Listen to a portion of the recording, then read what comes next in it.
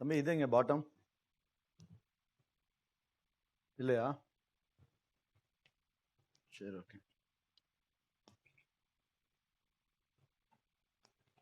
Okay. So now we have a query online. Good afternoon, sir. One humble request. Can you please have a quick recap of last class because the video is not uploaded in the site. அப்படியே தம்பி?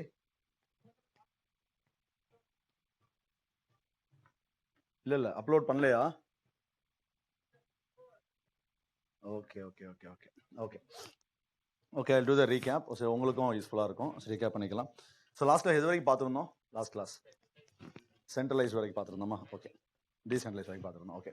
So last class we have started the topic called as economic planning. So under the economic planning, first we learned what is meant by the term economic planning. Economic planning is nothing but it is a concept of organizing all the resources to achieve the macroeconomic or social or political agenda or objectives of any country. Okay. So what we'll do means we'll marshal all the resources, we'll employ them in a proper manner or an effective manner to achieve all the macroeconomic or social or the political objectives. Okay. Then before getting to the planning, we learned how was our economy during the colonial rule and how was our economy when India got independence. Okay. Because without knowing the past, we cannot have the exact comparison with the present. Okay.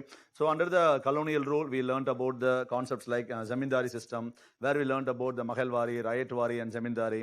Then we learned about the commercialization of agriculture. Okay, where the British, because of their own interest, they converted all our food grain growing lands into the commercial crops. Because of that, they got the raw materials, but we got the food shortage, and then our farmers, they became indebted. Okay, and then these were the problems. Okay. Then we learned about the deindustrialization, which means at the time Britain was facing the undergoing industrialization.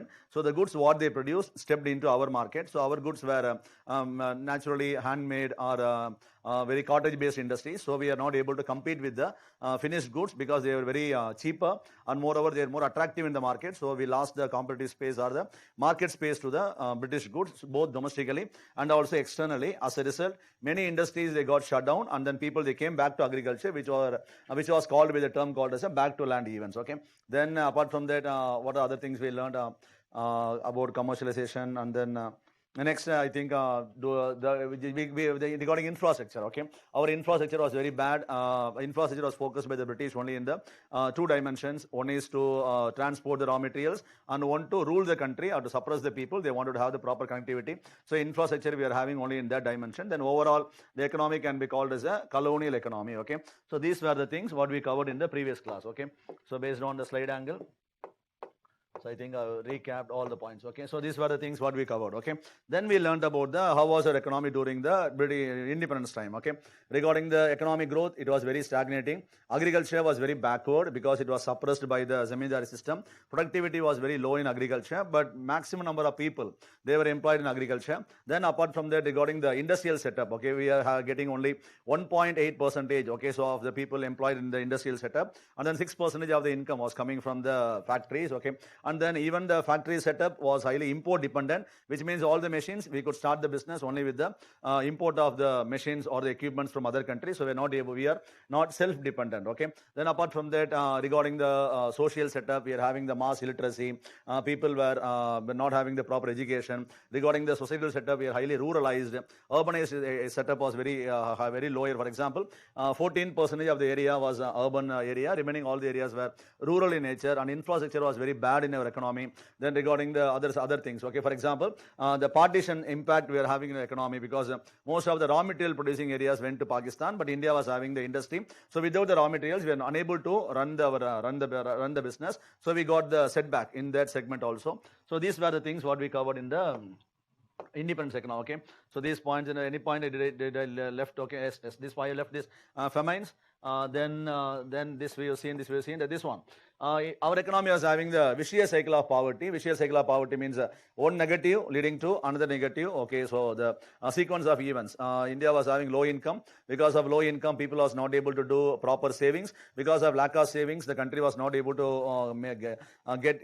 able to do investments. Because of lack of investments, the production was not taking place. Because of lack of production, production, no employment. Because of no employment, no income. Okay, these were the series or sequence of events which was taking place in our economy. Okay, then we learned about this economy. Then we stepped into the economic planning. Economic planning, I told you the exercise was started by Russia on 1928. India began its exercise on 1951. In between, many people, those who got inspired by Russian model, they made their own proposal under different names. They were the informal plans proposed by different people at different point of time. They were not the formal plans of India, so they are called by different names. Example, Vishwesaraya plan, then Congress plan, Gandhian plan, People's plan, Bombay plan, then Sarvodaya plan. Okay, Vishwesaraya plan means this plan was introduced on 1934. Vishwesaraya wrote a book called as Planned Economy for India. In that book, he made a proposal for 10-year development for the economy. So there he argued that the people can be moved from agriculture to industry. If it happens, then the Indian economy can also get doubled in 10 years. Okay, so that's the basic premise of Vishwesaraya plan.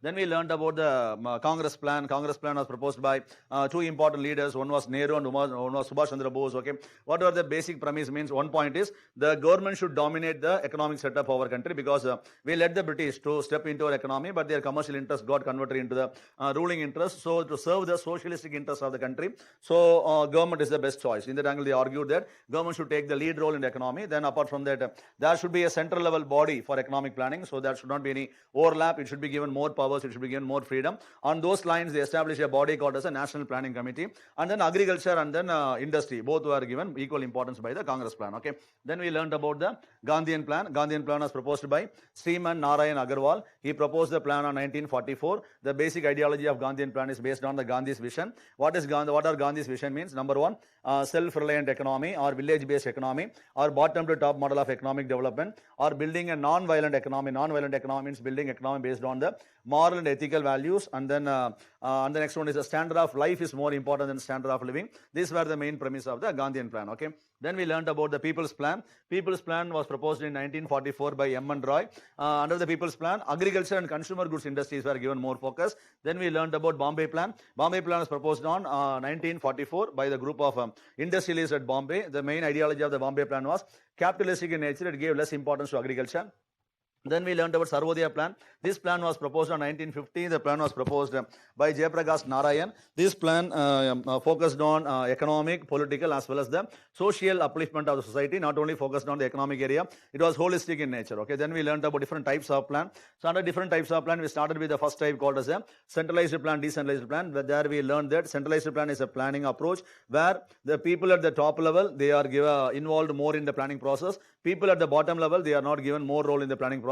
Example, the approach of planning commission. Opposite version is called as a decentralized, where the participants at the bottom level, they are given more role in the planning process. Okay. So these were the contents what we have covered in our last class. Okay. Now with this, let's start the today's class. Okay. As it is a recap. Okay. So I have done it very quickly. Okay. So in a speedy manner. Okay. So now regular class. Okay. We'll do it the normal manner. Okay. So now let's continue from where we left in the previous class. Now take down this fixed plan and rolling plan. Fixed plan and rolling plan.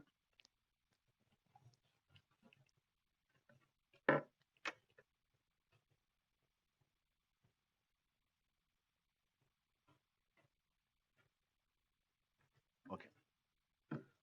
You write these two plans in a combined manner, fixed plan and rolling plan. Okay.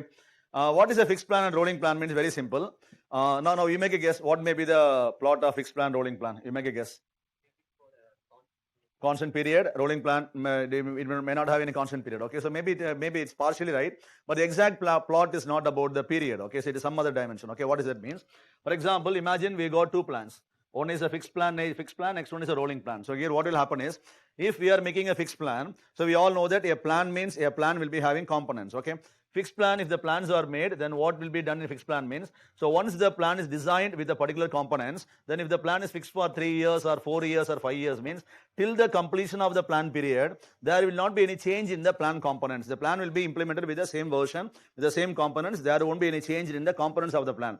Even though if a particular component is found irrelevant, the plan component will not be deleted, plan component will not be subtracted, anything will not be added. With the plan with the same components will be implemented till the expiry of the plan, which means the plan nature or the plan component is fixed in nature, not only tenure. Okay, that is the main thing. Okay, but in the rolling plan, what they will do under the rolling plan is, here the plan will be proposed with the certain particular components, but during the course of the plan, when the plan gets implemented, when a particular component of the plan is found to be irrelevant, okay, when they feel it's irrelevant, means what they will do means, without hesitation, they will take this component out and they will bring a new component, or else they will run the plan without this component. So this privilege is acceptable or is normally permitted in the rolling plan. So here, one more thing is the rolling plan. If the plan is announced for 3 years or 5 years, but during second year, they feel that the plan is completely irrelevant. Then what they will do is, without hesitation, they will terminate the plan in second year. Then they'll bring a new plan in the place of the existing plan. But in fixed plan, even though the plan is found to be irrelevant, they'll give the plan time period of 3 years or 4 years or 5 years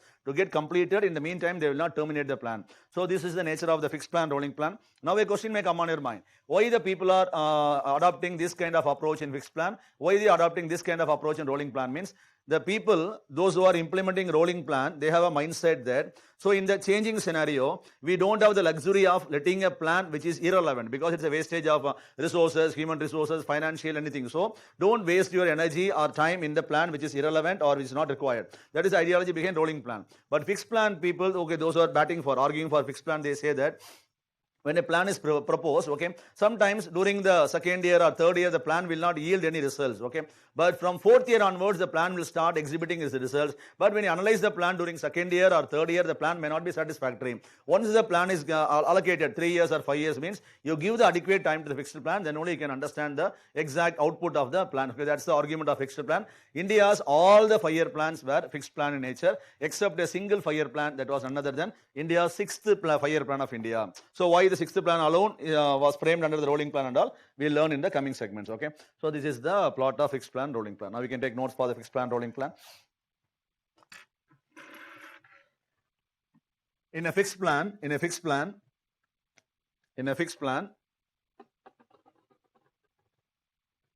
plan components, in a fixed plan, the plan components,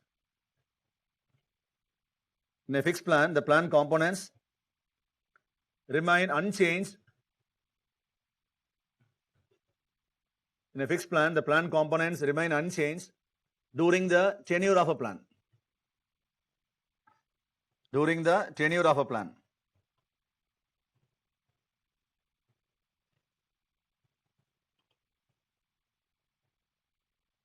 The plan will complete its entire tenure. The plan will complete its entire tenure. The plan will complete its entire tenure irrespective of its relevance. The plan will complete its entire tenure irrespective of its relevance.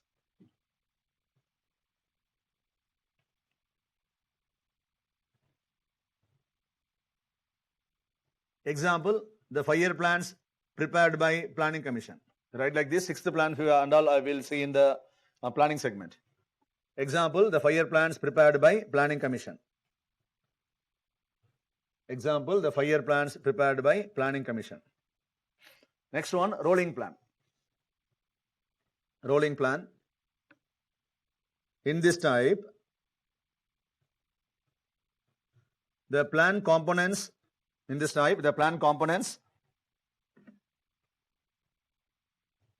may get changed, added. In this type, the plan components may get changed, added, or deleted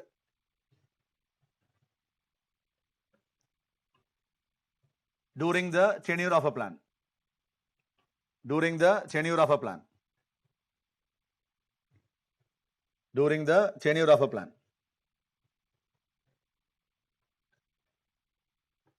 During the tenure of a plan. The plan may get terminated at any point. Next line, the plan may get terminated at any point. The plan may get terminated at any point. The plan may get terminated at any point if it is found irrelevant. The plan may get terminated at any point if it is found irrelevant.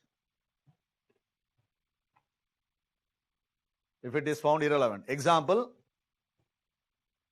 the approach of Niti Ayog. Example, the approach of Niti Aayog or sixth 5-year plan prepared by Janata government. Example, the approach of Niti Aayog or sixth 5-year plan prepared by Janata government. Okay, so now we understood about the two types, fixed plan and rolling plan. Okay, now let's move on to the next type, next three types in a combined manner.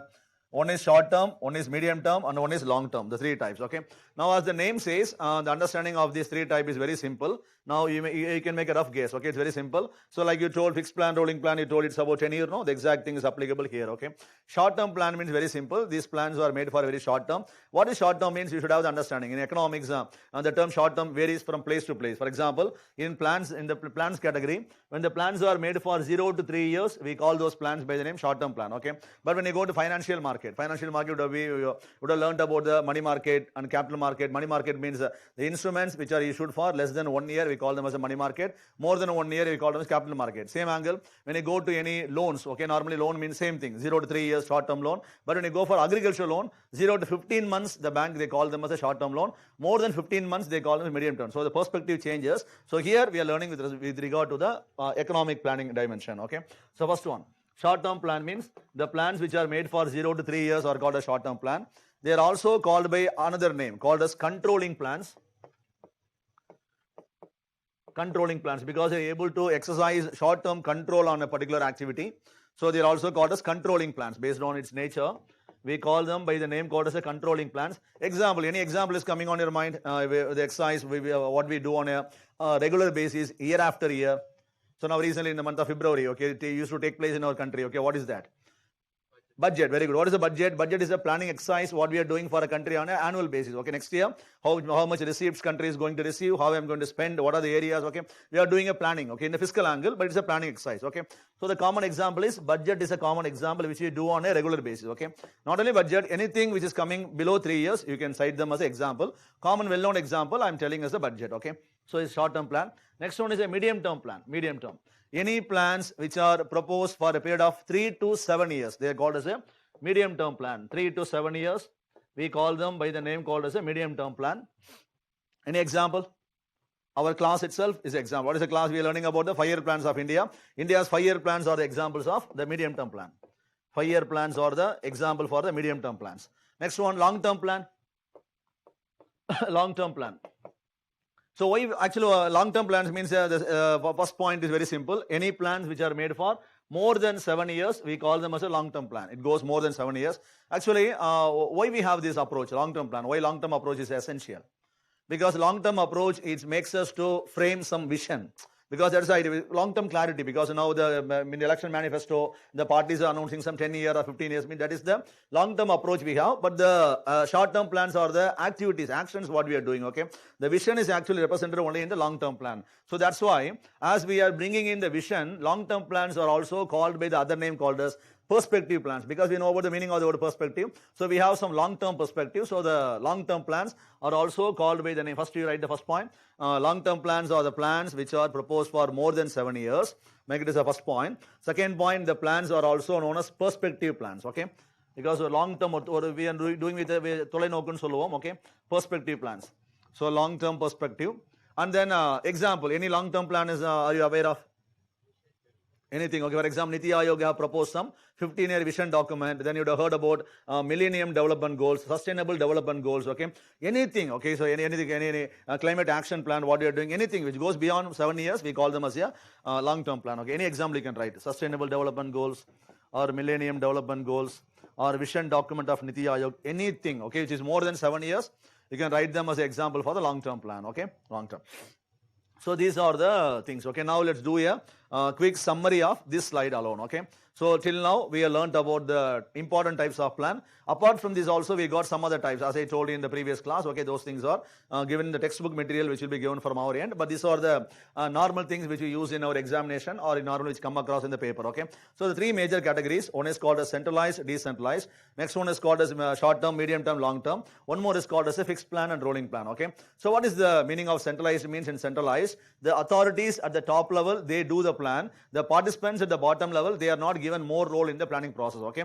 Next one is called as a decentralized, where the participants at the bottom level, they are given more role in the planning process. As they are given more role, the ideas flow from bottom to top in the decentralized approach. Okay. Because actually in top to bottom, if a participant at the bottom level, if they give their input, okay, then what will be the mindset of the people at the top level? Means no, you don't step into those areas because you may not be aware of those things. Okay, we know how to do. We are the masters in planning, like this approach. But here it is more accommodative in the decentralized planning. Okay, so example is the approach of Niti Aayog, what we are doing. But actually, you should remember one more point also.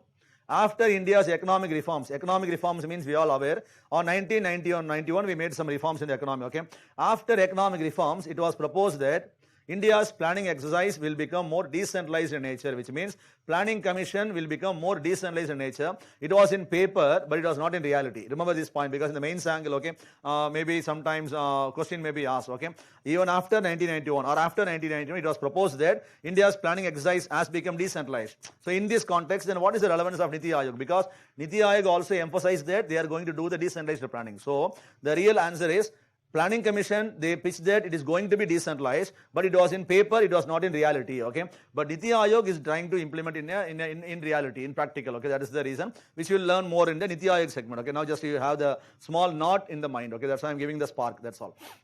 So we learned about centralized, decentralized. Then fixed plan, rolling plan means in a fixed plan, once the plan is made by the planners, the plan components will not be changed till the completion of the plan. Even though the plan components, if they feel it's irrelevant or inadequate, okay, they will not update, they will not add, they will not modify the components. But in the rolling plan, as per the structure of the plan, it is permitted to make any changes within the premise or within the components of the plan. So it may be added, may be deleted, may be upgraded. Okay, so that is the nature of rolling plan. Sometimes when the plan itself is found to be irrelevant, they may terminate the plan at any point of time. That is called as a rolling plan. Then short term, medium term, long term, very simple. Short term means the plans which are made for 0 to 3 years. Medium term means 3 to 7 years. Long term means more than 7 years. These plans, okay, are able to have some control. Okay, so we are able to doing as a controlling plans. Okay, these plans are the plans which are doing for the medium term. Okay, the next one is the plan we are doing for the long term with some vision or the perspective. Okay, so these are things what we have covered. Now we are going to step into the real area, the economic plans of India. Okay. Before learning, let me give you an idea, okay? With regard, because we are learning everything on an exam perspective, okay? Because not updating our knowledge angle and all, okay?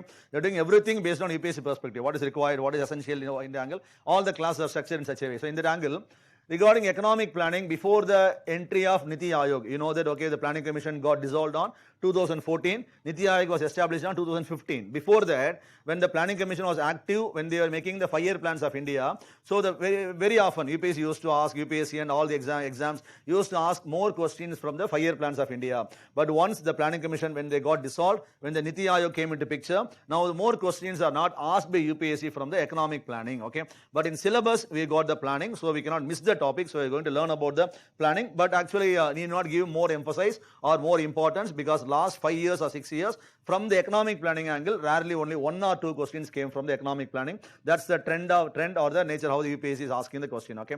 Then the mains angle, question may be asked before 2 years back, we had a question which asked us to write about how the principles followed by the Niti Aayog is different from the principles followed by the Planning Commission. So in this angle, we should have some analytical or we should have the understanding, okay?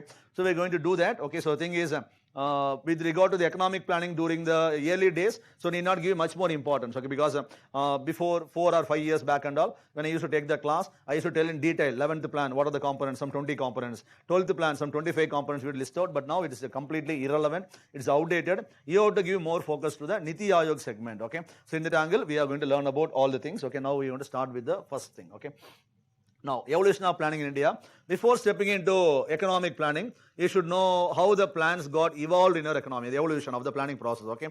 So, evolution of the planning process is, now can you participate, do you have any prior idea how when the Planning Commission was established, or when the 5-year plans, we all know that 5-year plans was started by Russia in 1928, okay?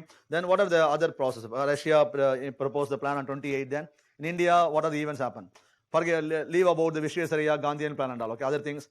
So, Russian planning on 1928. Then India's plan on 1951. Very good, okay. Then Planning Commission established on 1950. Very good, okay. Then along with the Planning Commission, one more body was also involved in economic planning. Do you know that body? Very important body along with the Planning Commission. No, one more body, okay, with regard to the planning, not about this punch, shield and all, okay. One more body. You would have heard about now, National Development Council. Have you heard about National Development Council? It is a very important body which was doing the complementary role to the planning. What they were doing, we'll learn in the coming segments. So, Russia's plan was proposed on 28. Planning Commission was established on 50. National Development Council was established on 1952. In between, the 5-year plan was proposed on 1951. Then the Planning Commission got dissolved on 2014 December. Then Niti Aayog got established on 2015. These are the significant years what you should remember. Okay, now we can take this with the help of the slide. Okay, now you can write. Economic planning, India got inspired from Russia. This is the basic information what we all know. Okay. Second one, Russia proposed the plan during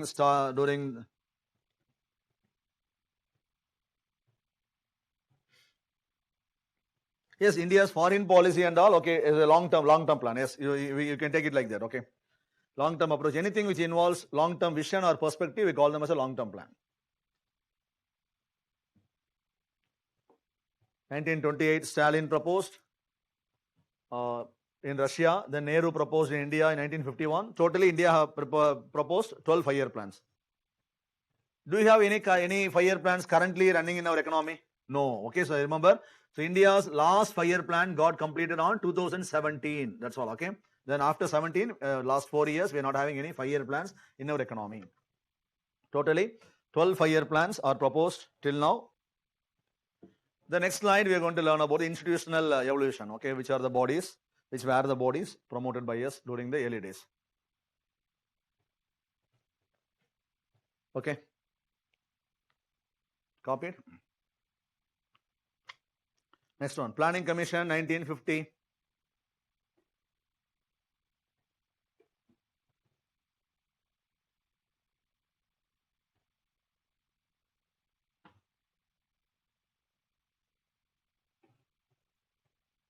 National Development Council, the other name is called as Rashtriya Vikas Parishad, in Hindi they used to call.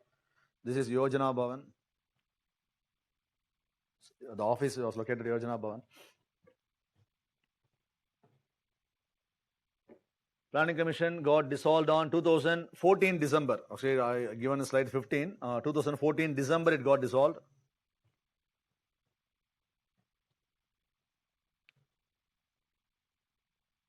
You write it as Planning Commission got dissolved in 2014 December. So I'm the one who made the slide. Okay, it's my error.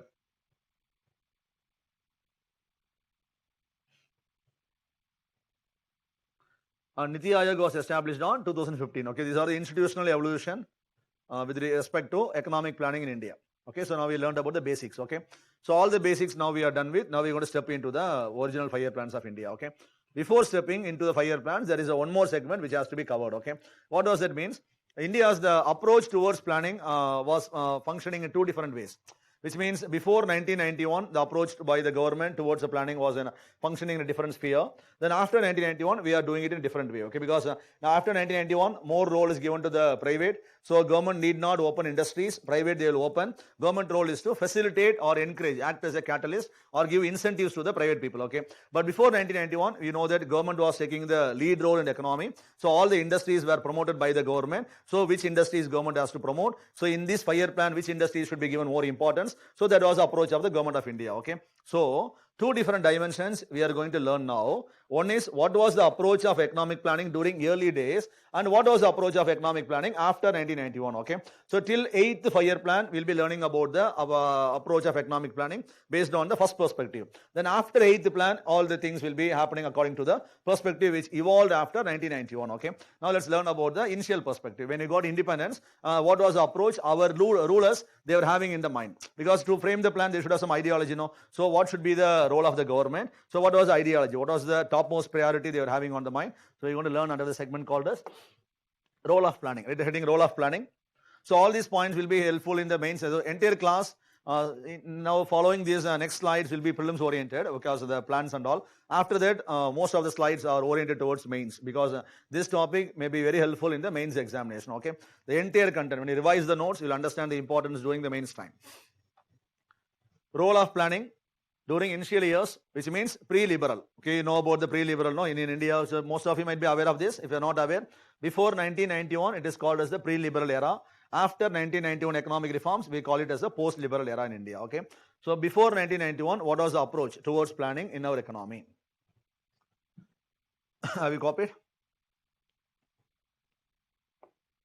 Now this point already we are aware. So the state should dominate the industrial setup. This point already pitched you. Whatever we start, private should not be given more role. And then the areas of national importance, government should dominate.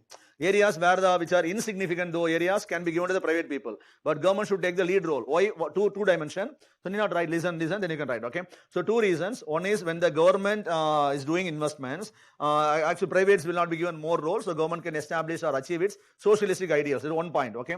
Second point is during 1950 or 47, it was understood that privates, they are not financially capable to do large investments. If the government depends on the privates to do the investments, then the growth, what we're expecting, may not happen in the economy. So government is the best player to take the lead role in the economy. That is so two kind of approach. Two things were completely embedded in the approach followed by the government. Okay. Then second thing, initial years of planning was focused mainly on establishing institutions, all institutions regarding governance, institution, educational, health, okay, transport. So we are lacking on our institution all the areas. That was the main priority. Then it insisted on improving the savings rate. This is a very important point because you know that because following this slide, we'll be learning about the 5-year plans. While learning about the 5-year plans, we'll be learning about a model called as a Harrod-Domer model and all. So the model actually argues that savings is very vital for economy. Okay. Now why it is vital means, for example, imagine you know about the concept of inflation and all. Okay. Now if we have some amount of money in our hands, okay, so we'll not keep the money at our home. We'll keep the money only at the bank because to fight against the inflation. So when we got savings, our savings will go to the banks. Okay. When the money goes to bank, automatically bank will not keep the money idle because bank has to pay some interest. So bank will transfer the money to the other people as a loans. So the savings will become loan will become investment. The same thing what we learned in the vicious cycle of poverty. Same example we bring here. Okay. So savings are very crucial because savings is directly proportional to the investment of a country. Investment is directly proportional to the economic growth of a country. To have growth, you should have the investment. To have the investment, you have to deliver the loan. Okay. To deliver the loan, you should have the savings. So that is the priority. So to tapping the savings of the people was the topmost priority during the initial years. Okay. Now you can copy the slide. Okay. So these are the main priority. We are not learning about the small things and all. In a broader angle, we learned about the top 3 priorities which were running on the minds of our rulers during the times of initial years of planning.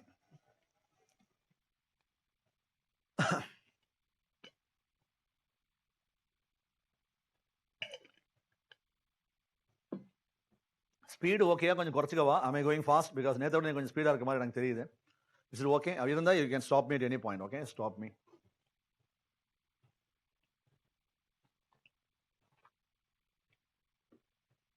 Yes. Now, sir, please go a bit slow. Yes, okay, I'll slow a bit because எனக்கு தெரியுது கொஞ்சம் ஏதோ speedo இருக்க மாதிரி தெரியுது.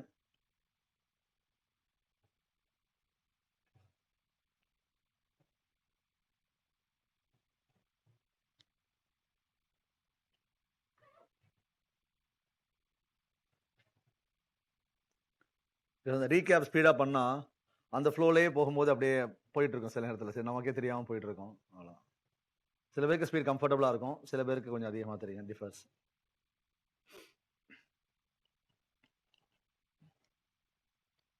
Okay, have you all copied?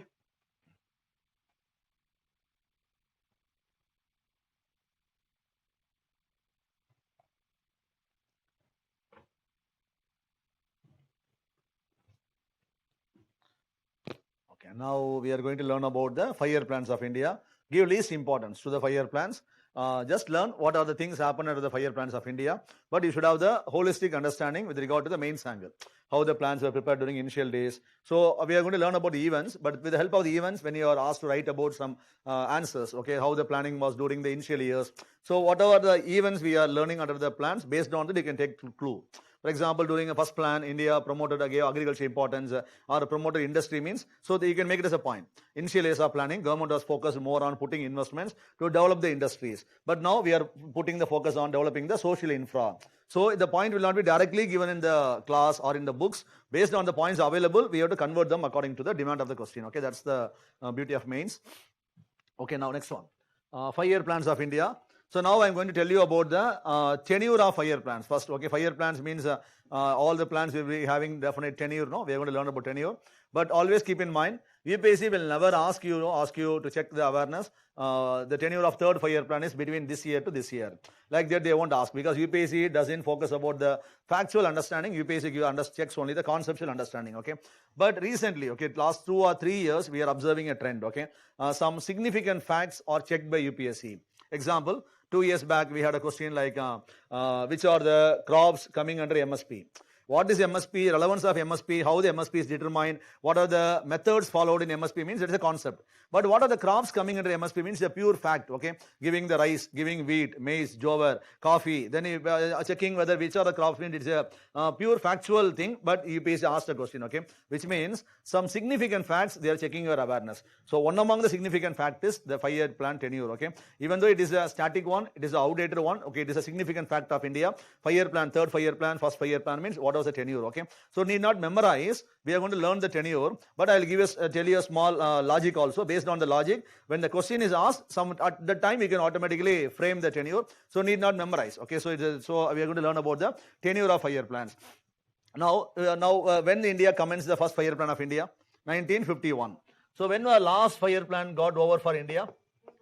2017, okay? Now based on the two things, now one more thing, in between India was not having 5-year plan for particular period. Are you aware of this? Any prior idea? First one, very good. First one is 1966 to 69. 3 years India was not having any 5-year plans, okay? Then apart from that, first gap is right, you are right. Second gap, 1979 to 80, India was not having any 5-year plan, okay? Then third gap, India was not having any 5-year plan between 1990 to 92, okay? 3 years, okay? Now look at the slide. These are 3 years, India was not right, okay? Listen. So these are the 3 years where India did not implement any 5-year plans, just annual plans were taking place in our economy. Now remember these 3 years. Now you are going to frame the tenure of all the 5-year plans, okay? Now you tell me, what may be the tenure of first 5-year plan of India?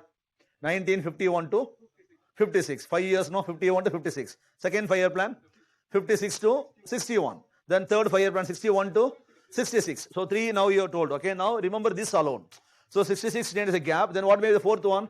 69 to 74. The next one, 74 to 79. The next one is the gap. 17 to 80, we are not having gap. The next one is the 80 to 85. 85 to 90, then remember this gap alone, okay? Then after that there is no gap, okay? 92, 97, 97, 2002, 2002 to 7, 7 to 12, 12 to 17, okay? So these are the tenure of plan. Need not memorize them, okay? Remember this alone, okay? So now we are going to write the tenure of all the 5-year plans of India. First one, you write 1951 to 56. Keep this tenure in your notebook, but do not memorize. If at all, if the question is asked, then you can frame immediately, okay? 51 to 56. Second one is 1956 to 61. Because even though it may not be asked, it is not proper to go ahead without learning about the tenure, okay? 56 to 61. Third one is 1961 to 66. Fourth one, 1969 to 74. Fifth one, 1974 to 79. Sixth one, 1980 to 85.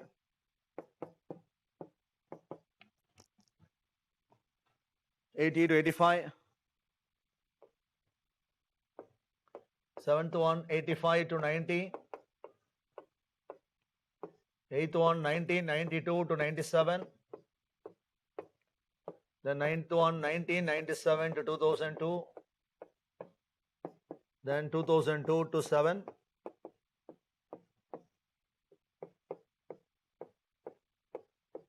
'7 to 12. Then 12th one, 12 to 17.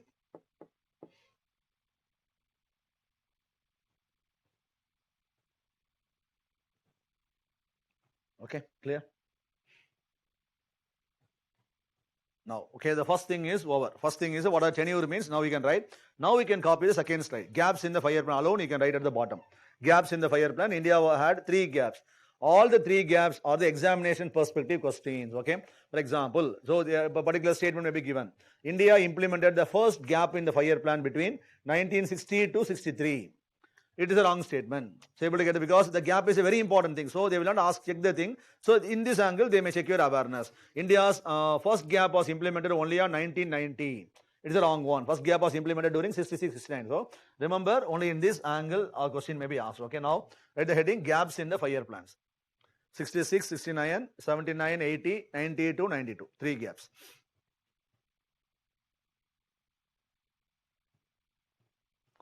Now, next important segment we're going to cover is we're going to learn about the targets and achievements of all the 5-year plans of India. Based on that, you can do a quick analysis just with the help of the numbers what I'm going to give you, okay?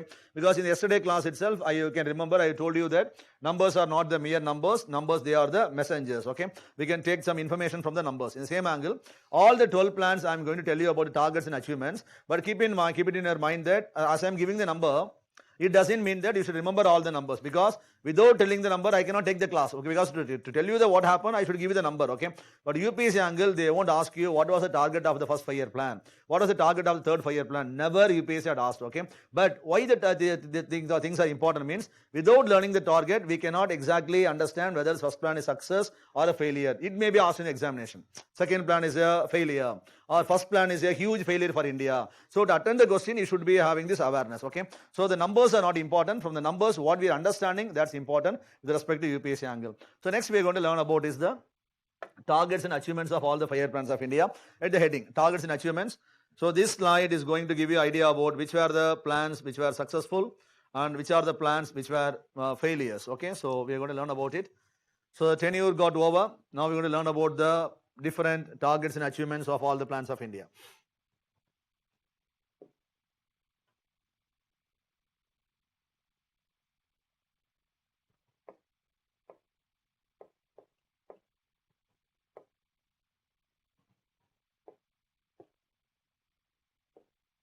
Okay, first plan.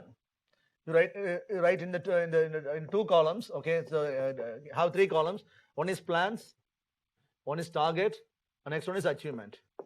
Now, target means actually nothing but the GDP growth, okay, the economic growth of India. Okay, so every plan we used to be having the 5-year average, what should be the target. When you're able to achieve the target, we call the plan a success. When you're unable to achieve the target, we call the plan as a failure, okay. So make 3 things. One is a plan, first one is a plan column, next one is a target, next one is achievement.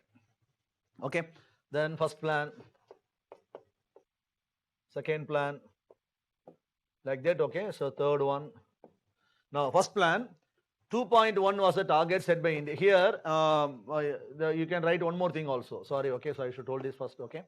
One more thing is a verdict or comment. Verdict or comment.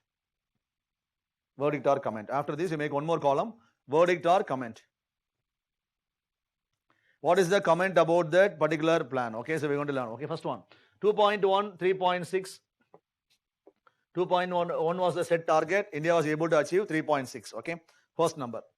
Next one, 4.5 was the set target. India was able to achieve 4.2%. 4.5, 4.2.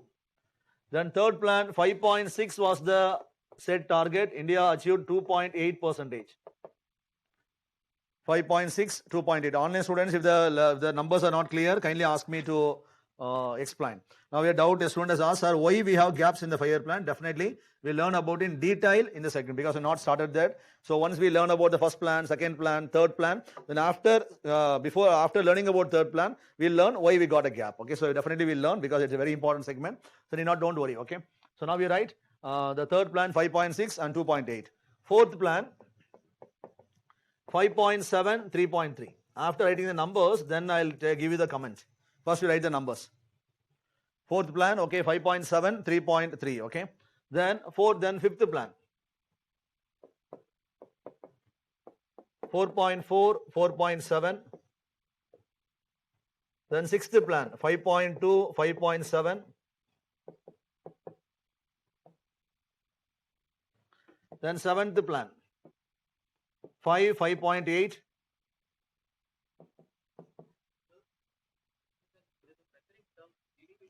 GDP growth. So 2.1, 3.6, 4.5, 4.2, 5.6, 2.8, 5.7, 3.3, 4.4, 4.7, 5.2, 5.7, 5, 5.8. Next one, 6.5, 5.5.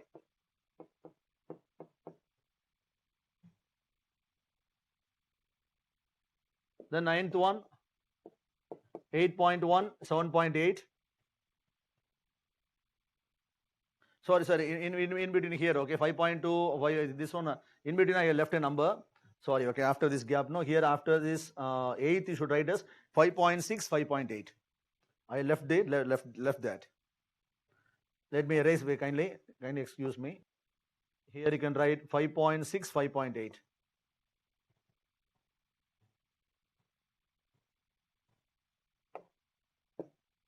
Yes, 5.6, 5.8. Then 6.5, 5.5. Then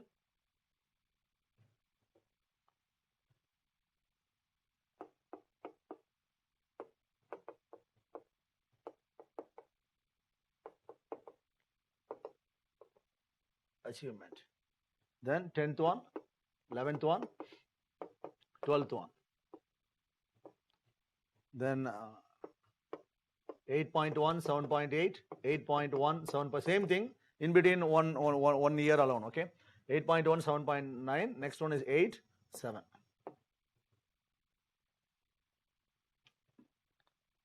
Okay, now based on these numbers, you tell me which plans were successful for India, which plans were failures for India. First plan, how we can rate the first plan? Success, no, you're right. First plan is successful for India.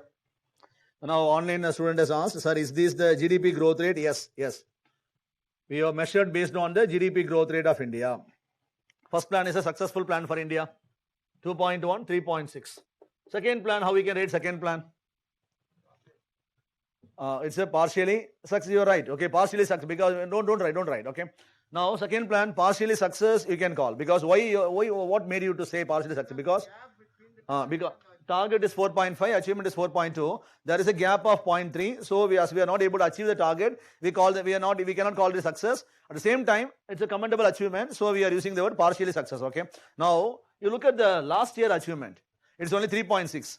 So based on the last year achievement, this year we have made phenomenal improvement, which means 4.2 is higher than the last year achievement. But even after doing a higher achievement, what makes us to call the plan as a partially success?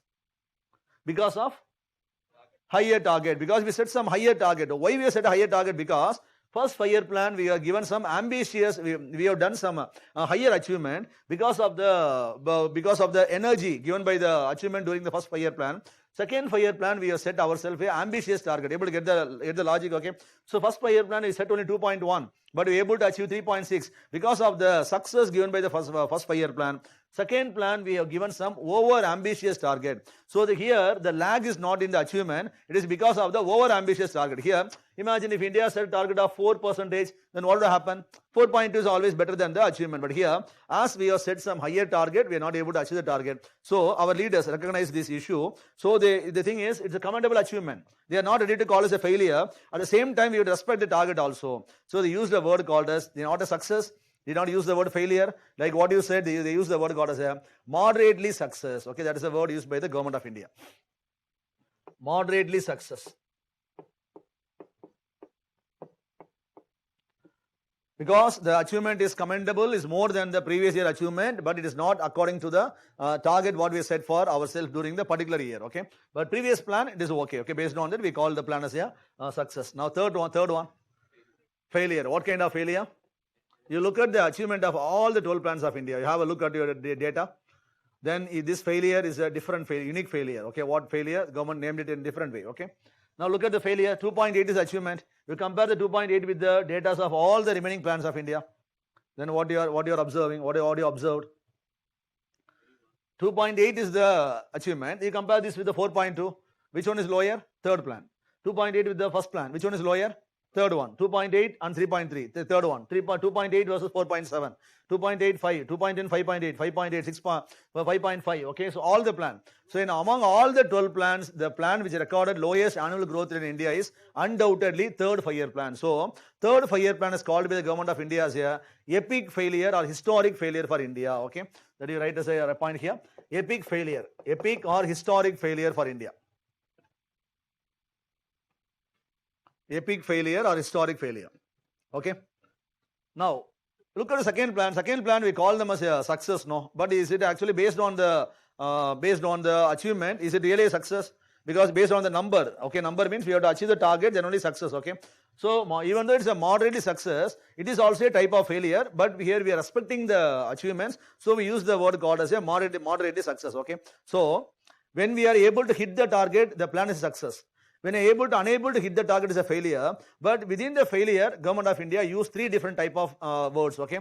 One is the moderately success, next one is called as a moderately failure, then third one is called as a failure. What is the logic means?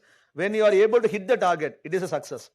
You are unable to hit the target, but the failure level is 0 to 0.5%, which means you came nearer to the target, but difference is only 0 to 0.5%. Then you use the word called as a moderately success. But difference is 0.05 to 1%, then the word used is called as a moderately failure. More than 1%, when you are lagging behind the target, then you use the word called as a failure, okay. But all three are failures, remember, okay. Within failures, we are having the sub-classification. Remember the logic what I told you? When we are able to hit the target, it is a success. You are unable to hit the target, is a failure, but within the failure, 0 to 0.5, okay, is the difference, okay. Then we use the word called as a moderately success. But none other than it's a failure. Moderate success is the word what we use. Now we can apply the same logic here. 0, its difference is only 0.3. So we use the word called as a moderately success. Next one is 0.5 to 1%. We use the word called as a moderately failure. More than 1%, we use the word called as a failure. Okay. You keep this small logic. Okay. Now you tell based on this you approach all the things. 5.7, 3.3. What is this? Failure. Okay. Fourth one is a failure. Fifth one, 4.4, 4.7, success. That's all, okay. For exam angle, remembering up to fifth plan or sixth plan is more than enough, okay. So only up to this may be asked in the examination. So if at all, you can remember the sixth one. Sixth one is a success. After this, they won't ask you about whether plans are success or a failure, okay. But anyway, let's complete the remaining things also. Success, failure, success, success. This one, success. Next one is success. This one, moderately failure, because not more than one, no, more than one, moderately failure. Exactly one, okay. But here we are going this side, okay. 0.5 to 1, okay. Moderately failure. Then this one, but actually after sixth plan they won't ask, okay. But anyway, just I am giving the verdict. 8.1, 7.8. This one is moderately success. Next one is moderately success, moderately failure. That's all.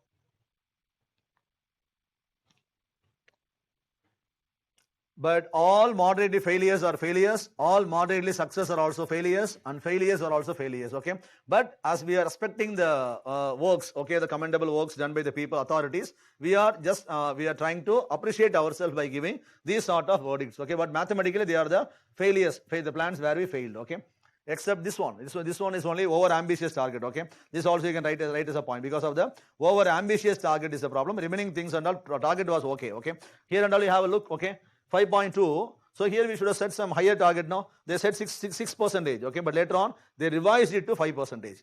So like that, okay, so it is this one, the problem is due to the over ambitious target. That's the reason. So now we are done with the targets and achievements. Now we're going to learn about what are the important events happen in the 5-year plans of India, okay. Now the first plan, we're going to learn about the first 5-year plan of India. Targets and achievements over. Now next one is write the heading, the 5-year plans of India. 5-year plans, a brief outline. Now I'm going to explain you about the first plan of India. Okay, now we're going to learn about the first 5-year plan of India.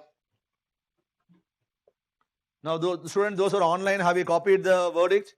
Or should I go back? Kindly reply me. If you're not copied, you tell me. Otherwise, you can be silent. Okay, I'll understand. Yes, copied. Okay, thank you. So now the next one, 5-year plans, brief outline, first 5-year plan. Okay, write the heading, first 5-year plan. Now the 2 points you know about the first 5-year plan. What are 2 points? 51, 56. Second plan, second point, 2.1, 3.6. 2 points for all the plans. You can write 2 points. Okay.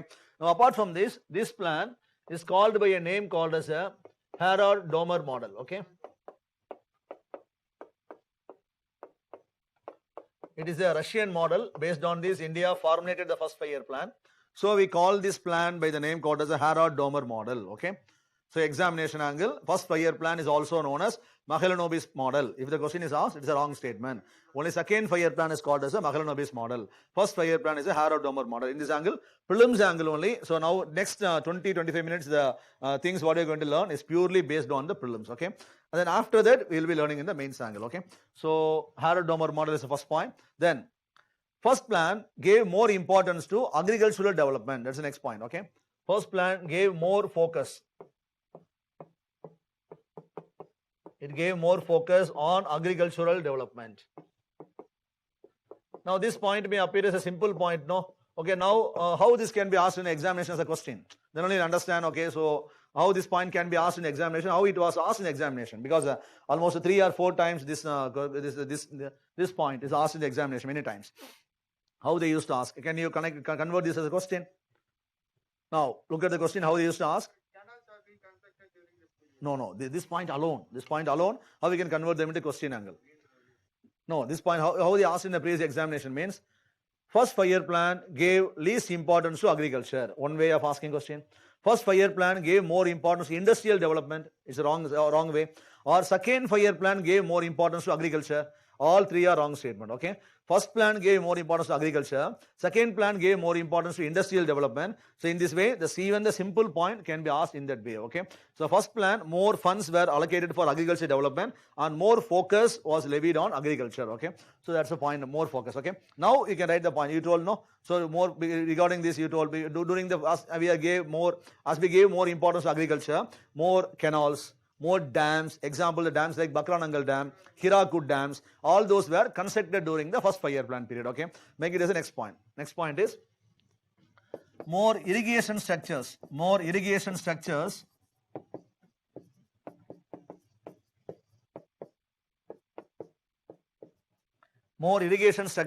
constructed during this plan. More irrigation structures were constructed during this plan. More irrigation structures were constructed during this plan. Example, dams like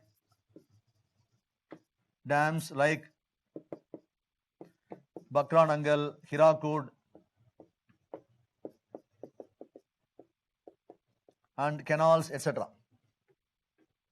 Okay. Some examples you can write. Okay, so many more irrigation structures were constructed during this plan period. Example, dams like Bakranangal, Hirakud, or canals were constructed during the plan period. Okay, so this is regarding industry was not given that much importance because India was having fund shortage. If you allocate to agriculture, no funds were left for industrial development. If you allocate to industry, no funds were left for agriculture. So most of the funds were prioritized for agriculture development. Okay, then apart from this, a very important event also happened during the first 5-year plan. What does it means? Family planning program was introduced in India. Okay, why I told it's important means in the world level, global level, that's the first government-sponsored family planning program introduced by any country in the world. Because you know that at the time only 2 countries was having the population problem. One was China, one was India. Okay. Here, a government-sponsored family planning program was introduced in the year 1952. This year is very important with respect to competitive examination. Okay, so many examination, this statement is asked. When was India's first family planning program was introduced? Means 1952. Even in Group 1 examination, Group 2 examination, more than 6 or 7 times this question is asked. Okay, now you can write the next point is family planning program was introduced on 1952. Family planning program was introduced on 1952. Family planning program was introduced on 1952.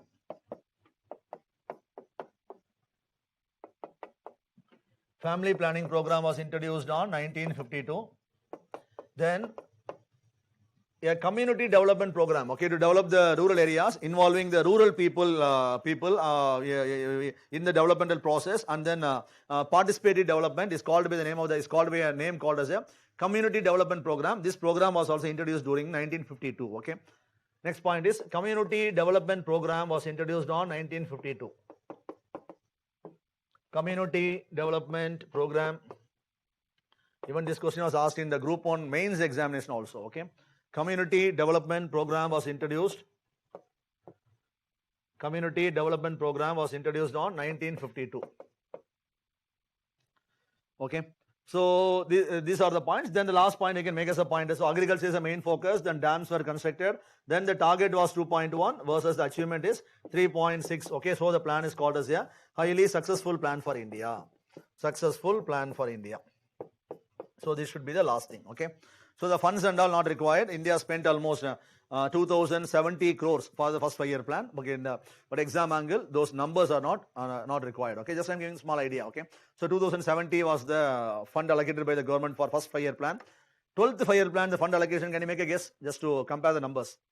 First plan, 2070 கோடி பண்ணிருக்காங்க. 12th plan, what was the amount spent by government of India? Somewhere around 1 lakh crore, more than that. 2 lakh crore, more than that. 5 lakh crore, more than that. 10 lakh crore, more than that. Almost India spent around 40 lakh crore, more than 40 lakh crore for the 12th plan alone. Okay, so why I am saying means not the exam angle, but you should have the idea. All the 12 plans combined together, how much money India would have spent. All the 12 plans combined together, how much we have spent in our social as well as economic landscape. So based on trillion or based on the lakh crore, how much you can say? It's more nearly approximately 200 lakh crores we have spent in our economy in all the plans combined together. Okay, the first plan we started with the 2070. Okay, so when all the things added together, it comes around 200 lakh crore. Not in the exam angle, but you should have the rough idea. Okay, so what is the amount? Okay, so this is regarding the first plan. Now we're going to step into the second plan of India. Second plan. Second plan was proposed on 1956 to 61. When the plan was proposed, actually Nehru trusted a particular person, okay, and then he was given the baton, or he was given the responsibility. He was none other than Professor Mahalanobis, Prasanna Chandra Mahalanobis, you heard about in history, okay. PC Mahalanobis, he was given the task, okay. I trust you, so I hand over the responsibility of framing the 5-year plans according to your own vision, okay. So he was given the responsibility, and then based on his vision, the plan was prepared. So we call the plan by the name called as a Mahalanobis plan, okay. But here, what was the main focus of Mahalanobis plan is, so Mahalanobis vision and Nehru's vision, both are almost similar. Even when in yesterday's class, when I told about Gandhi's plan, I told you we learn about Nehru's plan when we learn about the 5-year plans. No, okay. Here the Mahalanobis and the Nehru, they both were having the same vision, or the same ideology. Okay. What was that means? Here they considered that for an economic growth of a country, industrial development should be given the top priority. When the industry develops, automatically, okay, the people, those who are surplus in agriculture, they will move to industry. So people, they will get more income. When the people move, okay, automatically what will happen? Agriculture will not be affected because already more people are employed in agriculture. So here when the industry develops, then automatically country will also develop. Industry, they require more raw materials. When the industry, they require materials required by them. When they are supplied by agriculture, agriculture will be having ever-growing demand. So agriculture will also grow, industry will also grow, people will also grow, country will also grow. Okay. So here, so this is the vision of Nehru. Okay. So what is the vision of Nehru is, when the industry develops, industrial development will lead to the overall development as well as agriculture development. But within this premise, Mahalanobis, he adopted a specific strategy. Okay. What was the strategy means? Now look at the point carefully. Nehru visualized that when industry develops, automatically economy will develop and agriculture will develop, because the benefits of industrial development will percolate into the economy, and this will result in development of agriculture on its own, okay, or with the help of industry. That is the logic of Nehru. Now, Mahalanobis also shared the same vision, but within this he made small modification. What is the modification means? Nehru believed that industrial development will lead to overall development, but Mahalanobis believed that within the industry there are two groups of industry. One type are called as a large industry, another type are called as a small industry. Now the question comes, okay, where the government will put all the investment, whether in small scale industry or the large industry. So here for this question, Mahalanobis gave the answer. It is better to put all the investments in the larger industry or the heavy industries. Once the heavy industries are promoted by the government, heavy industries may require accessories or spare parts. To support them, the small scale industries will automatically get established around the areas of large industry. So when the large industries are promoted by the government, small industries will automatically develop because of the demand of the large industry. When the small industries and large industries, when they develop, they will provide employment to the people, they will provide income to the people. So based on the income given by them, people will have the demand. Because of the demand, so they will buy agriculture commodity. Then the industry will also require raw materials. So agriculture will get demand from two sides, one from the people, one from the industry. So agriculture will also thrive and industries will also develop. Okay, so that is the logic of Mahalanobis. Able to get the point? So both they are similar. So Nehru believed that when the industries develop, automatically what will happen? The benefits of industry will go to the people. So when the industry go to the people means all the people will have the income. Then small industry will also develop. That is the logic of Nehru. Okay, but Mahalanobis, within the industry, he made an argument. Okay, within the industry, where the government should put all the investment, whether the government should promote the micro, small, medium enterprises first or the heavy industries first, means Mahalanobis gave the answer. It is better to put all the investments and resources in the large industry. Large industries will be having an impact called as a trickle down. Use a word called as a trickle down. So the benefits of large industries will trickle down into the economy. This will result in the emergence of the small scale industry. Small scale industry and large scale industry, both they will give the demand and business and income to the people and agriculture. Okay, that is the logic of Mahalanobis, which is called with the name called as a trickle down theory or trickle down hypothesis of Mahalanobis. Okay, so these are the very important point what you should remember. Now I told, now you can club this with the Gandhi. Okay, now Nehru and Mahalanobis, they shared the equal vision. But within that, Mahalanobis classified the industry into two types. He argued for putting all the investments in the heavy industry. But so Nehru's model, what is the model? Benefits of large industry will automatically, or else in Nehru's words, benefits of industry will result in the development of agriculture, small scale industry and overall economy, which means benefits at the top level will trickle down, will percolate, will result in the development of the bottom area. So top to bottom is the model of Nehru as well as the Mahalanobis. But Gandhi's model is you strengthen the villages, villages develop, district will develop, district development, state will develop, state development, country develop. That is the model is called as a bottom to top model of development is a Gandhi's model. Okay, two different versions. Okay, so you should understand the scenario. Gandhi's model, then Nehru's model. Within the Nehru's model, what is the variation of the Mahalanobis? Okay, so now we're going to learn about the Mahalanobis. Okay. Now second 5-year plan, the point number 1 is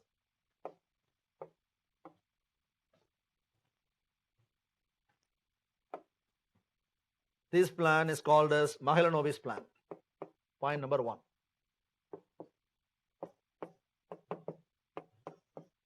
This plan is called as Mahalanobis plan. Point number 1. Second plan. Next point. This plan focused more on industrial development. Next point.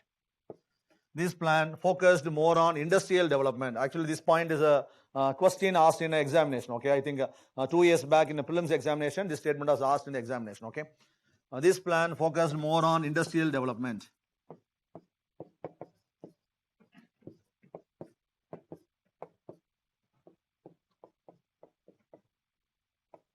This plan focused more on industrial development.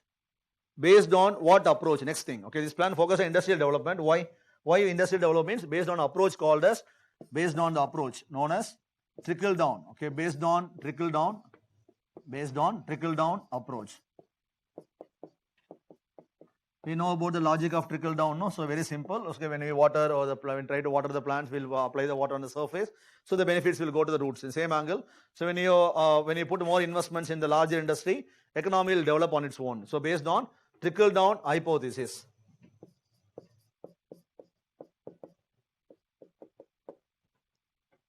But actually remember, okay, just a deviation from here, okay, just to fine tune your understanding, I'm going to add a point. But many economists, industrialists, they criticize that this strategy did not work out for India, okay, which we'll learn more because now we are learning only about the basics. When you learn more in detail about industry class, okay, because you would have heard about all the economy will move from agriculture to industry, then to service, but India made the long jump, okay, we used to say, okay, why India is unable to strengthen the industrial setup, what backfired for India, which did not work out for India, all the things we learn in detail in the industry class. At the time, these points and all, you will be making the connection, okay, but now we are not going to the analysis and all, simply write the point, okay, based on trickle down hypothesis. Okay, what we thought was different, but what happened in reality was different. Okay, so these things and all, mains angle may be helpful, but here simply write the point, but have a knot or spark in your mind. Okay, based on trickle down hypothesis. Next one is, during this time, many prominent industries were promoted by the government, okay. For example, before writing, you can write this point, okay. Many heavy industries were promoted by the government during this plan. Before writing the example of industry, you write, many heavy industries were promoted by the government during this plan. Many heavy industries were promoted by the government during this plan. Many heavy industries, example, many steel plants, okay, steel plants like you would have heard about any famous steel plants at the time, Bhilai, Durgapur, Rourkela, any steel plants, okay. Many famous steel plants were established during the period. Then the coach factories, no. So Chennai ICF, we used to call ICF coach factory, Chittaranjan coach factory. So the indigenous train building coach factories were promoted, okay. Even Nehru came to Chennai on 1955, okay. An inauguration stone was laid down, okay. All the, not only this, Bharat Heavy Electricals, many more things, okay. All the things were started during the period. You can write many heavy industries, okay. Machine making, steel making, then coach making, all the industries, okay. Many industries were given more importance. Actually, the foundation stone for many industries were actually laid down during second plan of India, okay. Right, many steel plants, coach factories, okay, machine making, heavy industries, okay, electrical industries, all those industries, okay, were started during this period. So that's the example for the some of the industries started by the government, okay. Now next one is, along with this, one more strategy was also adopted by the Mahalanobis. So that strategy is called with the name called as strategy of import substitution, okay, write the heading. Strategy of import substitution was adopted in the second 5-year plan. What is it, any idea? Strategy of, first you write, finish right. Strategy of import substitution was adopted by Mahalanobis.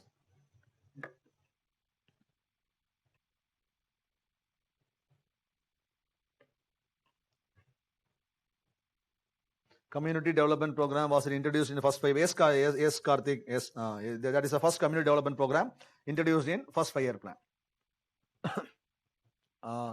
Next things, the strategy of import substitution was adopted in the second 5-year plan. Okay. Now, what is the meaning of the import substitution? Any idea?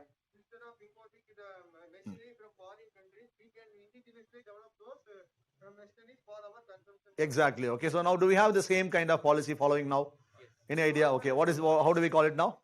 Atmanirbhar Bharat is one angle. Okay.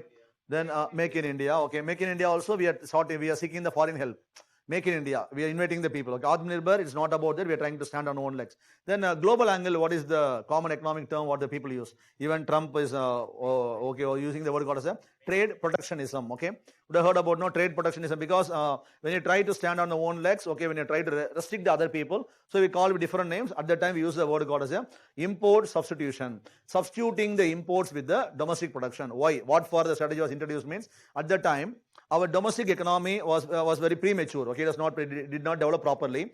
To develop them, okay, what should happen is it should be given more importance. Okay, but what is happening in reality means we are importing everything from foreign, means we are giving business to the other countries. Okay, why can't we produce it on our own? Okay, substitute the imports with the domestic production. Automatically, will strengthen our economy. Will give business to our own people also. Okay, that is strategy. This strategy actually continued in our economy till 1991. Okay, then actually the barriers got broken. Okay, now we are in the era of complete globalization, where we make some free trade agreements and all. Okay, which you are aware of. Okay, so you can write the next point. Mahalanobis, the strategy of import substitution was implemented in the implemented from the second 5-year plan, which means substituting the imports with the, this means substituting the imports with the domestic production. So if you want to write, you can write, or else you need not write. Okay, substituting the imports, this means substituting the imports with the domestic production. This means substituting the imports with the domestic production. Now, the last point. So, what is the last point? Okay, this plan target set was 4.5, achievement was 4.2, and the plan is called as a moderately success due to over ambitious target set by India. Okay, that's make it the last point.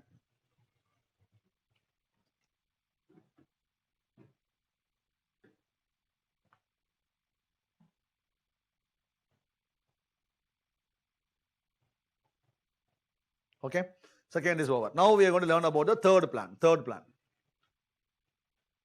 So apart from this, all the other small things, okay, and all will be given in the textbook given to you. But significant things we are covering now. Okay, so it's more than enough. Okay, now third one is 1961 to 66.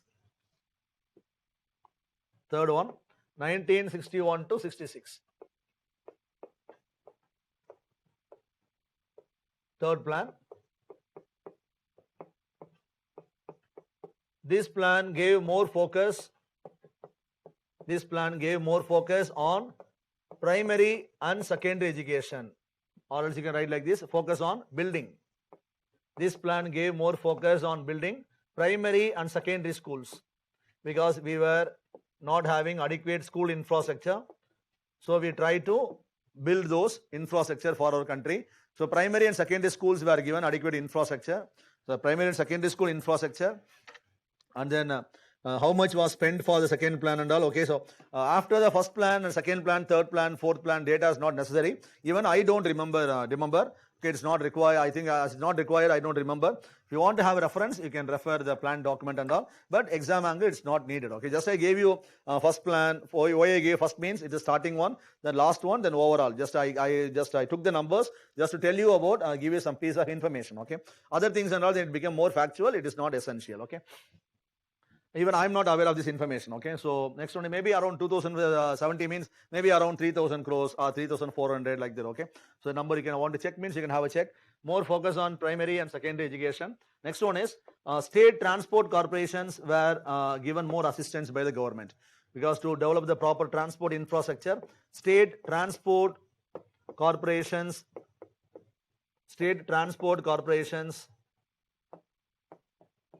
were given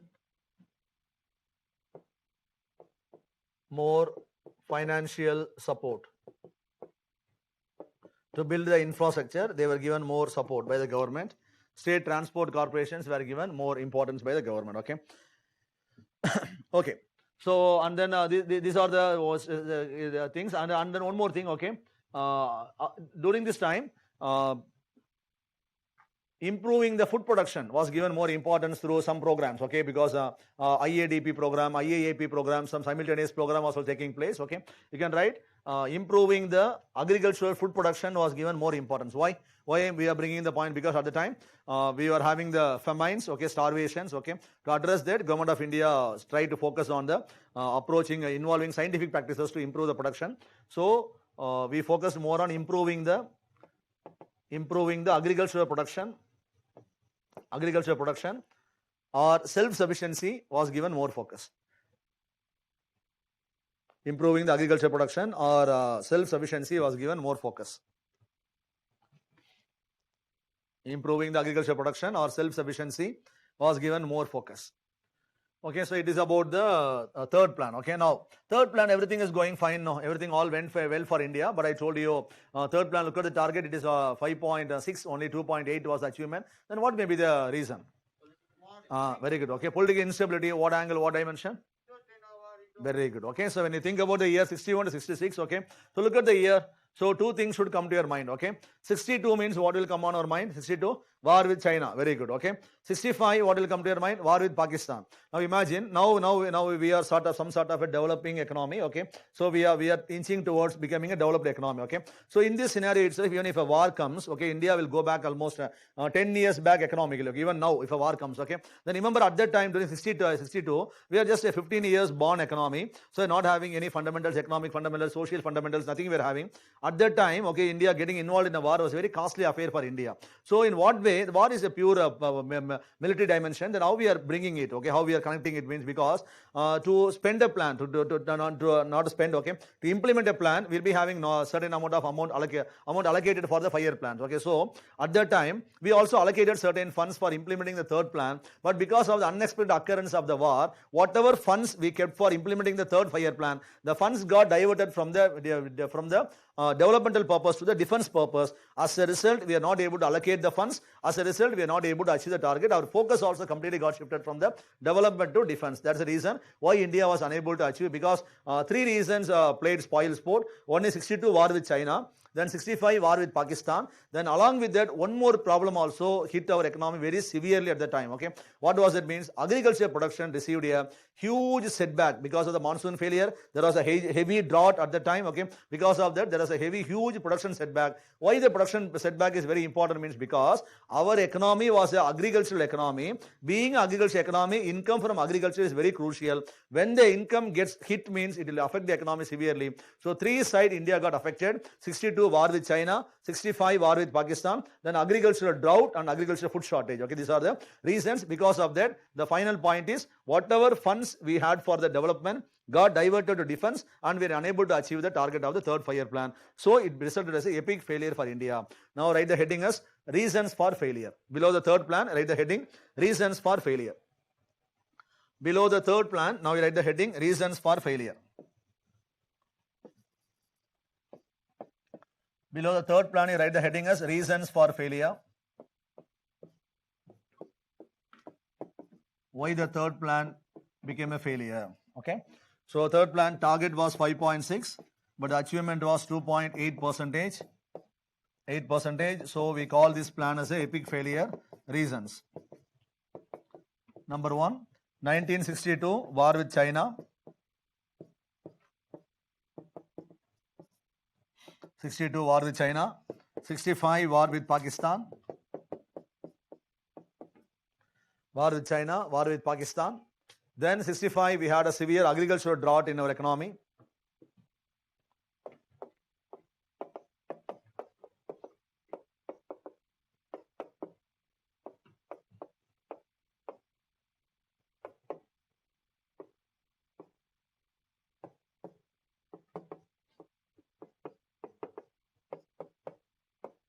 Huge setback in production.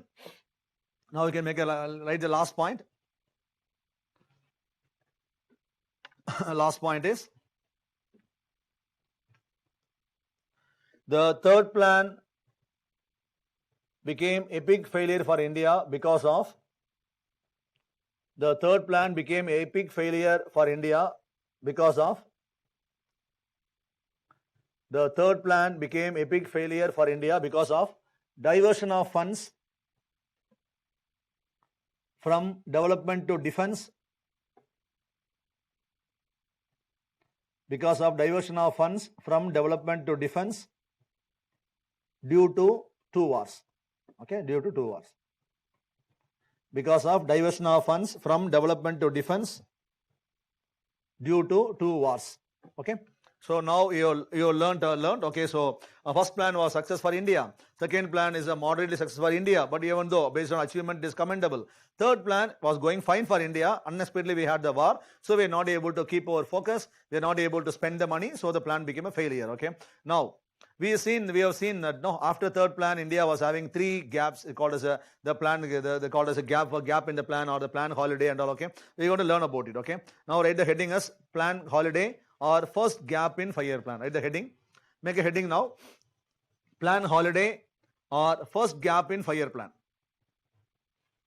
After third plan, now you write plan holiday or slash first gap in 5-year plan. Write like that. Okay. Now we are going to learn about the gap.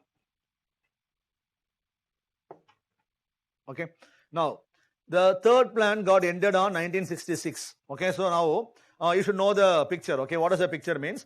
Here plan normally a planning commission when they make a plan means they don't normally make a plan all of a sudden. Suddenly, okay, we'll make a plan. Okay, come, let's sit together in a month. Let's make the plan. Like that, they don't do the exercise. Okay, a plan is normally prepared by the planning commission after consuming a time period of minimum of 2 to 3 years.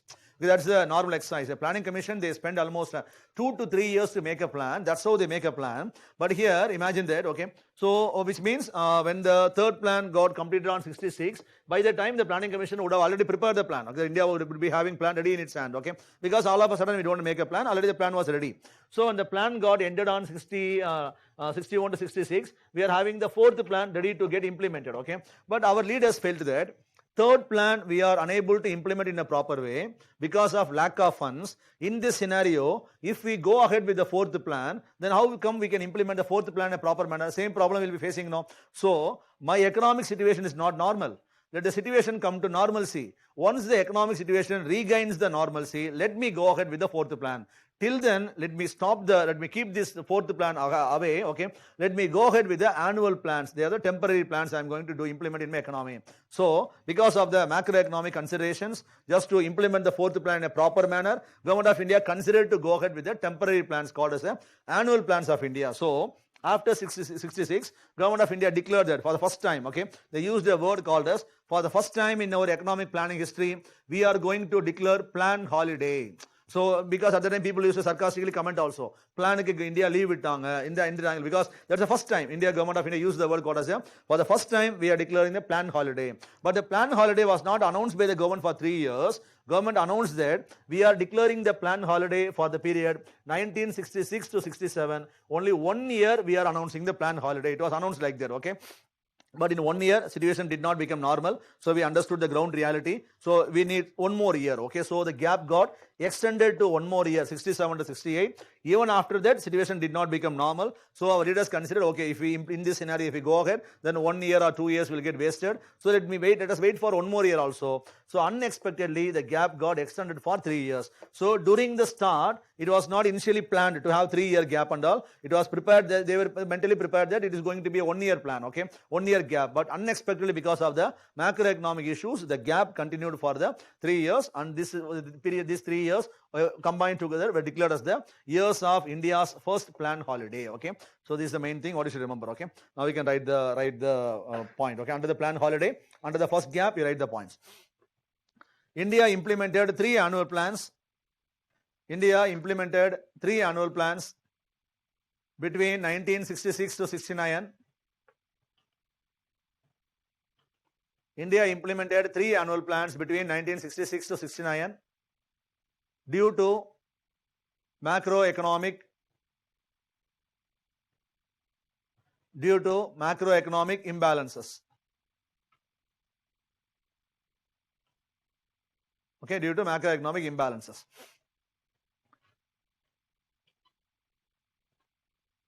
India implemented 3 annual plans. Okay, next thing. So this is regarding the gap. Okay, now even though it is a gap, it doesn't mean that nothing would have happened. Okay, the country would not have stayed idle. Okay, something would have happened. No? Some progress would have happened in economy. What was the progress during the time? Means during the planning gap, during the planned gap or annual gap, during the first planned gap, very important event. Okay, an economic event or an agronomic event. Okay, very important event. The event. Okay, whose ripple effect even now we have in our economy. Okay, that significant event happened during the time. What was it? Can you remember? Very good. Okay. So during this gap, only 66, 69, very important event took place in our economy. What does it mean? So here the answer is Green Revolution. But don't write. Okay, let's understand like a story. Okay. Now let's go back to the previous plan period. Okay. I told you during the third plan period, our India's main focus was to improve the food production to make the country to stand on its own legs. Okay, we are aiming to have self-sufficiency of food grain production because people were starving out of hunger. We wanted to produce the grains demanded by the population within our boundary. Okay, we are trying to keep all the focus. Okay, but in India was struggling to meet the demands of our population. At that time, a news came to India's ears, which means during third plan. Okay, the news was during 65, a news came to India's ears. The news was from Mexico. Okay, a person called as Norman Borlaug. The person is actually involved in research in the Rockefeller Foundation. Now he has made some invention. The invention is called as high yielding variety. So if we grow those varieties, okay, all the countries, okay, get almost 3 times or 4 times yield. They can get higher than the original yield what they are getting. Okay, this news came to India's ears, but at that time we were not able to respect the news because we were involved with the war with China and Pakistan. Okay, but after that, after the war got ended, when the India was implementing the annual plan, at that time India sent M.S. Swaminathan. Okay, so now M.S. Swaminathan was appointed as a person to take forward the Green Revolution. You all know that Norman Borlaug is called as the father of global Green Revolution, but in India we call M.S. Swaminathan as the father of India's Green Revolution. He was given the responsibility, okay, to implement the Green Revolution in our country. So based on his efforts, Green Revolution got introduced in our agricultural economy in the year 1967-68. Okay, so a very important event, okay, which happened during the planned holiday is the introduction of Green Revolution in our economy with the efforts of M.S. Swaminathan. Make it as a point, write it.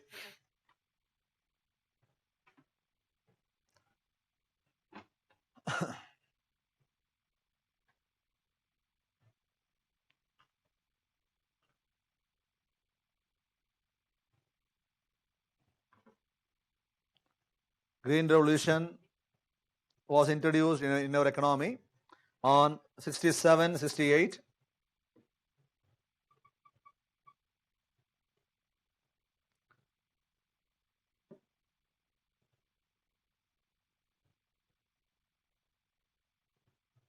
Who formulated the annual plans during the plan holiday? Okay, it is combinedly. Okay, the planning commission, they gave the note, and then the budget, the government allocated the things. Okay, so it's a combine. It's not like a regular routine exercise, because it's like a budgetary support only.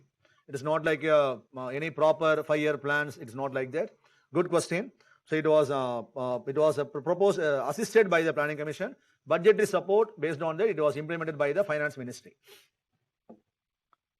So, okay, so India implemented the green revolution during the plan holiday with the efforts of M.S. Swaminathan. Okay, so now we learned about the first plan, second plan, third plan, then the event which led to the plan holiday, then what happened in the plan holiday. We have learned up to this. Now I think it's time to have a break. Okay, normally I used to give 2 breaks. One is a weekend class. We'll be having a normal half-an-hour break. No, that's regularly maybe. Okay. In between the class, I used to give a 5 minutes break. Okay, what shall I do now? Shall I give 5 minutes break? Let's start the class, and then after that I'll give a half-an-hour break. Or let me take the class 30 more minutes. Then we 4:15 to 4:45 half-an-hour break. What is your wish? உங்களுக்கு எப்படி வேணும்? உங்க முடிவு தான். எனக்கு break பிரச்சனை இல்லை. உங்களுக்கு என்ன மாதிரி பிரேக் வேணும்? உங்க கேட்குறேன். நார்மலாக பிகாஸ் ஆர்எல்ஸ் எப்படி பிரேக் இல்லாமல் வேணுமா? பிரேக் இல்லாமல் இருக்காது. கண்டிப்பாக மைண்ட் ரிலாக்ஸ் வேணும். So normally between 2 sessions, half-an-hour break, we used to give mandatory break. Okay. So in between 5 minutes break, I used to permit you, okay, so that you can relax somehow. Continuously listen பண்ண முடியாது. Mind will not be receptive. இல்லை பண்ணணும் தூக்கம் வந்துடும். இப்போ ஏற்கனவே வந்திருக்கேன் 2-3 பேருக்கு. ஓகே, ஸோ அதெல்லாம் சொல்கிறேன். ஸோ என்ன பண்ணலாம்? இப்போ 5 minutes break கொடுக்குமா? 5 minutes break வேணும்ல, எடுத்துக்கலாம்ல? Okay, you take 5 minutes break. Let's assemble. Yes, even online students are asking. 5 minutes, okay, 5 to 7, like that. Okay, let's assemble back after 5 or 7 minutes gap. Okay, on your third plan, I told you about reasons. No, what are reasons? So one is about the agriculture drought. Okay, same thing. Instead of writing the same point, use the different word. Macroeconomic. Macroeconomic means overall angle. For example, fiscal deficit. What is fiscal deficit? Macroeconomic imbalance. High inflation. Macroeconomic imbalance. So instead of repeating the same point, use another word. That's all. Okay. The same thing. What you learn for the third thing, you can write here also. Okay. You need not consider separately. Just here, avoid the same point. I use a different word. Next one is the fourth 5-year plan. Fourth 5-year plan. Fourth 5-year plan. The period was 1969 to 74. 1969 to 1974. Fourth plan. Fourth plan, actually, the first point is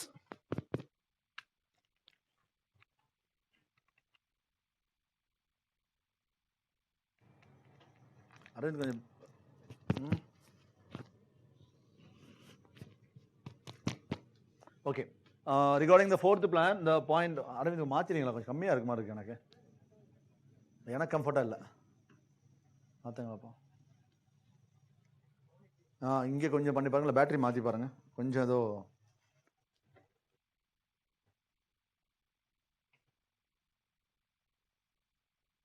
இதில் battery மாற்றுங்க. இல்லைனா ஒரு unit volume கூட்டி பாருங்கள். Battery இருக்கட்டும். அங்கே மாதிரி பண்ணி பாருங்கள்.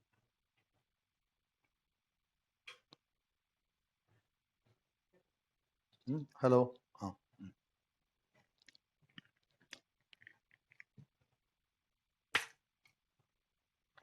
Okay. Fourth plan, point number 1 is green revolution got expanded to many parts of country. Point number 1, the continuity of the third plan. Green revolution got expanded to many parts of country.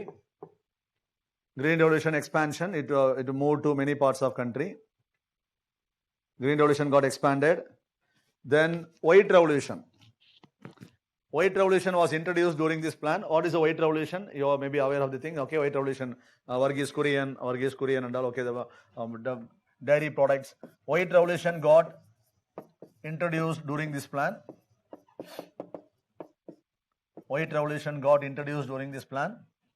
Then one more important macroeconomic event also happened, but that's not connected to the planning, but exam angle, sometimes they're asking that also. Which among the following is connected to the fourth plan? Like any important banking event, can you write that?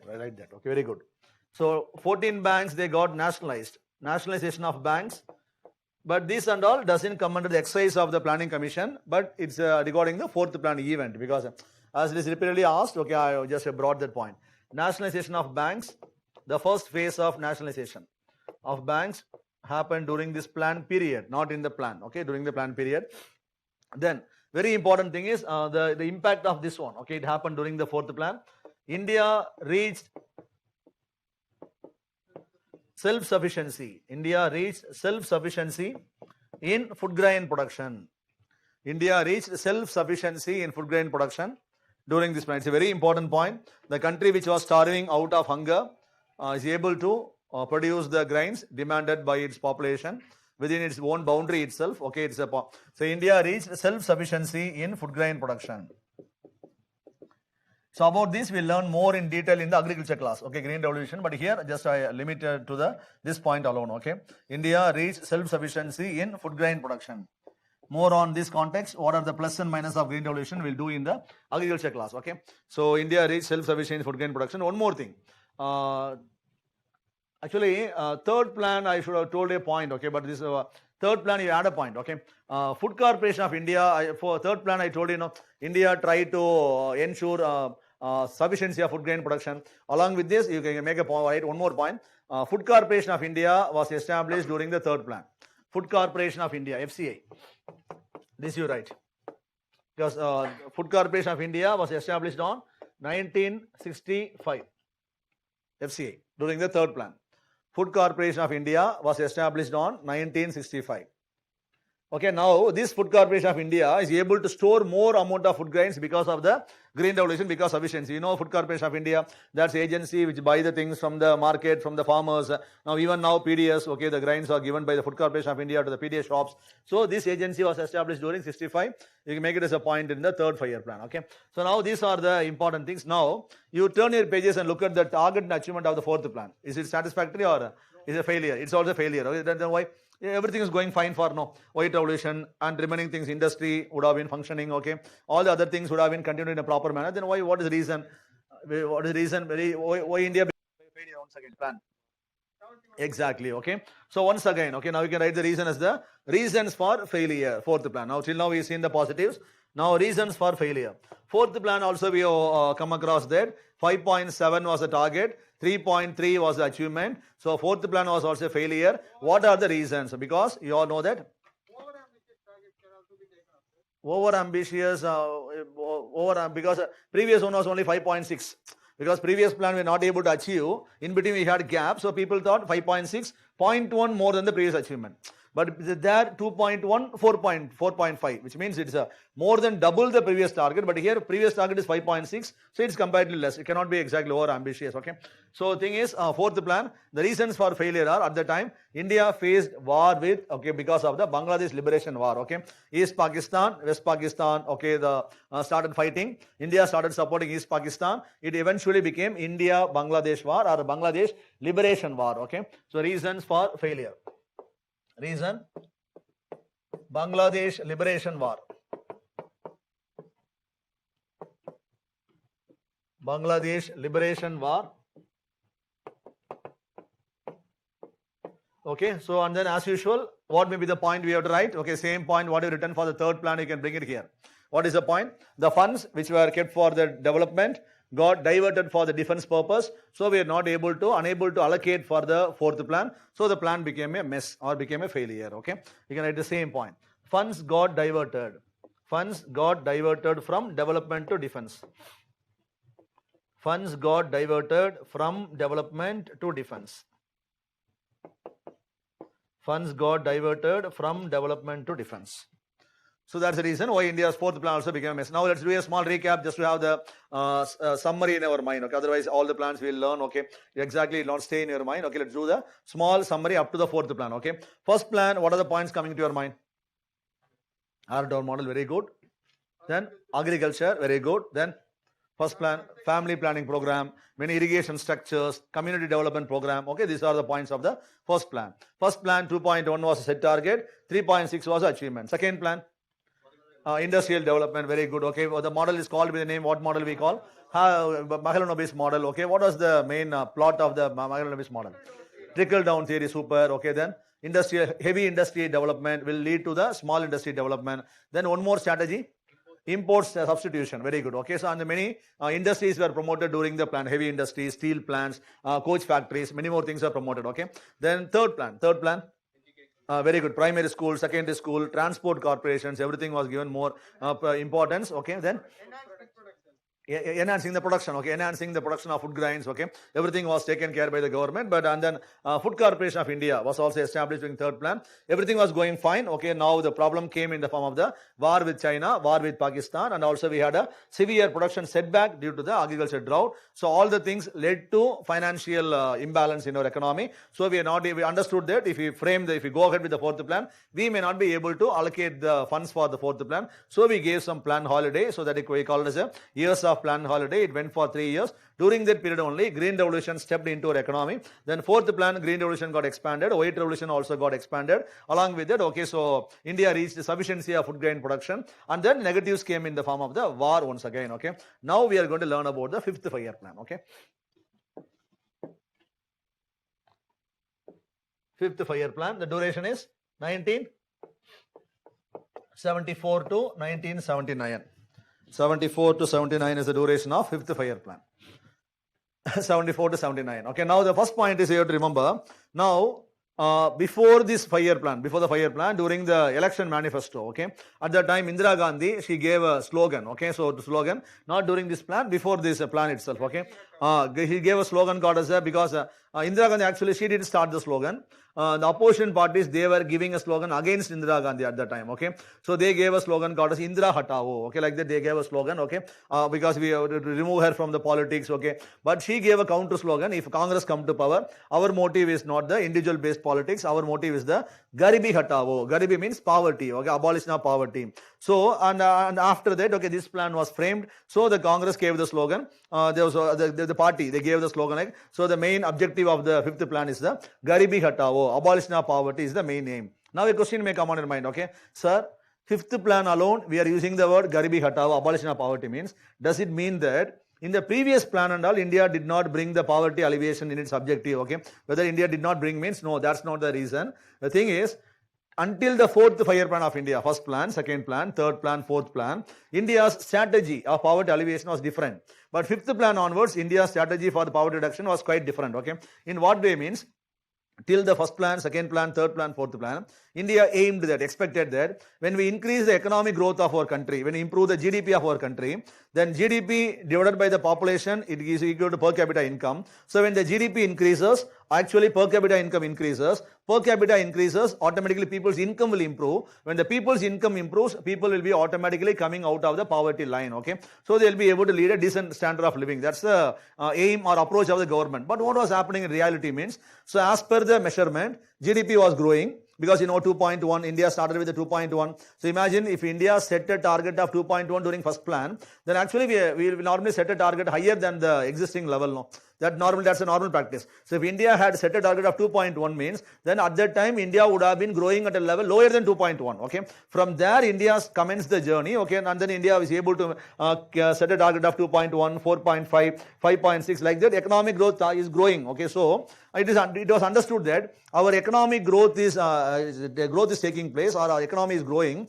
But here the growth is not getting infiltrated, okay, into the living standards of the people, or else here the growth is improving, or the per capita income is also improving, but the rich are becoming more richer, poorer are becoming more poorer. So it is understood that poorer, they are still poorer. Why means the growth is not growth doesn't have the ability of converting the living standards of the people. So the general approach of reducing the poverty will not work out for economy. We should have some targeted approach. People, those who are poorer, people, those who are weaker, they should be targeted. For them, the government should design certain programs. Okay, so that the people, those who are vulnerable, they should be targeted, and they should come out of the poverty. Okay, so the approach of poverty reduction got changed from the general approach of poverty reduction to the targeted approach of poverty reduction from 5th 5-year plan onwards. So that's why government used to use the word called as a Garibi Hatao. In some books like Ramesh Singh and all, it was given like this as the 6th 5-year plan, only Garibi Hatao. Don't get confused, okay. Based on the plan documents, okay, they used as a Garibi Hatao for the 5th plan onwards, okay. So 5th plan, the objective is the Garibi Hatao. Why means the poverty reduction strategy got changed from general approach to the targeted approach, specific approach, like that you can write, okay. Then what were the steps taken by the government for poverty reduction means some minimum needs program, okay, because people, those who are living in a particular area, they may not be having access to the basic facilities, they may not have proper drinking water or sanitation, electricity, rural roads, schools, hospitals. Establishing these facilities is the main agenda of the minimum needs program. Then one more program called as a food for work program, people those who are vulnerable, those who are poorer, for them, giving them the food to the people, okay, asking them to come for work, at the same time giving the food, because India has got the ability of giving food due to the green revolution, okay, using it in a productive way. Food for work program, minimum needs program, all the things were carried out in our economy during the 5th 5-year plan, okay. And apart from this, when the plan was going fine for India, okay, because based on this dimension, it is moving well, and all the other things initiated by the government in the previous plan, they were also taking place in parallel manner, okay. But when the plan was in progress, unexpected turnaround of events took place in our economy, and this plan came to a unexpected halt, okay. What was that means? This plan was prepared for 74 to 79, okay. But at that time, the very important political event is, all know about the emergency, okay. Emergency got declared, and then first time a non-Congress government came to power. So when the non-Congress government came to power, now they made a proposal that, okay. So you know that at the time only Moraji Desai, okay, so the government was formed. At the time this government was called the Janata government. Now they made a proposal. They said that till now the Congress has made 5-year plans under the fixed approach. Fixed plan is followed in India, but we are not ready to implement the fixed plan. We want to go ahead with the rolling approach for India. Fixed plan, you are not permitting changes. You are not willing to do some additions, deletions. So we want to go ahead with the rolling plan. But this plan has got the remaining one more year of 79. Wait for one more year means it's actually our time will get wasted. So what we would like to do is, we are going to terminate the 5-year plan on 1978, okay. So in the India's economic planning history, for the first time a plan got terminated means that is the India's first 5-year plan, okay. Not only the first time, okay, that is the last time also. That is the first plan and last plan to get terminated 1 year, to get terminated before completion, okay. When it got terminated means 1 year before completion on 1978, okay. Then comes the next story, okay. Next story is, 5th plan got terminated, okay. Then Janata government, they proposed one more plan. They called the one more plan by the name as the 6th plan of India. The plan was proposed for the period 1978 to 1983. They proposed the plan. They called this plan as the 5-year plan of India, okay, plan. And then they used the name as this plan is called as a rolling plan, because year after year we'll review the components. When the components are not satisfactory, we'll change the components. When the plan itself is the irrelevant means, we'll take the plan, we'll bring a new plan in the place of existing plan, okay, like that. They made the proposal. 6th plan was proposed by them, okay. What happened to 6th plan and all, we learned the 6th plan segment. Now let's finish the story for the 5th plan, okay. 5th plan, the point number 1 is Garibi Hatao, or abolition of poverty is the main objective. So poverty reduction strategy changed from the general approach to targeted approach, and then many poverty reduction programs introduced by the government. Example, minimum needs program and food for work program. All the things were introduced by the government during this 5th plan. But when the plan was in progress, the plan got interrupted in the middle, okay. The plan got terminated on 1978 by the Janata government, and they proposed 6th plan, okay. Now you can write points for the 5th plan. One by one you write. Point number 1. Point number 1. 5th plan. 5th plan was proposed for the period 1974 to 79. Point number 1. 74 to 79.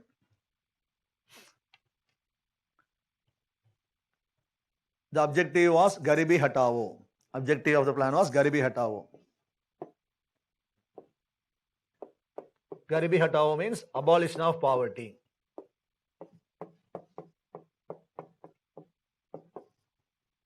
Okay, but the pathetic condition of India is, even now we are using the same slogan. Okay, so the thing is, which means if real steps, okay, things are properly taken means, we should not say the same slogan, no, okay. People should have come out of poverty, okay. So now, even after this much years, so even now, okay, it still says, okay, so relevant in our economy, okay. Garibi Hatao is the slogan introduced by the government, okay. Next one is, the poverty reduction strategies got changed from. Poverty reduction strategies got changed from general approach to targeted approach, okay. Poverty reduction strategies got changed from general approach to targeted approach. Poverty reduction strategies got changed from general approach to targeted approach. Poverty reduction strategies got changed from general approach to targeted approach. Okay, general approach to targeted approach. Next thing, poverty alleviation programs like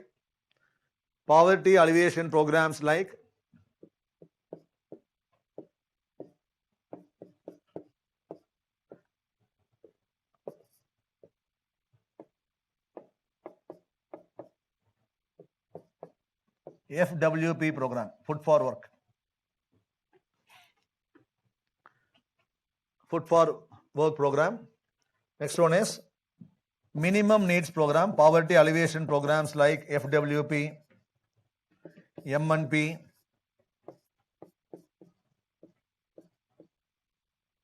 were introduced during the fifth 5-year plan.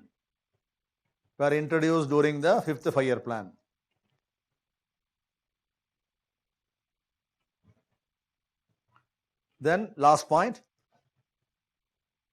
this plan got terminated on 1978 by the Janata government. Last point. This plan got terminated on 1978 by Janata government. This plan got terminated on 1978 by Janata government. Okay? By Janata government. Okay, fifth plan, the story ends. Now the sixth plan story starts. Okay? Sixth plan, okay, the pending part of the story, let's see. Because already we know sixth plan was proposed by Janata government from 80 to 85. Okay, from there let's continue the story. Okay, sixth plan, what happened is, as we all know, fifth plan got terminated by the Congress government on 1978. The plan got terminated, and then they proposed one more plan. Okay, they called the plan the sixth plan of India.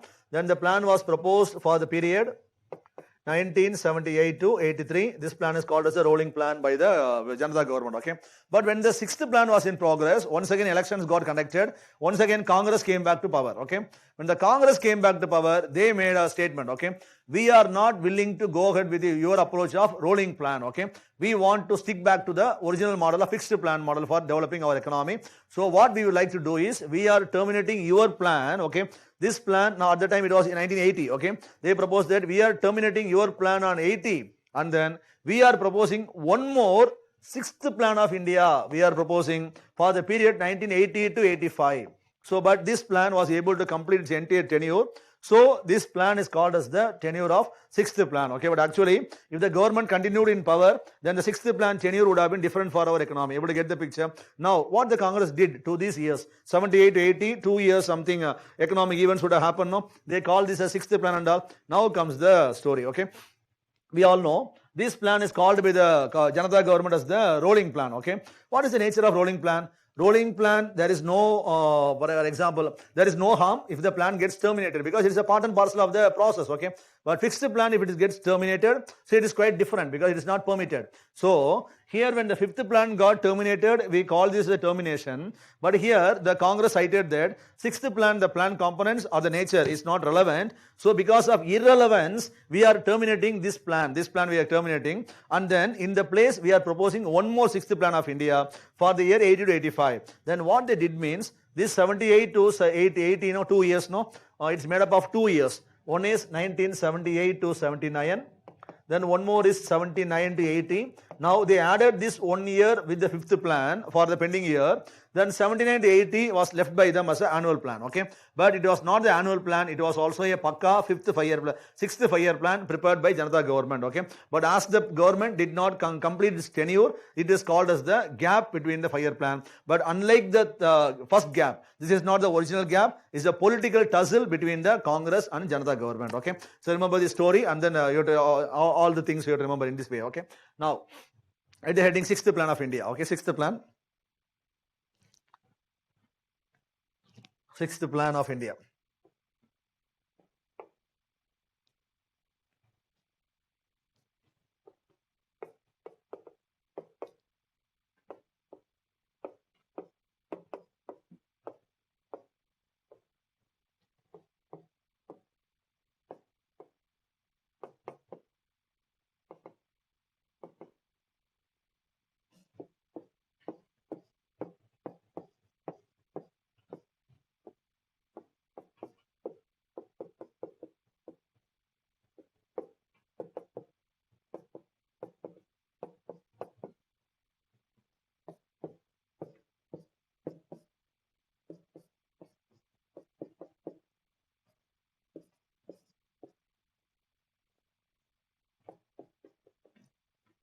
Okay.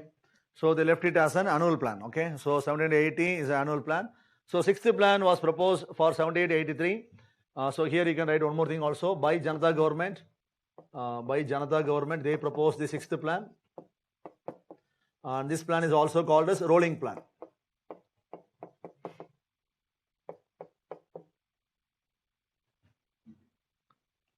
Okay. If you don't have space, you can write this at the end also. Okay, at the end also you can write this plan is proposed by Janata government and by rolling plan. Okay. Even now we have the same tussle, no? Okay, even now, okay, planning commission dissolved. Okay, now we have, okay, because during the previous election, okay, prior election time, even Rahul Gandhi, he made a statement. If we come to power, we'll dissolve the Niti Ayog. Okay, so we'll establish planning commission. Okay, it was a statement given by him before election, but once again the BJP has come to power, so we are not exactly sure what will happen. But you approach everything only based on UPSC perspective. Okay, let's keep aside all our political views aside. Okay, so exam angle, when the question is asked, we have to respect the works of planning commission also, and here we have to respect the works of Niti Ayog also. If you like to criticize, we have to criticize only in academic angle. We have to criticize. Okay, political views and all in the paper will not fetch us any marks. Okay, will not serve our purpose. Okay, so 78 to 83, so 78 to 80 the plan got terminated. Then 78 to 79 got attached with the fifth 5-year plan. 79 to 80 was left as the gap or as left as an annual plan. Okay, this plan is proposed by Janata government, rolling plan. Okay, then sixth plan again you write. Okay, next you write. Okay, next one more thing, sixth plan proposed for the period 1980 to 85. One more plan was proposed. This plan was proposed by the Congress. By the Congress government. Okay, during the Congress government, this plan was proposed. 80 to 85. This plan was able to complete its entire tenure, so we call the plan as the sixth plan of India. But based on our exam angle, so here there is a very important point you should remember. Okay, what is the important point you should remember is, now are you able to connect? Are you able to bring the point? You got a sixth plan. Fifth plan, one important point is, fifth plan is the plan which got terminated before completion. Okay, when the question is asked, undoubtedly fifth plan is the answer. Sixth plan, what you can write? See, the clue is sixth plan. Sixth plan. So what is the point? Sixth plan is the only plan which was prepared twice by India. Okay, one by Congress, one by Janata. Make it as a point. Sixth plan is the only plan which was prepared twice by India. Rendu thara pannirpaanga. Sixth plan is the only plan which was prepared twice by India. It's the only plan which was prepared twice by India, one by Congress and one by Janata government. One by Congress government, one by Janata government. Please show the previous slide. Yes.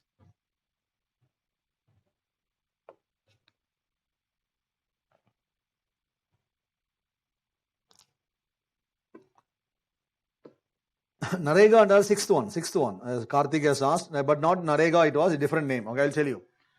So, sixth one is written, no? So, finish.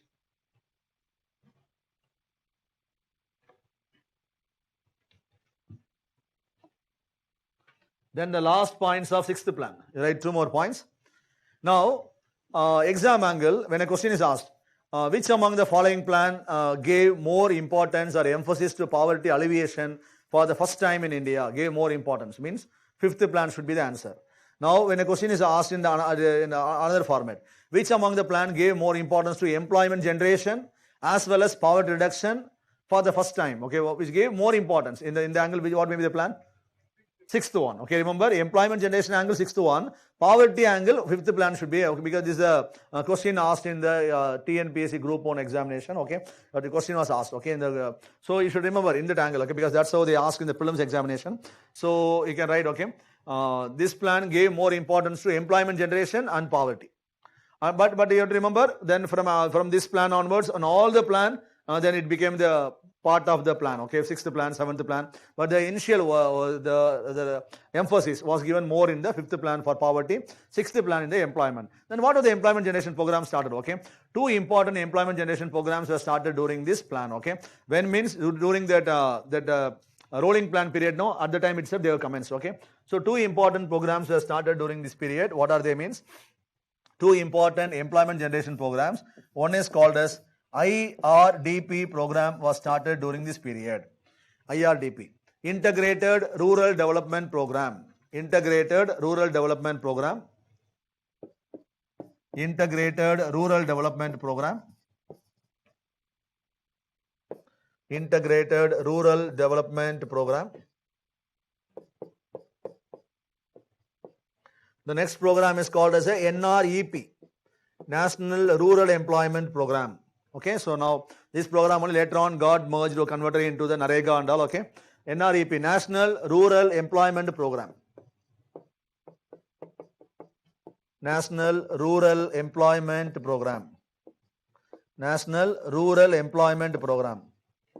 Then later on NREP became the NREGP, then EGA, then during the Mahatma Gandhi's birth anniversary 2009, so NREGA became MGNREGA. Mahatma Gandhi prefixed the name Mahatma Gandhi. Okay, so like that IRDP, Integrated Rural Development Program, NREP, National Rural Employment Program, these two very important employment generation programs got introduced in the 6th plan of India. Then we are going to learn one more point. Okay, I failed to mention. 6th plan means what should come to your mind is this plan gave more importance to infrastructure development. Okay, this plan normally economists used to call as plan of infrastructure, like that. Okay, 6th plan gave more focus to infrastructure development of country. And then comparatively many people they call 6th plan as a very good plan based on the achievements, based on the works. Okay, even though the tussle, okay, combinedly, okay, from the rolling plan period and also fixed plan period, both the things, okay, it was very good. Okay, so people consider it's a good commendable works were carried out. Okay, so that's about 6th plan. Now we're going to learn about 7th plan of India. 7th one. 7th one. Okay, 7th plan of India. 1985 to 1990. 85 to 1990. Then targets, achievements and all, you can load the points, okay, from the previous pages. So 85 to 90 is the target, is the tenure of the 7th plan. Then during the 7th plan, the main thing is a program called as a Jawahar Rozgar Yojana was introduced during this plan period. Rozgar means employment. Tamil Jawahar Velavaippu Thittam solluvom. So Jawahar Rozgar Yojana was introduced during this plan period. RLEP also same time. Okay, RLEP and TRISM. Okay, many more things were introduced during the time only. Nishit has asked. So all those things also, but the important ones we have brought. Okay, rural landless employment, and then later on training rural youth for self-employment, like that. Many more programs came at different point of time. Okay, so I brought the very important, significant programs along here. Okay, so Jawahar Rozgar Yojana introduced on the during the 7th plan. Then one more thing, small-scale industries were given more importance. Small-scale industries were given more importance during this plan period. Small-scale industries were given more importance. Small-scale industries were given more importance during this plan period. Example, promotion of SIDBI. Are you aware of SIDBI? Small Industries Development Bank of India, no? So example, promotion of SIDBI took place on 1990. Example, promotion of SIDBI. SIDBI on 1990. SIDBI Act was passed on 89. It is a statutory body. SIDBI Act was passed on 1989. SIDBI was promoted on 90 to give more focus to the small scale industry. Who promoted SIDBI? Who is the parent organization for SIDBI? Who is the parent organization for SIDBI? Exactly. You take the word letter S from SIDBI, what will come?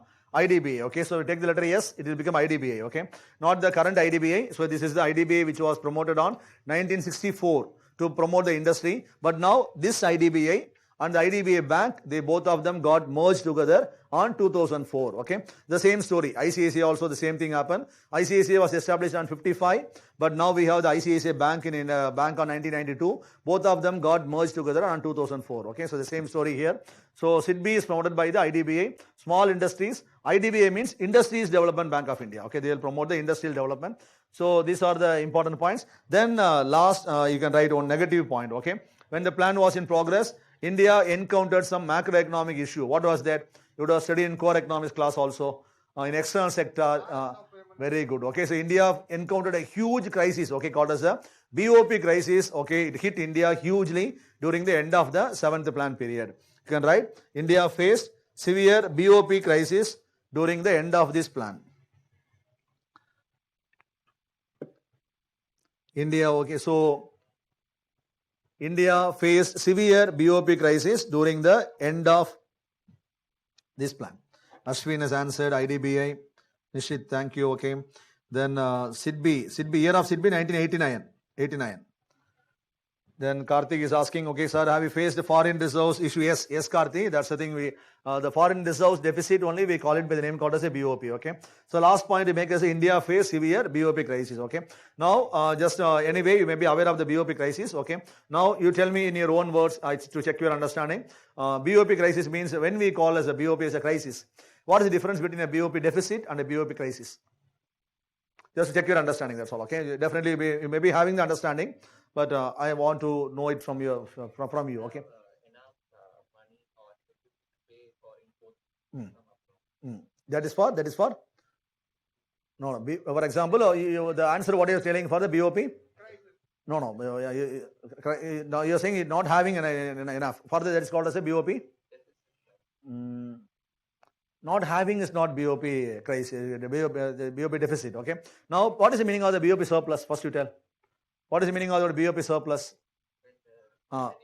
Whenever exports are more, okay, so or whenever inflows are more, whenever outflows are less, then the cumulative data we call as a BOP surplus. Example, 100 rupees I am getting, 90 rupees I am paying, okay, that's all, okay. So 10 rupees is the surplus, that is a BOP surplus. What you will do with the surplus? We will stock them in account called as a reserve account. Who is the custodian of reserve? RBI, okay. To RBI the money will be maintained, okay. Now next year, last year 100 is the inflow, 90 is the outflow. This year 120 is the outflow, but the inflow is 100, okay. So what is the thing? That is a deficit. Deficit is 20 rupees. So what we will do? So we will take the money what we have in reserve, because reserve was built by the country during a prolonged period, okay. So whatever money we have in reserve, we will take it from that account. We will try to make the payment for the BOP deficit. So deficit is a accounting wise, it is a shortage during the particular time. The deficit is addressed by the reserve what we have. But here, when we don't have the reserve, our reserve is giving a signal, reserves are enough only for 3 more days. Reserves are adequate only for 1 week. Reserves are enough only for the 1 month. Okay, then what is the alarming signal? So after that, you cannot balance your payments. So that is called as BOP crisis. Okay, BOP deficit means it's a particular point of time. You can address the deficit with the help of the reserve what we have.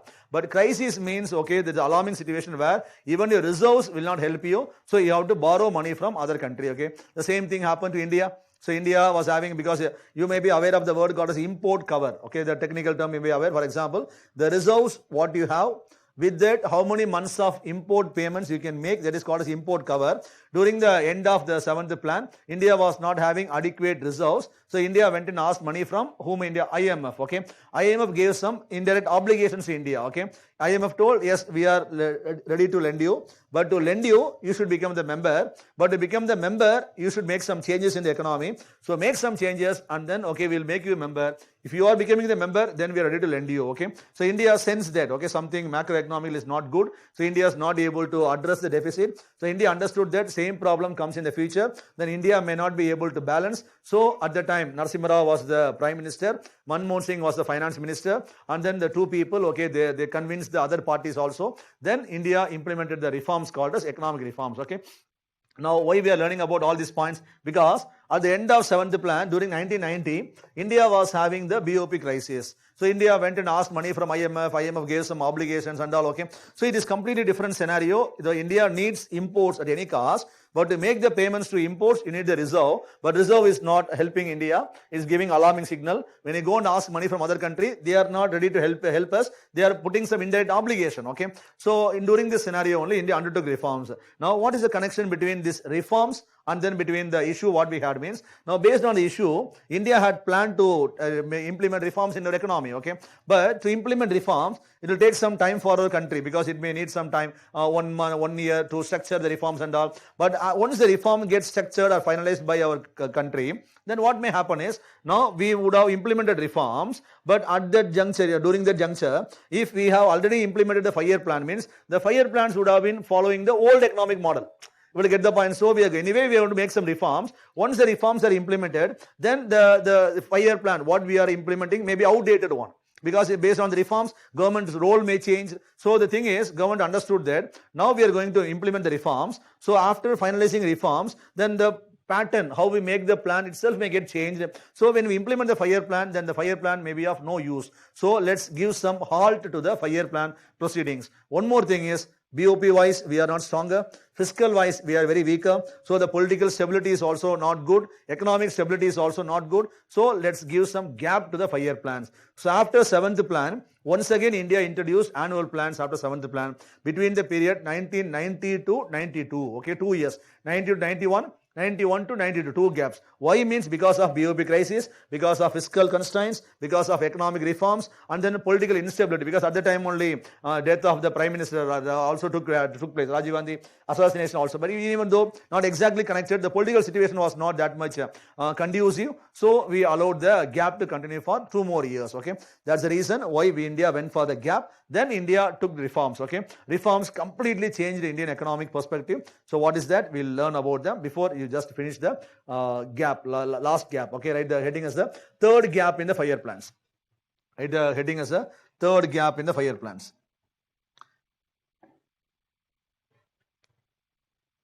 Yes, you are right, Nishit. Less exports and more imports. BOP crisis not able to. Yes, you are right. Right, now write the heading as a third gap in the 5-year plan. Third gap. Then you write the points. India implemented 2 annual plans after 7th 5-year plan. India implemented 2 annual plans after 7th plan. India had implemented 2 annual plans after 7th plan between 1990 to 91 and 91 to 92 due to the following reasons. Due to the following reasons. Number 1, due to the following reasons. Number 1, BOP crisis.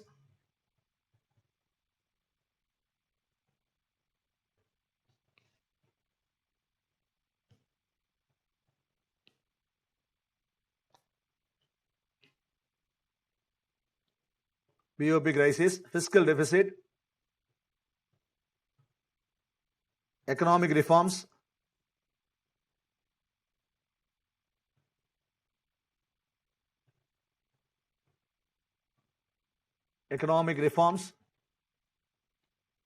and political instability.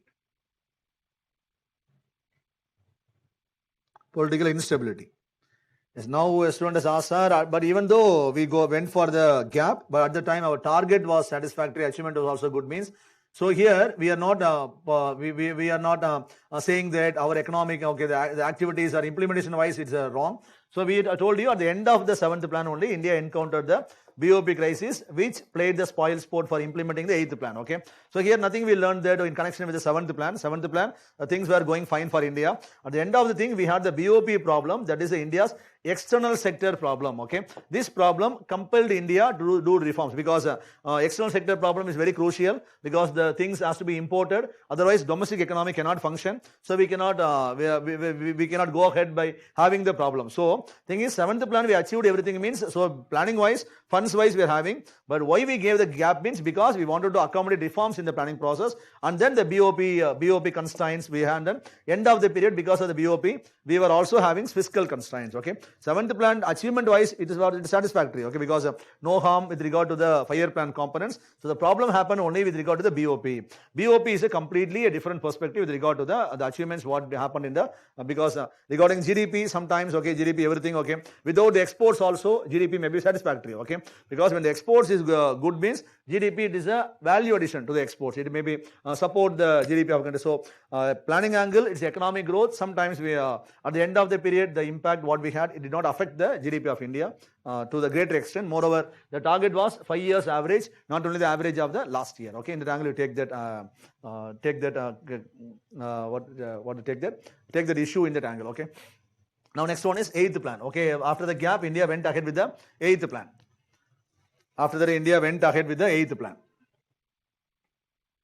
Now, what is the 8th plan means? Here, look at the point. 8th plan to 12th plan, we are going to learn in a combined perspective. Okay. Why 8th to 12th plan? Because the role of the government in the economy got minimized after the economic reforms. So, for example, first plan, we learned that India built some fertilizer plants, or a second plan, steel plants, coach factories, like that. Many more things started by the government, okay. But from 8th plan onwards, we'll start learning that government of India moved from this area. Government of India allowed the private to step into the area. So, government was taking the back seat in the economy. Government was taking the front seat in the areas where the privates will not jump in. So, in that angle, the responsibility of the government got changed. And moreover, from 8th plan onwards, our economy has become called as a market-oriented economy. Even though it's a mixed economy, okay. Our economies in 1947 also, we call ourselves as a mixed economy. Even now, 2021 also, we call our economy as a mixed economy. In 91 also, we called our economy as a mixed economy.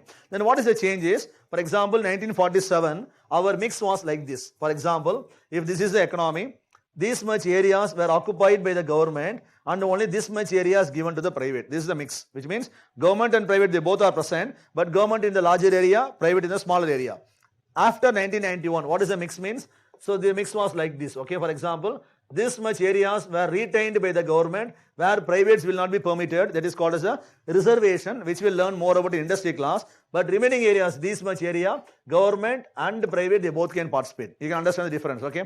But now, current scenario, what is the thing is, this level further got shrinked, okay. We got minimized, okay. For example, this gap we can understand like this, okay.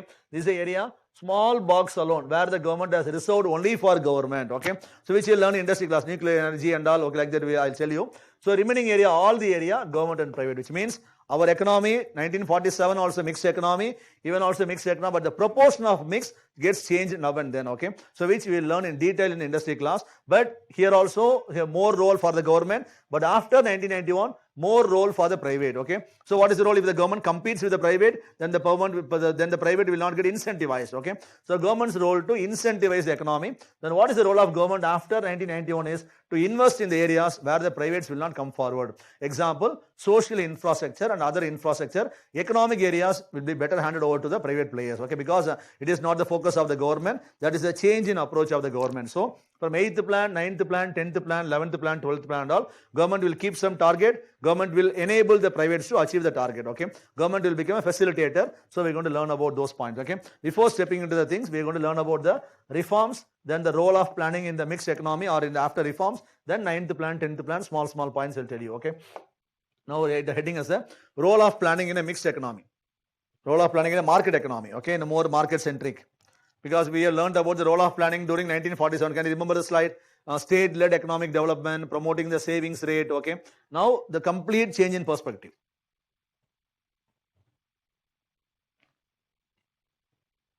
Role of planning in a market economy, okay. Now you make a guess, what may be the role of government in a market economy?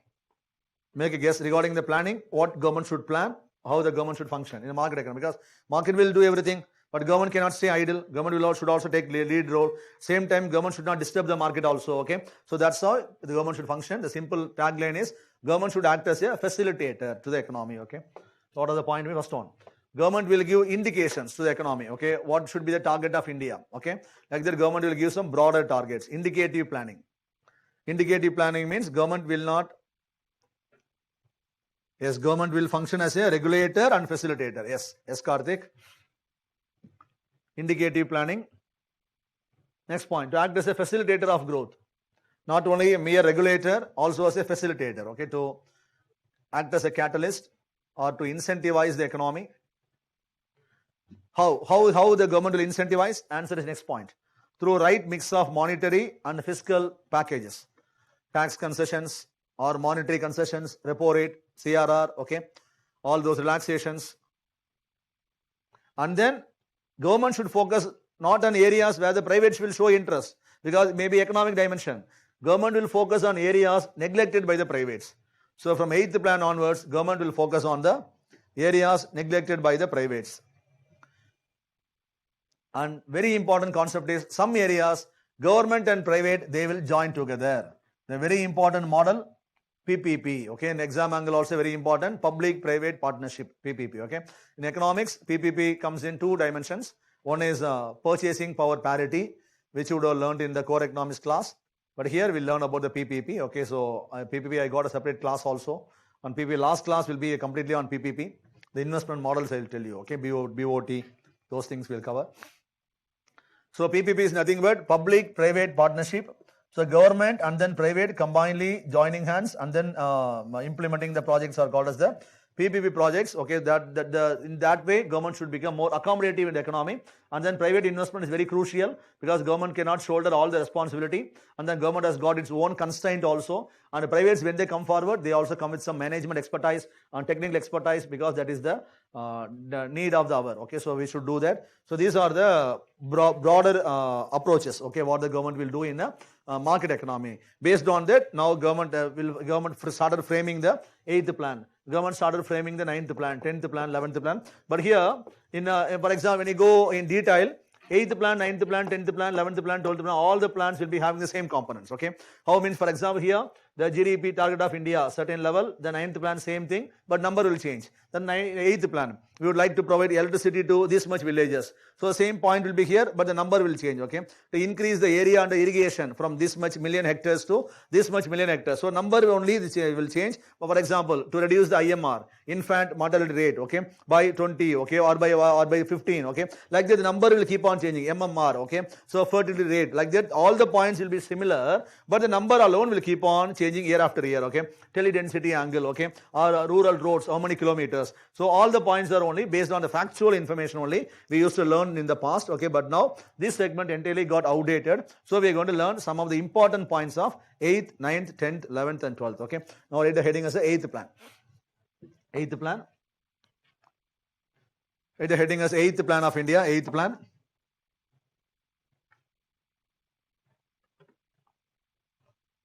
Eighth plan. Okay, 8th plan point is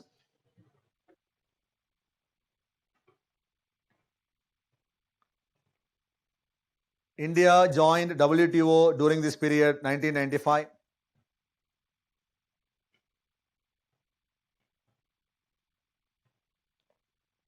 Planning process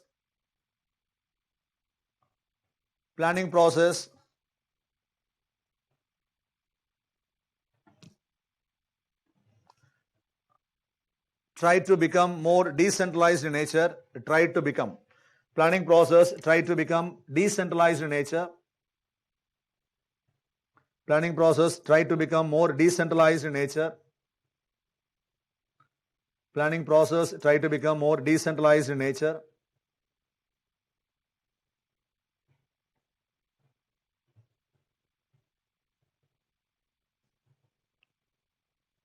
Modernization of economy and infrastructure was given more focus. Only the broader points. Okay, 8th, 9th, 10th, 11th, 12th exam angle, you did not give much more focus. Modernization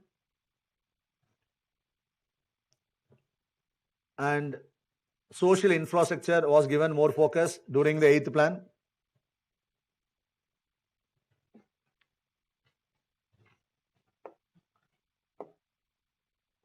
Then you write as a 9th plan. 9th plan you write only the objective. 9th plan, growth with equity and social justice. Growth with equity and social justice was the main focus of 9th plan. Growth with equity and social justice. Growth with equity and social justice. 10th plan, growth with self-reliance and modernization was the main aim. Growth with self-reliance and modernization was the main aim of 10th plan. Growth with self-reliance and modernization was the main aim of 10th plan. Growth with self-reliance and modernization was the aim of 10th plan. Then 11th plan, faster and inclusive growth. Growth with equity and social justice was objective of 9th plan. Growth with self-reliance and modernization was the main objective of 10th plan. Then 11th plan, faster and inclusive growth. Faster and inclusive growth. 11th one, faster and inclusive growth. What is the meaning of the word inclusive growth? Including all the segments in the growth process or developmental process called as a inclusive growth. Now, including all the people means whom we are talking about. All the people means how you will write your answer in the mains. Now, when you are asked to write about inclusive growth, So who all are the people? All means Focus is on poor people. poor, rich. It's a one platform. Then other platform? Marginalized means who are the marginalized? Okay, one is regarding the scheduled caste. Okay, 1 point. One is poor or rich angle we can write. One is based on the scheduled caste people, tribal people. Okay, these people must be empowered. Then other point. So 2 points you mentioned. Then one is economically, everything economic. I'm asking to be more specific. So inclusive growth, rich and poor is economically weaker.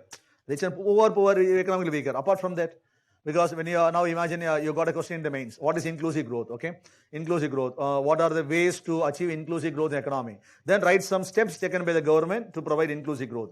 That's all. That's how they used to ask question in the mains. No, so sometimes they'll use the word analyze or examine. Okay, or discuss. That's all. Okay, they'll change the core word alone, but this will be a question. That's all. Okay. So what is inclusive growth? Common definition. We'll write. Okay. Then what are the ways to provide? Okay. There you would write the point. Okay. Then steps taken. You can write all the schemes of government of India. So all the schemes, Jan Dhan Yojana we have. Okay. And to provide the job, Narega schemes what we have, or Atal Pension Yojana, whatever you come across, all the schemes you can write. Okay.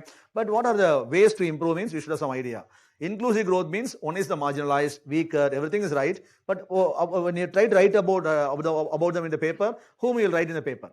Inclusive growth means all, including all the people. Okay. Now you have to think about the people, those who are excluded. Who are the excluded people in our society? Physically disabled. Okay, that you can write me the third point. Okay, people, those who are physically disabled people must be given more opportunity. They must be brought into the growth stream. Then other common things and all you are missing. Okay. Now remember, okay, in India we got many areas where okay, one is first one is rich and poor. One is told okay. Then you told next point. What you told next thing is regarding the scheduled caste. Okay, these people. Okay, they like that. Okay, people those who are economically weaker, marginalized, they can write. Okay. Then apart from that, many things is what is the difference between rural and urban? That you can write, okay, rural people must also be brought in the growth process. Then men and women, okay, because in there we have the bias, okay, employment opportunities, salary wise, okay, men and women, what is the scenario, okay. Then regarding the industry, okay, agriculture and industry, okay, what is stagnating? Agriculture is not given focus. All the people, those who are working in agriculture must be given more chances. Their living standards must improve. They should be able to make more income. So agriculture must be given focus. So there you can write what are steps taken by the government for helping the farmers. Okay. So agriculture was the industry. Agriculture must be given focus. Now next point. Within the industry, okay, there are two groups called as a large industry, then MSME. MSMEs must be given more focus. Only for example, when you go to a bank, approach a bank or any financial access, okay, only the large companies, they are given red carpet welcome, but that's not the importance given to the small players. But small players, they are, even the name is micro, but they are doing the macro role to the economy. So you should write, okay, for MSMEs. So for MSMEs means, then you write the point. What are the measures taken by the government for MSME, okay? Then what are things, minority people, okay, you can write, okay? Then for transgender people, okay, write, okay? In this angle, and then you take the example, child, okay? So in people, those who are children, okay, in the many areas, they are malnourished, okay? These people must be given proper role. Then only they giving proper nutrition, giving them proper education, okay? So like that, you can write many more points, okay? So the point is, so inclusive growth means all. So then what we are writing under the heading all makes a sense for the inclusive growth, okay? So inclusive growth, then one more thing, okay? Social angle, excluded people you can write, politically you can write, economically you can write, okay? Different dimension, you bring the example, then you make points for inclusive growth, okay? Because it is a very important segment. Year after year, they are asking in the mains, okay? Either they are asking about gender inclusive growth, and the thing is, they are asking in the paper 1, or they will ask in the paper 2, okay, how we can govern, okay, or establish the inclusive growth or governance angle, okay, or social issues, paper 1, okay, in that paper question may be asked, or in our economics question may be asked, okay. So 3 areas, the possibility of asking inclusive growth is very crucial in our paper 1, okay, on paper 1, in GS 1 also may be asked, 2 also asked, GS 3 also may be asked, okay. So now 9, 10, 11. So 11th one is faster and inclusive growth. 12th plan objective is faster, more inclusive and sustainable growth. 11th plan I told you objective is the faster and inclusive growth. Now 12th plan. Yes, labors, okay, so you can write, okay, so empowering weaker sections, LGBTQ, that mentioned student, then labors versus investors, you can write any point, okay. The point is, you should be able to connect, then you have to make the point, okay. So 12th one is faster, more inclusive and sustainable growth. That is a plot of 12th plan, okay. So from why I am telling about only about the objective means Then for 12th, 11th, for example, before 5 years back and all, 12th plan, I used to mention 25 points of the 12th plan, okay? But now it's completely outdated content, it's not required. So we are stopping only with the objective because 12th plan, 11th plan, 10th plan, all the points will be similar, okay? But that's not important for exam perspective. Just we are finishing with the objective. We are going to learn about the new way of planning called as the Niti Aayog, okay? That we are going to cover now.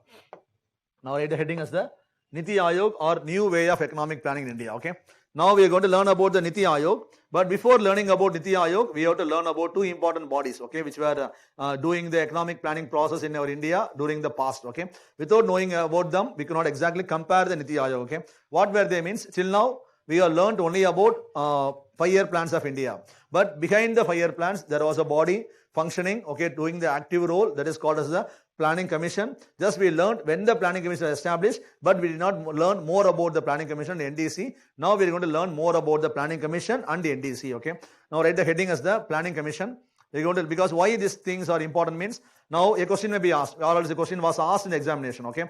How the principles followed by the Planning Commission is different from the Niti Aayog, or what are the structural differences between the Planning Commission and Niti Aayog. So to know about the Niti Aayog, you should know about the Planning Commission also, okay. Now the thing is, okay, now shall I proceed or you want 30 minutes break now? Because anyway, from the time where I stop, I'll be giving 30 minutes break. Don't worry about, okay. If I give break by 5 o'clock, you can take break up to 5:30 also, okay. So don't worry. So your time I'm taking, okay. So what shall we do now? Now it's almost 4:50. Now shall I go ahead with the Planning Commission, Niti Aayog and all? So or else let's do it after a 30 minutes break. 30 minutes break now can I do? Okay, now time is 4:50. Now you take break up to 5:20, okay. So half an hour break, okay. Let's do the remaining things after the break.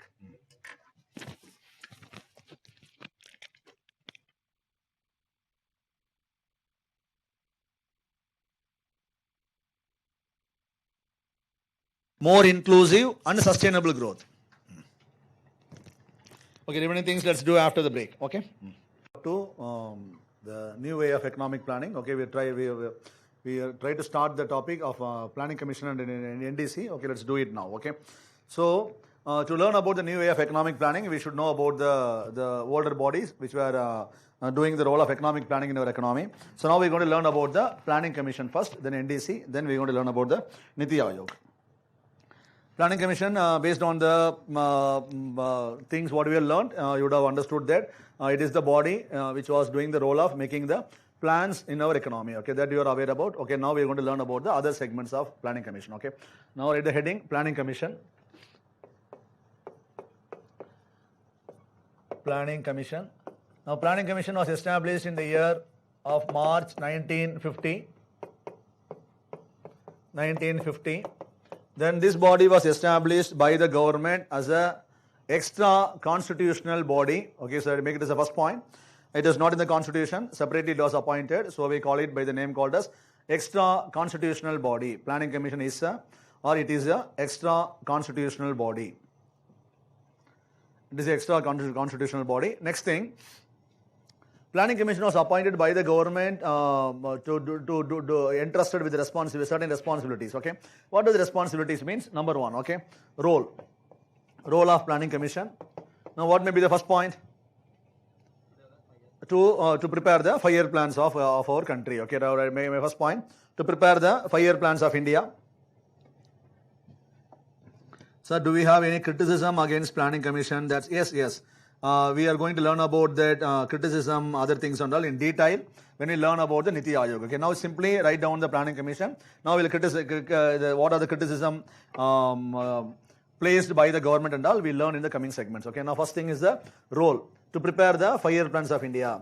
Now next thing, to prepare the 5-year plans of India, okay, what they do means all of a sudden they cannot prepare the 5-year plans. They'll do the assessment of resources. Okay, what are the resources we have in the economy? So they'll assess the resources.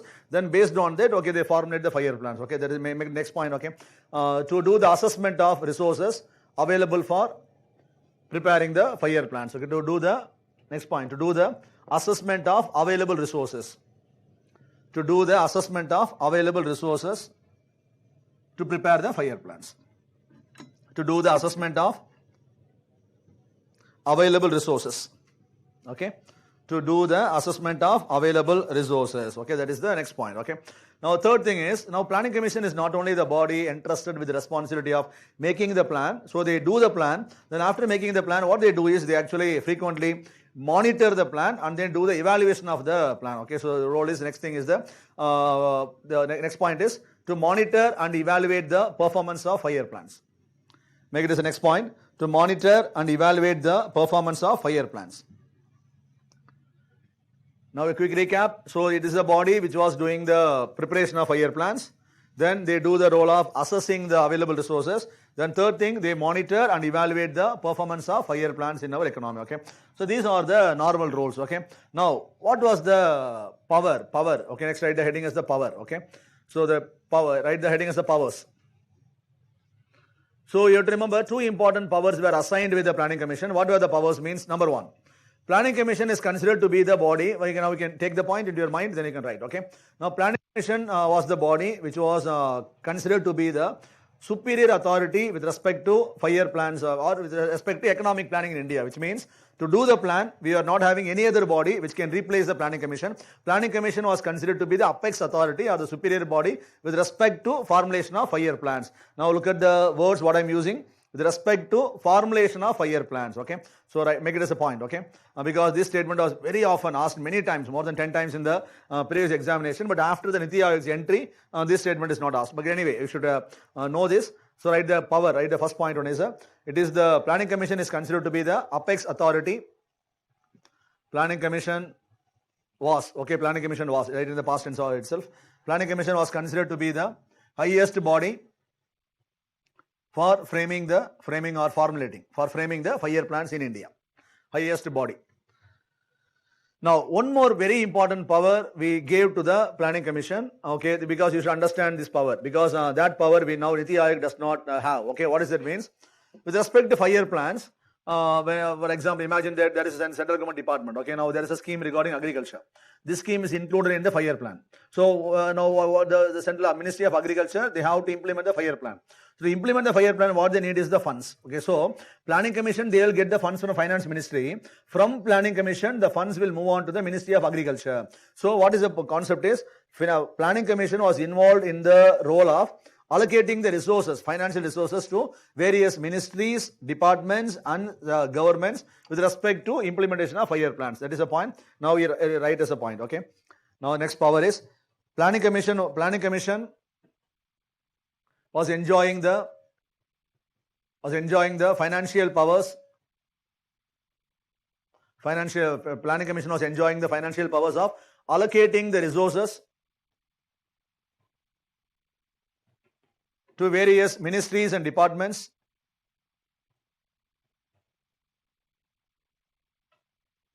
for implementing the 5-year plans. Concept is financial power. That's all. Okay, that we are stretching it and writing it as a statement. Okay, the point is very simple. The planning commission was having the financial power of powers, so that they used to allocate the resources to all the ministry. Okay, only from them the money used to go to the various ministries and department. Okay, so it is considered to be the very important power. Now the next thing is, we have learnt about the role. We have learnt about the nature. Nature is extra constitutional. Then we learnt about the power. Now only one thing left out is, what is the structure of planning commission? Okay, why means, without knowing the structure of planning commission, we could not be able to exactly compare the planning commission with the Niti Aayog. Okay, so Niti Aayog learning is mandatory, but to compare we should know about the planning commission. Now write the heading as a structure of planning commission. Next heading is structure of planning commission. How it is structured. Now the structure of planning commission goes like this. So it is headed by the posting called as chairman. Who is the chairman? Means chairman is always PM. In this context, the chairman posting is called by the other name called as, are you aware of the other name? Ex officio chairman. Have you heard about the name ex officio, which means he is not the internal member of planning commission. Whoever becomes the PM, they will automatically become the chairman, which means he is the external official member. Okay, so the term the chairman is not the internal chairman. Okay, is the, for example, we have the SEBI chairman and all. So what is SEBI chairman? He is the internal chairman of the SEBI. Okay, but here whoever becomes the PM, okay, whoever occupies the chair in the prime ministerial office, they will become the chairman. So we call it by the name called as a ex officio chairman. Ex officio chairman of planning commission is a PM. Next one, then to assist the PM, okay, he's the chairman, but to carry out the executive task and all, the chairman will be assisted by the next posting called as deputy chairman, deputy chairman. And then during the Congress period, Montek Singh Ahluwalia, he was the last 10 years, he was in the chair, okay, Montek Singh Ahluwalia. So he was, name is not important, just for information I am telling the name, deputy chairman. Then followed by the deputy chairman, to assist the deputy chairman, we were having a posting. The posting was called the secretary. He will assist the deputy chairman, okay. Secretary. Then next one is, followed by secretary, we'll be having a team of full-time members. Full-time members, those who will be involved in the planning process, simply called as the full-time members. Then we have one more structure called as the part-time members, part-time. What is the difference between the full-time and part-time means? Full-time members, they will be normally working in the planning commission. Okay, the full task is normally they will go to office, they will carry out the planning exercise, they will do it in a regular basis. But part-time members, these are the people, those who are working in some other departments, okay. For example, when the planning commission plans to make some agricultural program, okay, then professors or scientists from agriculture department, they will be brought in. Once the job is over, okay, they will go back to the original department. Till then, they will be in the planning commission office, which means part-time. They will come in, they will move out. But these full-time members are opposite, okay. Always they will be working in the planning commission. So, full-time members, next one is called as the part-time members. Full-time members and part-time members. Maximum 5 to 7 full-time members will be appointed. Part-time members, we don't have any count ceiling and all. Based on the requirement, any number of people may be deputed, and once the job gets over, they go back to the original office from where they came, okay. So it is a structure. So 5 important points you should remember. Only based on this, we are going to compare the Niti Aayog structure. One is the chairman, followed by chairman, we have deputy chairman, then we have a secretary, then we have full-time members, then we have part-time members, okay. So this is about the planning commission. Let me do the small recap of the planning commission.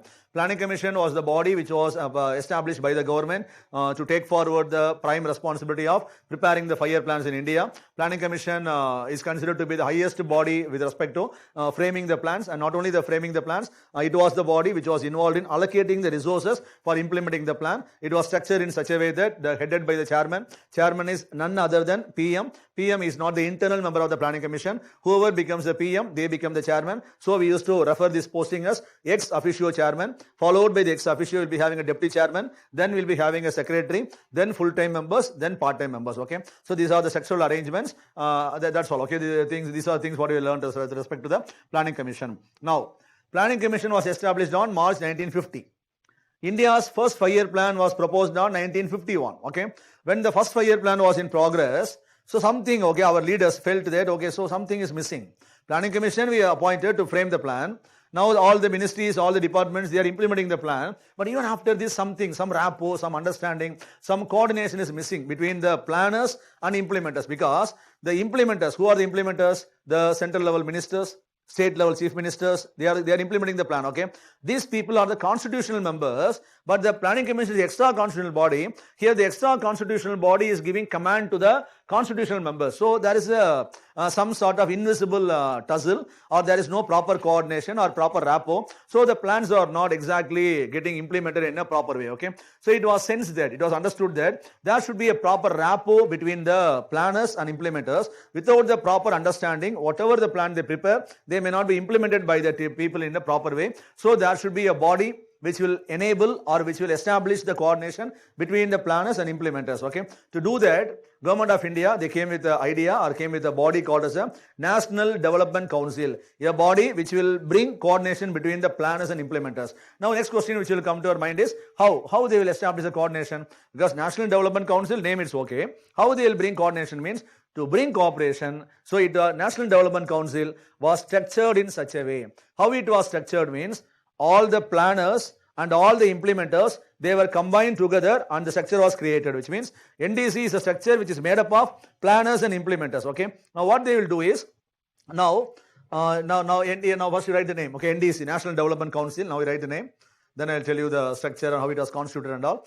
Now National Development Council, NDC, it was established in the month of August in the year 1952. NDC was established in the month of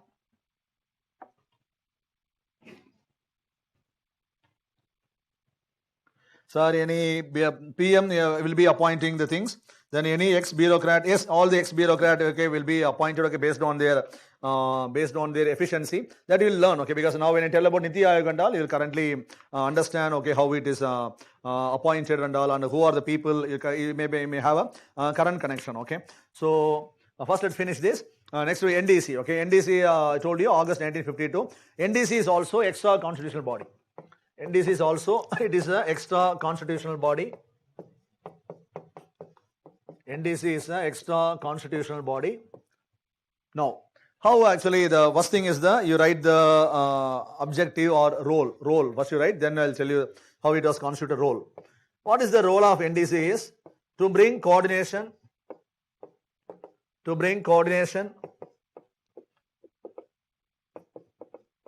between planning authorities and implementing authorities. To bring coordination between the planning authorities and implementing authorities. To bring coordination between planning authorities and implementing authorities. Okay, so right up to this, then I'll explain, then we go back to the notes. Okay, so the main thing is to bring coordination between the planners and implementers. How we achieved this? Because the NDC was structured in such a way, it is made up of both the planners and implementers, all the people are involved, okay. So how we made means all the planning commission members, okay, the chairman, deputy chairman, secretary, full-time members, excluding the part-time members, all the team will be in the NDC, okay. Then this side, who are the implementation team? PM. Then followed by him, the union ministers, okay. Then union level ministers are implementing. State level, who will implement the scheme? The state level chief ministers. Then UT level, who will implement the team? The lieutenant governors of UTs. So the implementation team, central level, state level, UT level, all the people will be brought together. Then the structure was created, NDC, okay. Structure wise, now it's clear. Now function wise, how they will function means, now the planning commission, they used to call the planning process till 1991, they called it as a centralized process. But within the centralization, how we accommodated the interest of implementers means, here, a planning commission, before they make any plan, second plan or third plan, okay. First plan, it was already done, okay. Second plan or third plan, any plan, 5-year plan, if they plan to make, okay, what they will do means, before making a plan, they will convene a NDC meeting, okay. So which means NDC officials will be invited. So all the chief ministers, all the union ministers and all the planning commission team, everyone will sit together. In the meeting, the planning commission chairman or the deputy chairman, okay, so he'll ask to all the people, okay, now we are going to make the second plan. What are your requirements? You tell about requirements, okay. They'll tell, we need a program for education, we need a program for employment, we need a program for housing. Like that, they'll tell the things what they require. Based on that, okay, they'll get all the inputs. And then the planning commission team, they'll go to their office, Yojana Bhavan. There they'll make the plan. Look at the difference. So before making the plan, they'll get the opinion. It doesn't make that the plan is decentralized, okay. Before doing the plan, I'm getting the opinion. While making the plan, they are going to the office, sitting separately. Then they are making the plan, okay. Once the plans are made, then they'll come to the NDC meeting, okay. Then they'll discuss the plan in the NDC meeting, okay. Whether everything is satisfactory or you require any other inputs to be added, okay. Then they give the opinion. When everything is satisfactory, then NDC is the body to approve the 5-year plan. So here, NDC was conferred the very important power is NDC meeting, the plan has to be approved. Otherwise, it will not come out as a 5-year plans of India. So in NDC meeting, if the plan gets approved, then what is the understanding? We can infer is when the NDC approves the plan, it is the approval which is done by the planners and implementers. We cannot take it as a planners or as implementers. Combined way, both the planners and implementers, they implemented the plan. So there won't be any tussle between the planners and implementers because they will have a mindset that I'm the one who approved the plan and I'm implementing the plan which was approved by me. So both the planners and implementers, they will be having a coordination, they will be having understanding. So it was ensured by this process, okay. What was the process? NDC meeting will be convened. So the inputs means in a technical angle, how we can say means the blueprint for the plan will be provided by the NDC. Then the planning commission, commission, they will make the inner components, okay. While making the inner components, they won't invite the people, okay. They make the plan on their own. Then the plan will be discussed. When they need any changes, they will tell, okay, you add this like that, okay. Changes means not within the plan, okay. So outer level, any plan things has to be added or deleted, they will tell. When everything is okay, the plan gets approved by NDC. Then the plan comes out as the fire plans of India. So the plan gets approved by the NDC, which is a combination of planners and implementers. So NDC was considered to be the apex body or superior body with respect to approval of fire plans. So here comes a very important point. Planning Commission is a body considered to be the highest body in framing the plan. But this is the body considered to be the highest body in approving the plan. Both the statements, these are very important statements regarding the examination in the past. But now after the Niti Aayog, these statements are not repeatedly asked, okay. So now we understood about the role. Now we understood about the power, okay. The role is to bring coordination. Power is highest body to approve the plan is one thing. Now next they provide the blueprint for the plan, okay. Then what is the structure of NDC? Structure already I told you, made up of the chairman, same PM, then assisted by the deputy, assisted by the secretary to assist the PM, then the planning commission team. Planning commission team means deputy chairman, full-time members, then union ministers, and then the state chief ministers, governors. All the people will be brought into the structure, okay. So this is how the NDC function. Now you can write notes for everything, okay. One by one, let me dictate the notes. Now role. To bring coordination between the planning authorities and implementing authorities. Then one more point you write under the role. One more point you write under the role. To prepare blueprint for the fire plans, to provide blueprint or outline for the fire plans. Yes, it includes all the union cabinet. Planning commission will not include the ministers, but the NDC will include the ministers. Okay, student has asked, okay. NDC will include the ministers, but the planning commission will not include. So role 2, to provide, to prepare outline for the fire plans, outline or blueprint. Plan outline or plan blueprint. Just a outer layer, okay, so not the inner components, okay, to prepare. Next one, powers. Next we write as a powers. Powers of NDC. NDC was the highest body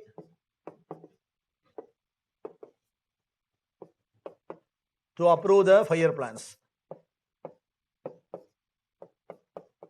Was considered to be the highest body to approve the fire plans.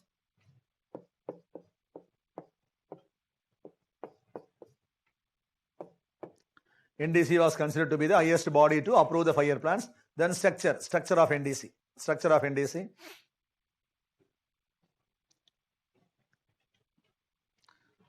Structure of NDC. It is made up of both planners and implementers. Structure of NDC. Structure of NDC. The same chairman is PM. Then to assist the chairman, here the secretary. Secretary means the planning commission secretary will be serving as secretary here also. Okay. So chairman, to assist the chairman, secretary of planning commission will be functioning as a secretary here. Then the planning commission team. Who are the team? Deputy chairman, full-time members. Deputy chairman and full-time members. Then the implementation team, full-time members. Then you can write union ministers.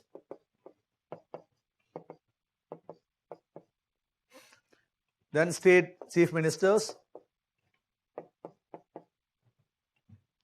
Then lieutenant governors of UTs. Lieutenant governors of UTs.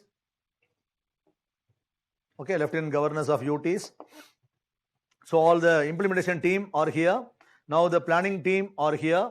Okay, then the entire proceedings is coordinated by the chairman and secretary. Okay, so this is how we structure the NDC. Okay, so here when a plan gets approved by NDC means the planners will think that, so I'm the one who approved the plan because they are in the process. Okay, when the plan gets approved means now the implementers, they think that we are the one who approved the plan because we are in the process. Okay, so there is no tussle while implementing the plan because proper coordination is established by the NDC, and then it is some sort of decentralized mechanism. Okay, so in practice we can say, but theoretically, okay, people used to say decentralized means while doing the plan you should bring the people, but you are just inviting the people before planning. While doing the plan you are not giving the room. In that angle it is called as centralized. Okay, so these are the events. This makes the difference between the planning commission and the NDC. Okay, so with this we are finishing the planning commission NDC. Now we are going to step into the next new way of economic planning called as a Niti Aayog. Okay, now read the heading as the New way of economic planning.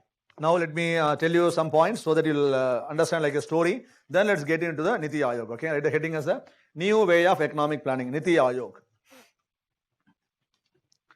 Now, we all know that on December 2014, the Planning Commission got dissolved, and 2015, the birth of Niti Aayog took place, happened, okay. So when the Niti Aayog was established, at the time a note came from the Prime Minister's office, okay, the press statement, okay, it actually read like this, okay, it was like this, okay. So what were the statements mentioned by the Prime Minister's office means? So it was like this. We are dissolving the Planning Commission. At the same time, we are respecting the commendable achievements made by the Planning Commission. But due to the changed macroeconomic as well as social perspective, it is the need of the hour to get into the new way of planning or to establish a new body to address the emerging demands of the economy. Okay. To do that, now we are establishing a new body called as a Niti Aayog. This body is going to be called as National Institution for Transforming India. Okay. That is abbreviated as NITI, National Institution for Transforming India. In what way this body is going to be special or unique or different with respect to the Planning Commission means? Planning Commission till now, they were doing the plans with only in the format of centralized way, okay, which means after 8th plan, it was told that Planning Commission will become more decentralized, okay, but they are following the same practices, which means as long as you have the age-old body, you will be continuing with the age-old practices, okay. So to introduce some new practices, you should have some new body. So on those lines, we are introducing the Niti Aayog, okay, which is going to implement the decentralized approach in a real way or in a practical way, okay, or in reality. That's the point number one. Second one, Planning Commission was implementing the plans under the fixed approach, which means under the fixed format. The components are not getting changed, they are not adding or deleting or updating. But that's not appropriate, because in the changing times we have to modify the plans. So to accommodate the changes, we should implement a kind of plan which will accommodate the changes. That is none other than the rolling approach. That's the second thing. Okay. Then third thing. So Niti Aayog is going to act as a body which is going to act as a think tank of India. Okay, what is the point of think tank of India? Means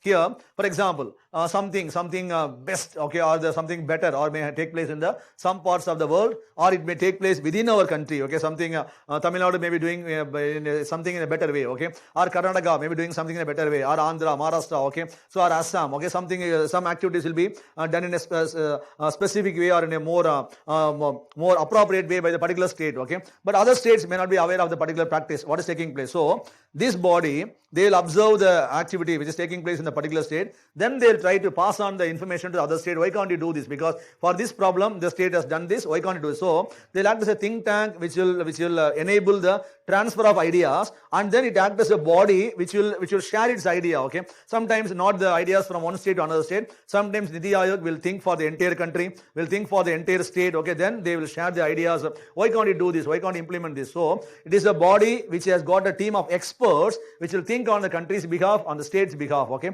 so it is a body which has got the full team of technocrats. Okay, so we will think all about the country's requirements, and then they'll pass on the intellectual knowledge or intellectual energy to all parts of India. Okay, that's how the body was. That's how we have designed the body. So that's how the statement read.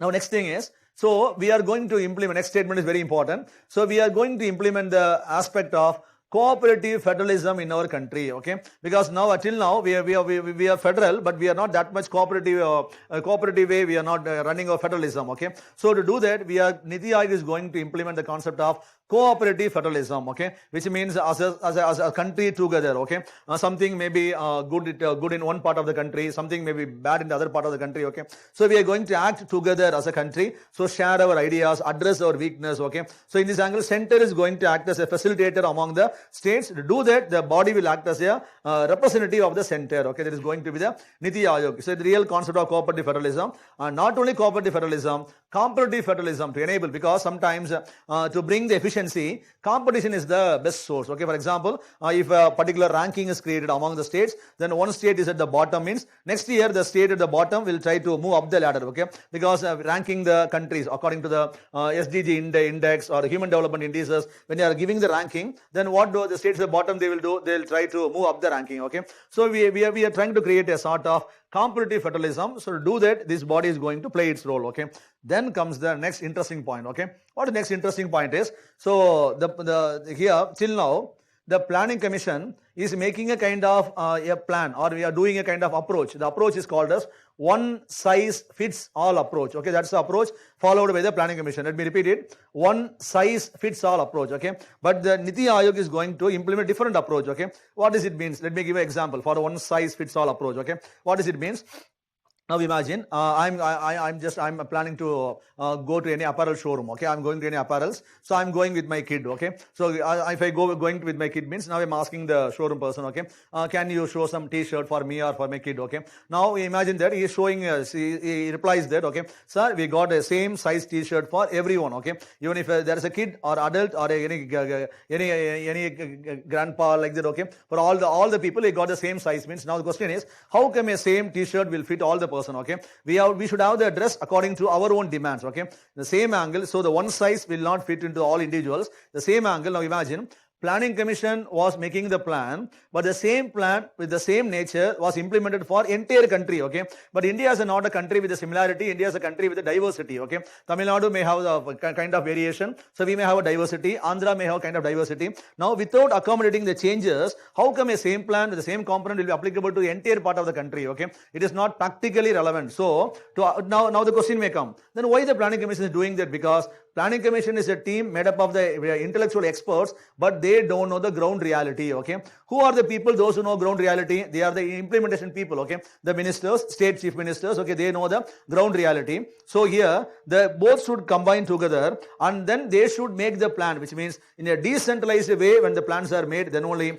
the plan will become more realistic, or the plan will accommodate the interest of diversified nature. Otherwise, the diverse elements will not be brought into the planning process. You can make only one size fits all approach. So the concept is, when the planning commission make a plan at central level, it will be like one size fits all approach, which may not be suitable to all parts of the country. But when all the people, Tamil Nadu, when they want to make a plan, Tamil Nadu can join hands with the Niti Aayog. Tamil Nadu know about the ground reality of Tamil Nadu. Then they may join with Niti Aayog. Now they will make a plan for the respective state based on their own choice. Okay. Now Andhra, okay, when they want to make any plan, okay, now they'll get the help of Niti Aayog, which is made up of experts. Now these people know the ground reality. Okay. Now they combinedly sit together. Then they can make a plan for the Andhra government, which means no one size fits all approach.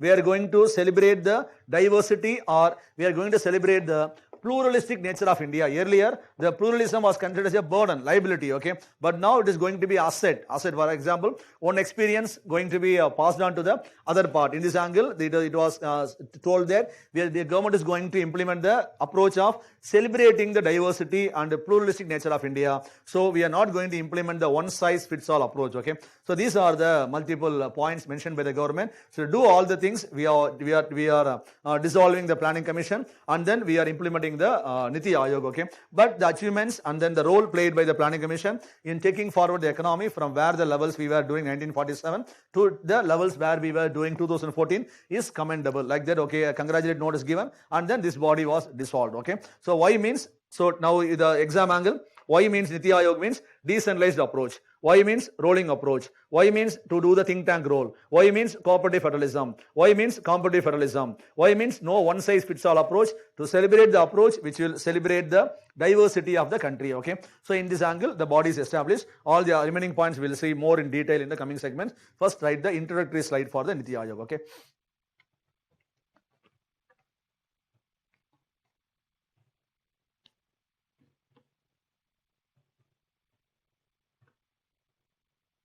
Subject matter experts, planning commission, will it include? Yes. Yes, because it will be included in the part-time members. Sir, was second meeting convened with the NDC once after the plan was formulated before getting the approval. If the meeting is required to discuss about the plan, then second meeting will be convened. But minimum there will be two meetings. One is before the plan and after the plan. There may be 3 or 4 meetings and all will be conducted. Can we also say that planning commission has taken domination? Yes, planning commission has taken a domination on finance is absolutely right point, okay, because that you will understand when I tell about Niti Aayog, okay, because Niti Aayog I will tell you, okay, so when you understand it completely, you will get the complete picture. So now your point is, yes, you are right, okay, so the domination over the finance commission, yes, but now that doesn't happen with the Niti Aayog. You have taken the financial powers, which I will explain, okay, you can...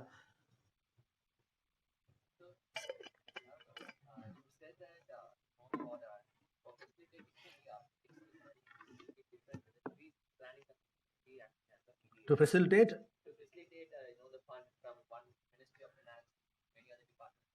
not only the fund facilitation, to facilitate the plan coordination activities. So suddenly if there is an extraordinary situation where a canine or a bar like situation happens, and Ministry of Defense immediately wants some form of some form of fund. But at the same time, so at that time will the planning commission be acting as a mediator, or No, the thing is, planning commission will not act as a mediator. Actually, planning commission, the funds will be given to the planning commission only year after year. So when the but actually now you would have seen that not now. Earlier we used to have two different terminologies. One is called as when the government makes the expenditure. Now in the public finance class you would have learned. Okay, there are two types of expenditure called as revenue expenditure, capital expenditure. These are two terms what we use now. But before 2016, we used to call them by the two different terms. One is called as the plan expenditure, non-plan expenditure. So year after year, when the budget allocates funds for the components included in the 5-year plan, they are called as a plan expenditures of the government of India. Every budget, there will be a term called as a plan expenditure. Plan expenditure, this year we are giving 1 lakh crore. Plan expenditure, we are giving 2 lakh crore. So like that, every year we'll be having plan expenditure. But once after this planning commission got dissolved, we have scrapped the plan expenditure component also. Now we don't have any components. So there are two important components: plan expenditure, non-plan. Within the plan, there are two things: plan expenditure revenue, plan expenditure capital. Non-plan revenue, non-plan capital. Now let's come back to the question. If there is any defense issue, okay. So every year government allocates the budget for the defense now. At that time when they increase the allocation for the defense, then automatically this thing will come down. So that will be set back. Okay. So centralized to decentralized, fixed to rolling plan, think tank, cooperative, competitive federalism. Okay. So these are about the need for Niti Aayog. Okay. Why the Niti Aayog was established by the government by dissolving the planning commission. We got some answers. Okay. Government angle, why they dissolved the planning commission. Okay. So how we can apply this in the examination angle means when a question is asked why the planning commission got dissolved means for this reason government of India dissolved the planning commission. Okay. So these are the pure academic oriented points. Okay. Not the political based points. Okay. Now next one is. Now the function of Niti Aayog. Niti Aayog is doing 4 different functions. Okay, 4 different. One is need not copy. Okay, for copying purpose. Next slide I given in a simple format. Cooperative federalism. Next one is to act as a think tank. Next one to design the policy and then to monitor the policy. 4 angle. Remember, one is cooperative federalism. Then think tank. The same point what we have seen. Then to design policy and program and then to monitor the plan which are getting implemented. Okay, 4 angle you can easily remember. Okay, think tank, cooperative federalism, to design policy and then to monitor the policy, everything. Okay, these are the 4 functions. Now you can write functions of Niti Aayog. Niti Aayog's task or the functions.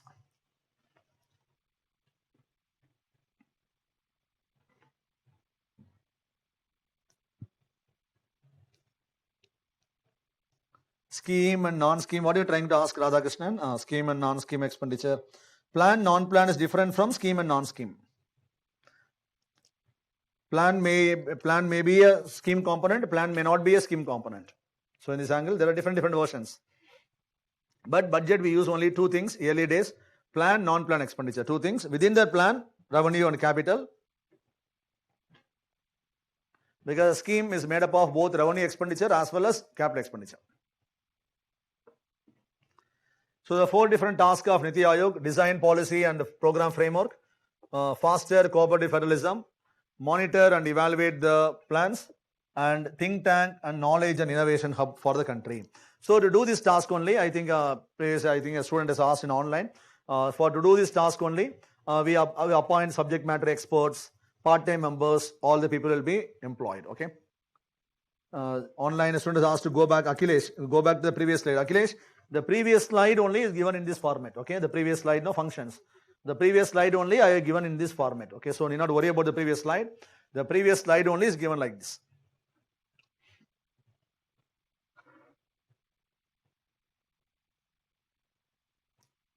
Radhakrishnan, sir, is the plan and non-plan is changed to the scheme and so that is a different perspective, Radhakrishnan. Actually, scheme is normally will be made up of 2 components. One is the scheme may be revenue as well as capital. Now you completely forget about the word plan and non-plan. Plan and non-plan, they are different. When the expenditures are done with respect to the things envisaged in the 5-year plan, we call them as a plan. The 5-year plan may be a scheme oriented, maybe non-scheme oriented. So you cannot look for exact thing. Okay, so in that angle you try to understand you get the perspective. So first the expenditure means two types, basic things. One is revenue, one is capital. That's all. Okay. This revenue and capital may belong to plan or may belong to non-plan. Same revenue and capital may belong to scheme or may belong to non-scheme. Okay. This angle you try to understand. So you get holistic view. Okay. So Niti Aayog's task. Next one is structural setup. How the planning commission was structured. Structural setup of planning commission. Sorry, Niti Aayog. Now first slide is going to be the slide which will be having resemblance with the planning commission. Okay, two slides I have got here. Structure, one is the basic structure which will resemble exactly the planning commission, which means this Niti Aayog is also made up of chairman, then deputy chairman, then secretary, full-time members, part-time members, then we have additional structure. Okay, the additional structure makes the difference between the planning commission and Niti Aayog. So first you copy the first slide. So this one is exactly, this will resemble the planning commission. So structure of Niti Aayog is also made up of the previous planning commission setup. So exam angle, when the question is asked about the differences, so these are not differences, these are the similarities. Similarities between planning commission and Niti Aayog. So this is a similarity. For understanding, this is the similarity.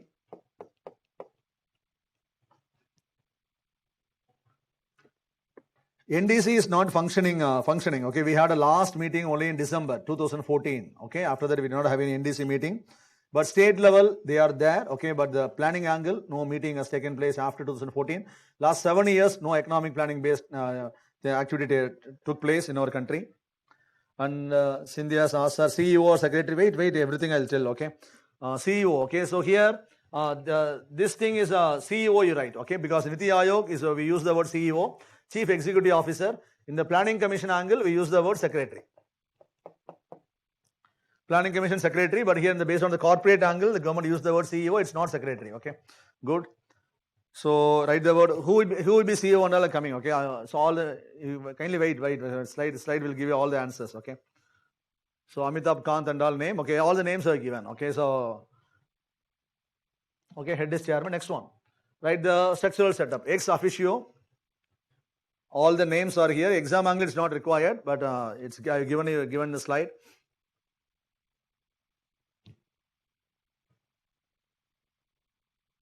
Who is the vice chairman of Niti Aayog now at present?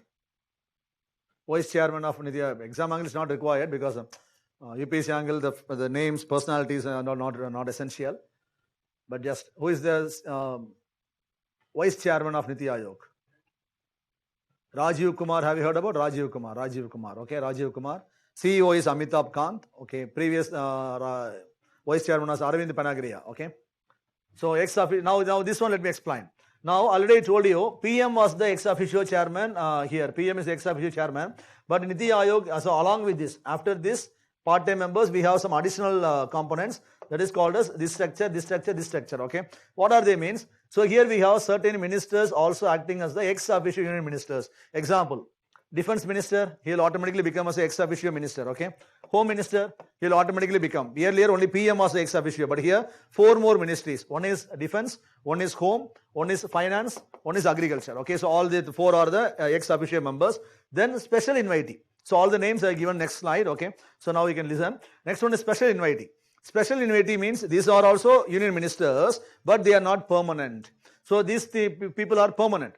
So these people will be keep on getting changed. But here also, during 2019 in the month of June, the Prime Minister shuffled this ex officio portfolio.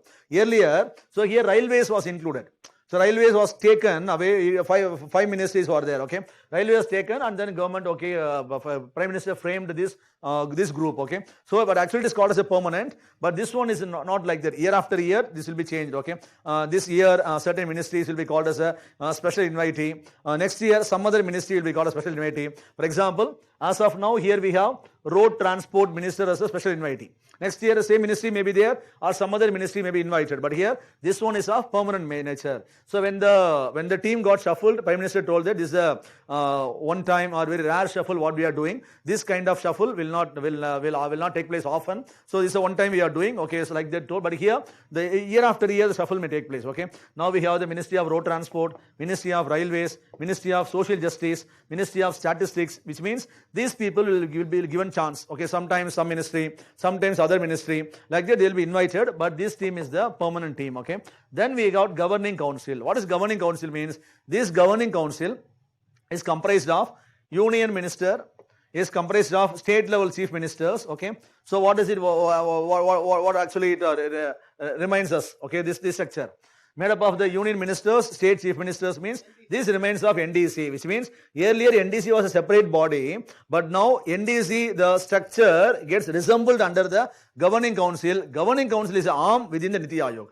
You able to get the point? Earlier we had a separate body called as NDC, but now meeting is not taking place. Okay, so NDC we did not convene any meeting, but the same function of NDC is served by the body called as a Governing Council, which is operating under the arm of Niti Aayog. Okay, so these are the things you should remember. All the things given in the next slide. Okay, for writing purpose. Okay, you can write first one. Now you asked me the name, no? So the full-time members. Okay, the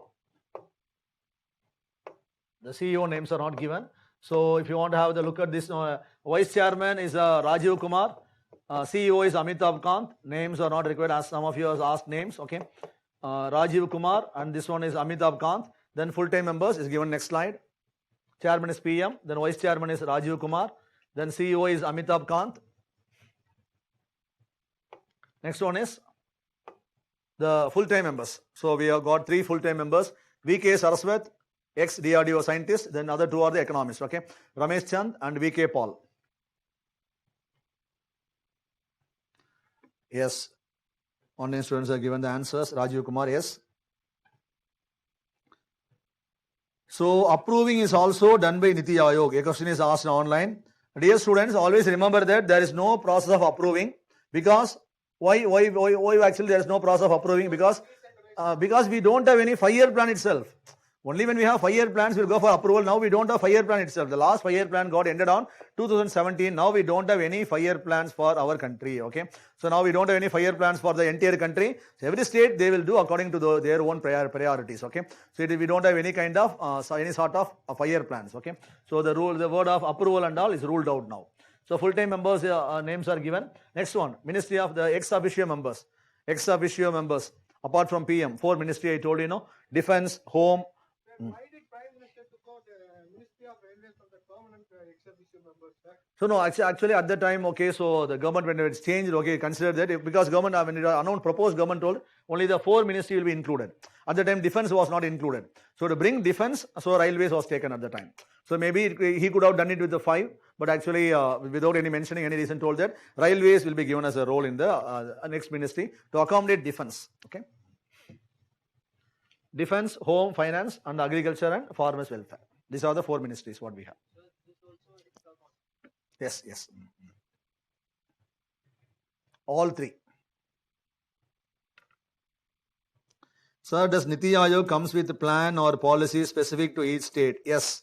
Their duty is they actually when you go to Niti Aayog website year after year or now and then they come with many formulations, many proposals. But the thing is, it is not.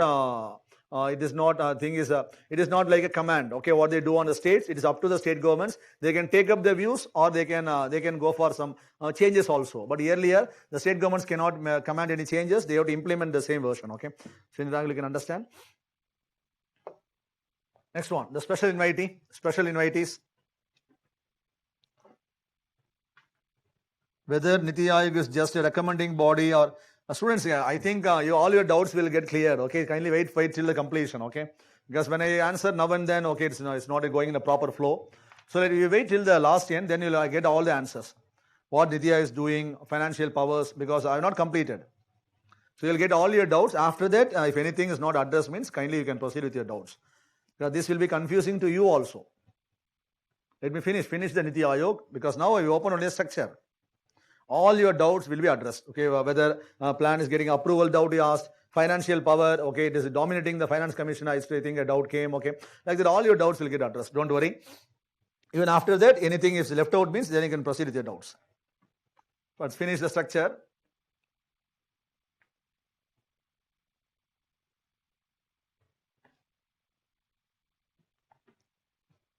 So now we are given the introduction on Niti Aayog, then we are doing with the structure of Niti Aayog, okay.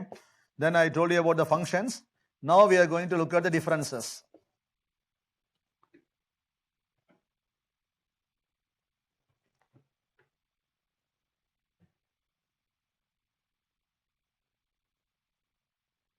Okay, copied.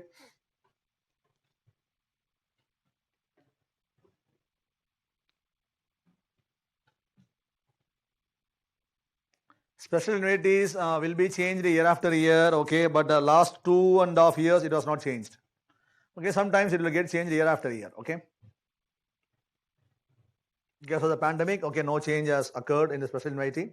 Earlier, year after year, it was getting changed, okay, before pandemic. Now, differences between Niti Aayog and Planning Commission. What are the differences between the Niti Aayog and Planning Commission? One by one, we want to learn about the points in the analytical way, which will help us to attend the questions with respect to mains.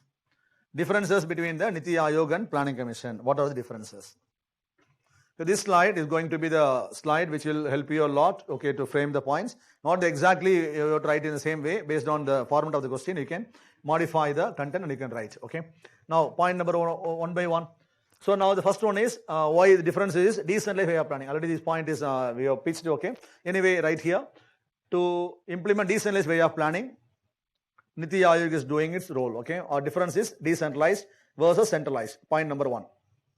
Second one, Niti Aayog is giving more role to the states. Is giving more role because now we don't make any 5-year plans.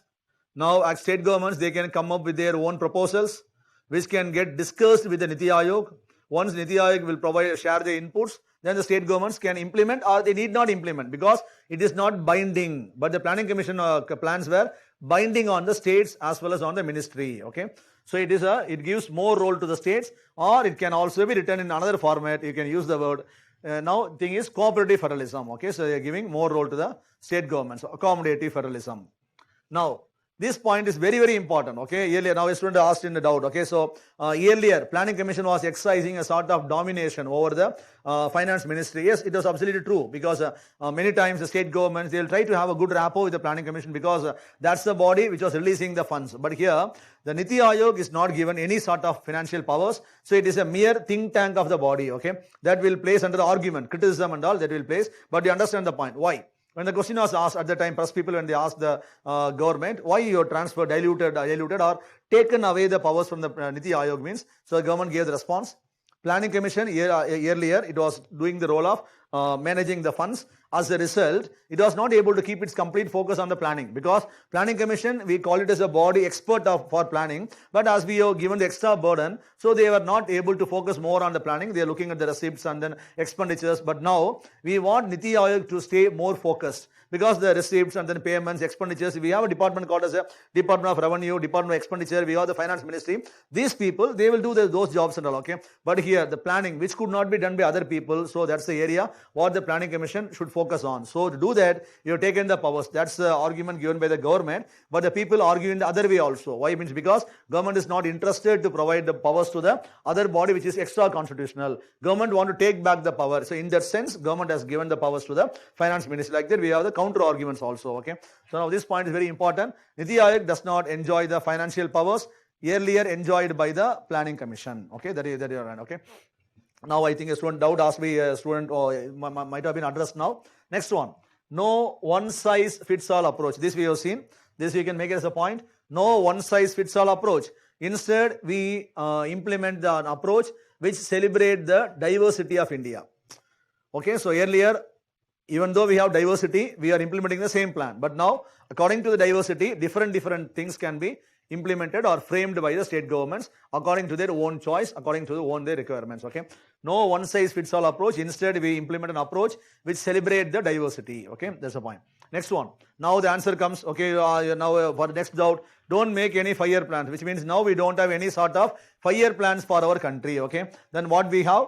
Instead, Niti Aayog has now made some long-term vision for India. That is called as a vision document, where we would like to see India or visualize India after 15 years. They got some vision. Now, vision cannot be achieved without any pathway, okay. So, to achieve the vision, for example, imagine the board is the place where I would like to reach, okay. So, that's a vision. But to go there, what I can do? I can go in this way, or I can take this route, or I can take this route, okay, like that. So the vision is a long-term thing, but to achieve, the government has framed some medium-term approaches, okay. So this strategy you can use to go reach the vision, or this strategy, like that government has given some, Niti Aayog has made some documents, okay, what could be done, okay. So it can be utilized by the state governments and central governments to achieve the vision, but it's not binding on the state government or central government, okay. Niti Aayog has given suggestion. These suggestions also will be very often modified by the Niti Aayog according to the changing requirements or changing dimensions of the country, okay. So medium term. Then, so this is the strategy. Now in this strategy, how I'll act on a everyday basis, on a year after year basis.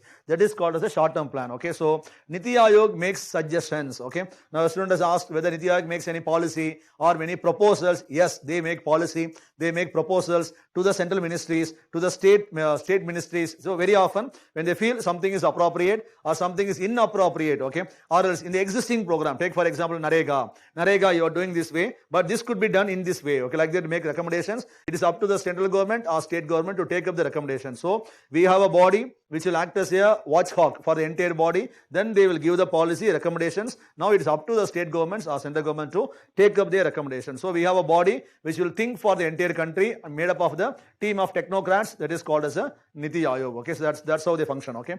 Now we don't have any 5-year plans. Now instead they make some proposals, policy proposals, okay, suggestions to the entire country. So long term, medium term and short term plans, okay. Now next one is constraints. What are the constraints faced by Niti Aayog? Okay, what are the constraints? What are the issues they have? Constraints faced by the Niti Aayog. Now Helen has asked whether Niti Aayog is just a recommending body or is it as any comment. Niti Aayog is a recommending body, not any, cannot exercise any control. Okay, it's not a commanding body. Constraints. Number one, whether the Niti Aayog will have influence without financial powers. It is a question number one. So Niti Aayog, whether the Aayog can exercise any command without the financial powers, means it cannot. Okay, that is the constraint. Okay, constraint number one. Second one, legacy issues. What is legacy issues? Earlier we having the planning commission since 1950. All of a sudden we have brought the Niti Aayog, means how the country or the different departments they will accept. Okay, so that is a legacy issues, or always there will be comparison between the planning commission and Niti Aayog. Okay, so this issue, the second issue, constraint. Then we got now this point is very important. You have dissolved the planning commission, but you have not dissolved the parallel institutions running in the country. Okay, for example, state level planning board we have, it's not yet dissolved. District level planning board we have. All the things were established during the planning commission days. So central level you dissolved, but state level you have the age-old existing bodies. Okay, so that is the parallel institutions problem. Next one is right up to this.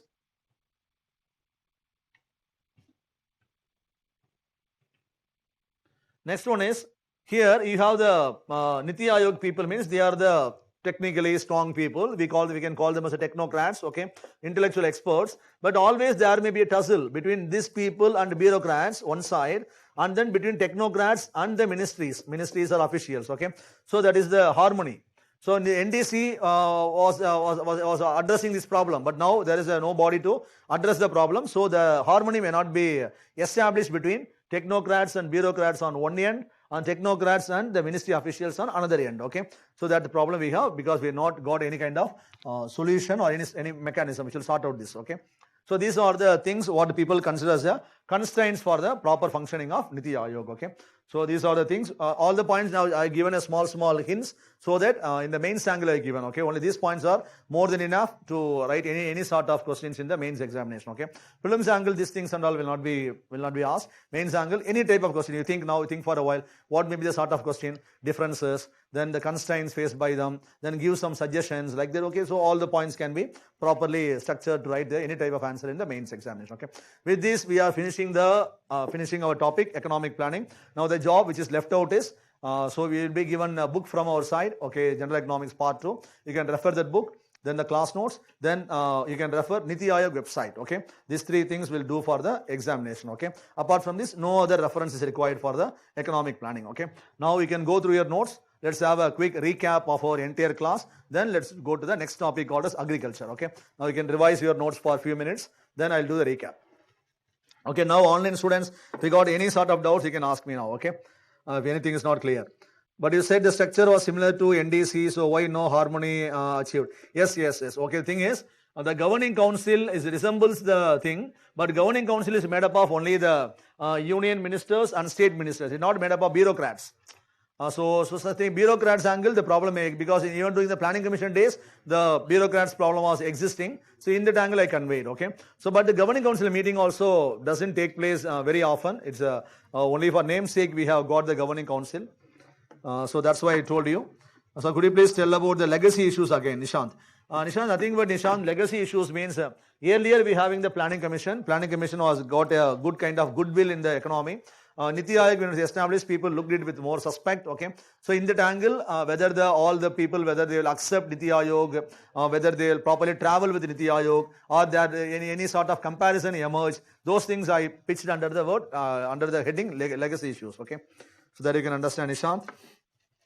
Can you turn to need for Niti Aayog slide? Okay, so Akhilesh.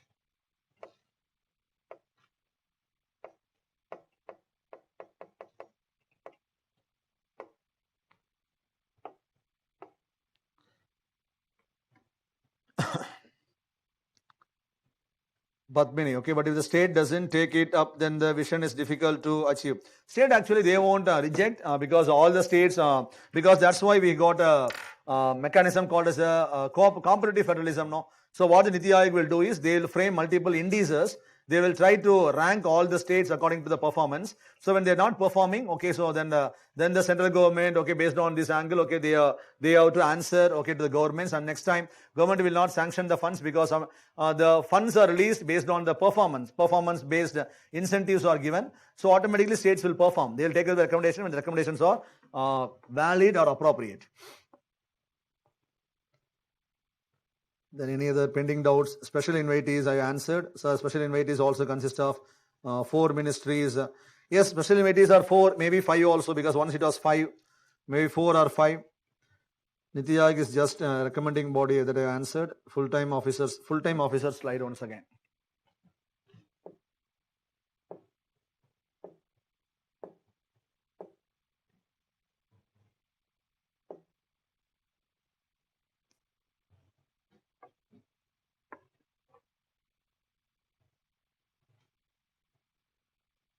If state CMs are part of NDC, yes, that's the thing I mentioned. While making the plan, the people are not involved. Okay, always have this point in your mind. While doing the plan, the people are not involved.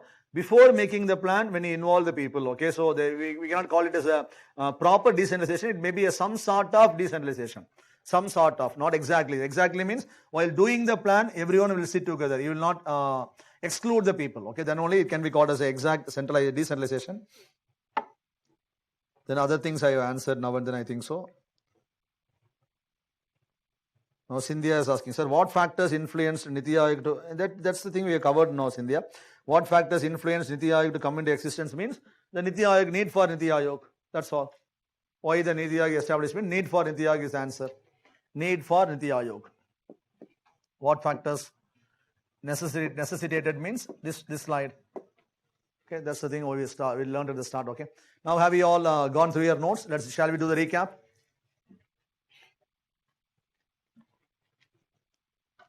Okay. So till now we have covered about, excuse me for a minute.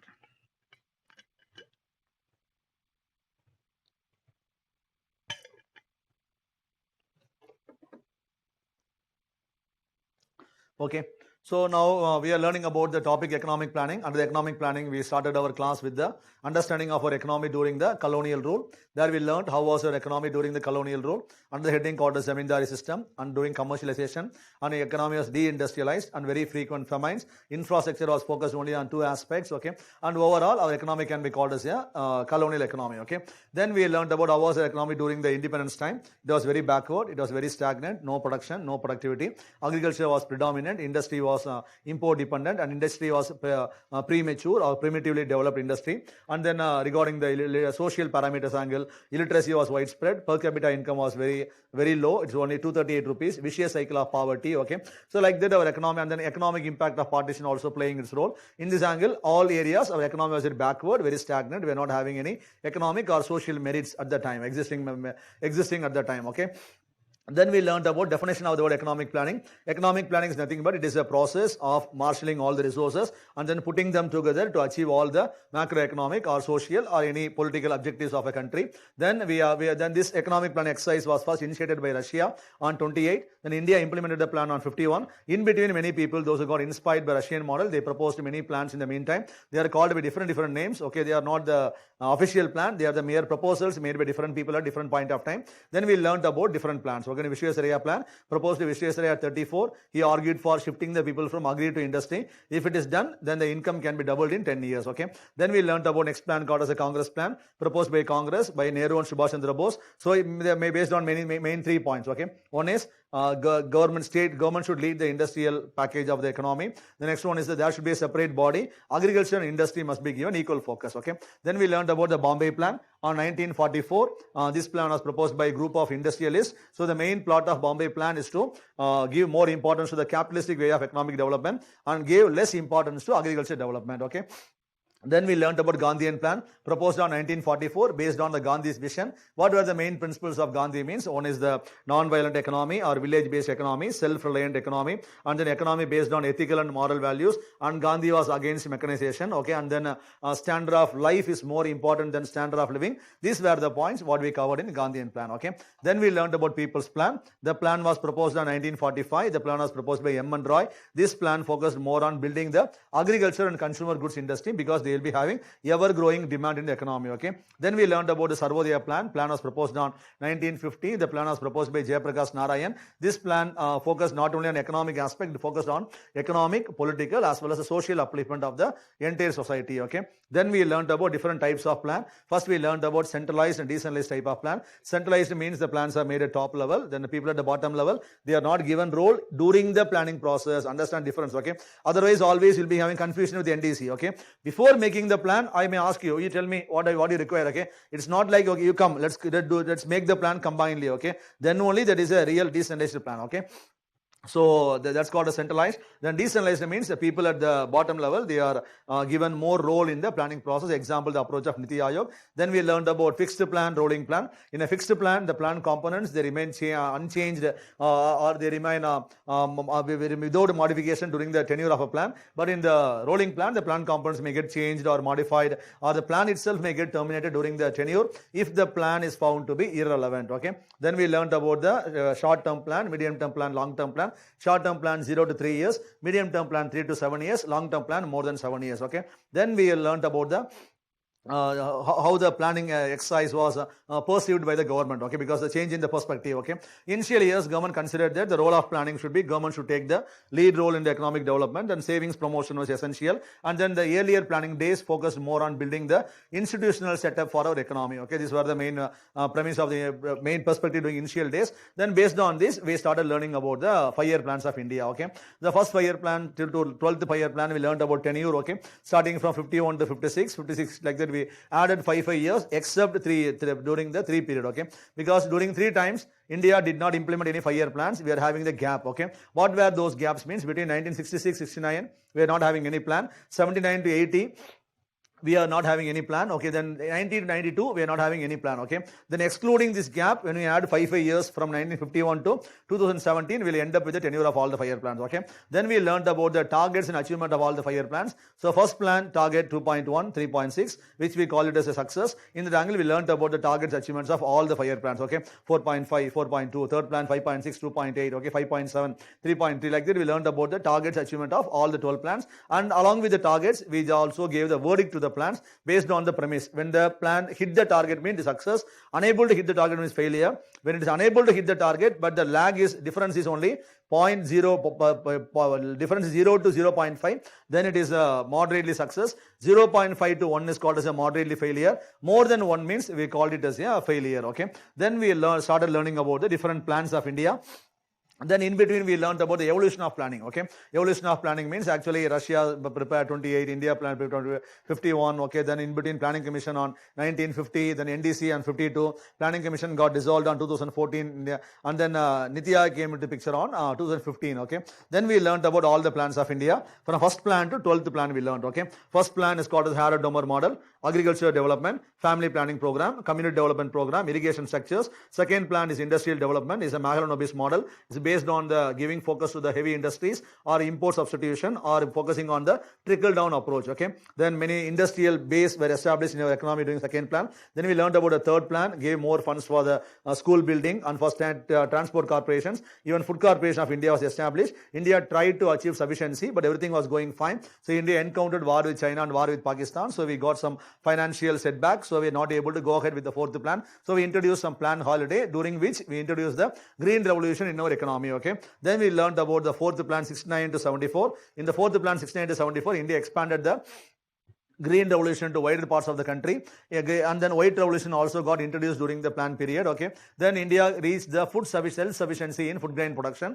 Then we learnt about when the things were going fine, once again India had a war with Pakistan because of the Bangladesh liberation war. Then once again the funds got diverted. India was unable to achieve success. The target was 5.7, achievement was only 3.3. Okay, then we learnt about the fifth plan. Fifth plan, the focus was to reduce the poverty under the slogan called as a Garibi Hatao. And then the main focus is to reduce poverty. Government of India was focusing on general approach till the fourth plan, but India moved on to the targeted approach from fifth plan onwards. Okay, many poverty alleviation programs like Food for Work program and then minimum needs program, these things were introduced during the fifth plan. But the main setback for fifth plan is the plan got terminated 1 year before its completion. Okay, then we learned about sixth plan of India.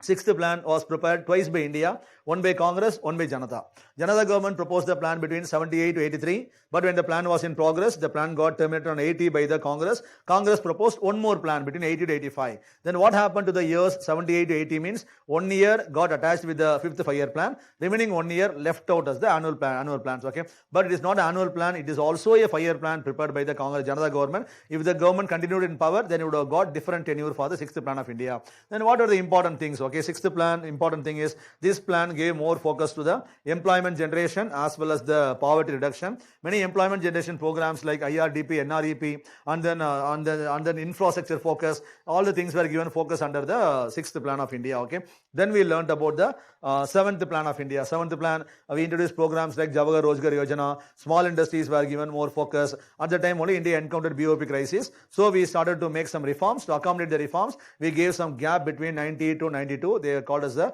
mere years of annual plans. Why means because of economic reasons, because of political reasons, because of economic reforms. Okay, all the things led to the gap. Then India stepped into the eighth plan. Okay, from eighth plan onwards, the perspective of planning got changed because the role of government in a mixed economy, okay, or in the market economy, what is the role means? It becomes a mere indicator, okay, and then becomes a facilitator. They try to make inducements with the help of monetary and fiscal changes in the economy, okay, and government will focus in the areas where the privates will not focus, okay. Example, in the social infrastructure, and then government will give more role to the PPP projects in the economy. Like that we got to change, okay. Then we learned about the eighth plan. Eighth plan is a plan which accommodates the reforms. India became member of WTO. Ninth plan, growth with equity and social justice. 10th plan, growth with self-reliance and modernization. 11th plan, faster and inclusive growth. 12th plan is faster, more inclusive and sustainable growth. Okay. Then at last we learned about the new way of economic planning. When we tried to learn about new way of economic planning, we learned about the planning commission, and then we learned about NDC. Okay. What was the planning commission? Planning commission was extra constitutional body established in the month of March 1950. So what is the role of planning commission? To prepare the 5-year plans of our country. So the planning commission was structured in such a way that it is a head is a chairman.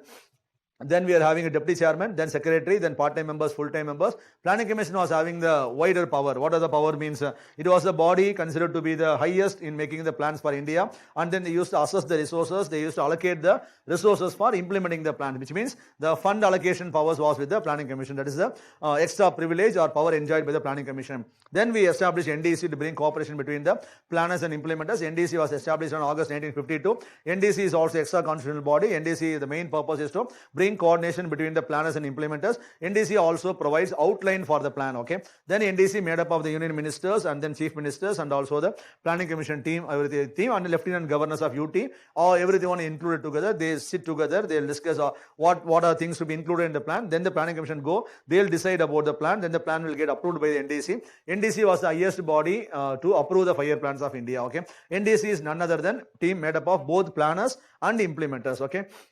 Then we learned about Niti Aayog. Why the Niti Aayog established means because we have to carry out the decentralized way of planning and then to implement the cooperative federalism, competitive federalism, no one size fits all approach, then to act as the think tank of India. Then we learned about the functions of Niti Aayog. The 4 important function is to act as a think tank, to implement the cooperative federalism, design policy, and then to monitor the programs and then other things, whatever is happening in the economy, to monitor them and then to evaluate the performance. Okay. Then we learned about the differences between the Niti Aayog and non-differences.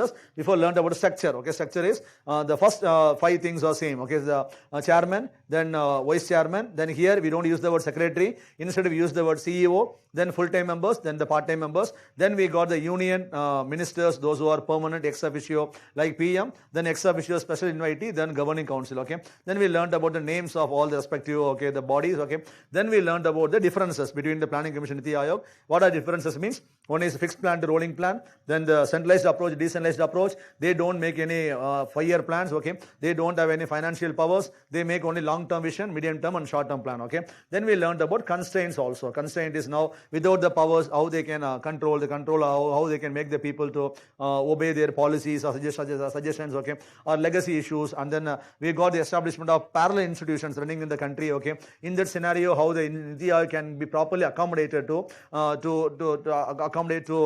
address the concerns of the economy. Okay, so in this angle, okay, we learned about the constraints. Okay, so with that we finished the Niti Aayog. Remaining things and all, just you have to refer the Niti Aayog website, then the newspaper. That's more than enough with respect to general economics. Okay.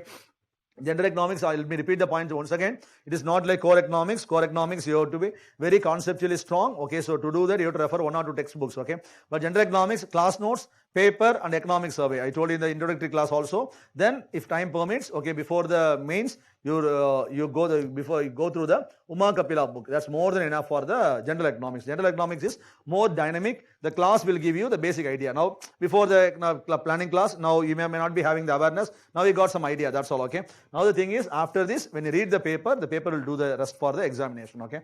Now we have finished the topic economic planning. Now we are going to step into the next topic called as agriculture. Okay. Now what shall we do? Shall we take 5 minutes break and then shall I continue, or 5 minutes break? 5 minutes break, or what shall I do? Shall I finish the class by 7:15? 7:15 without the break. 7:15. No. Okay. I'll do. Okay.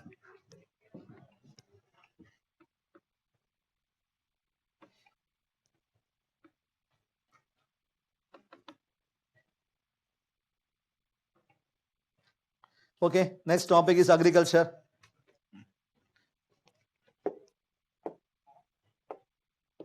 Okay, the first topic is over. Next one is agriculture. Yes, online students also recommended to continue without the break. Okay, so I will try to wind up before 15 minutes.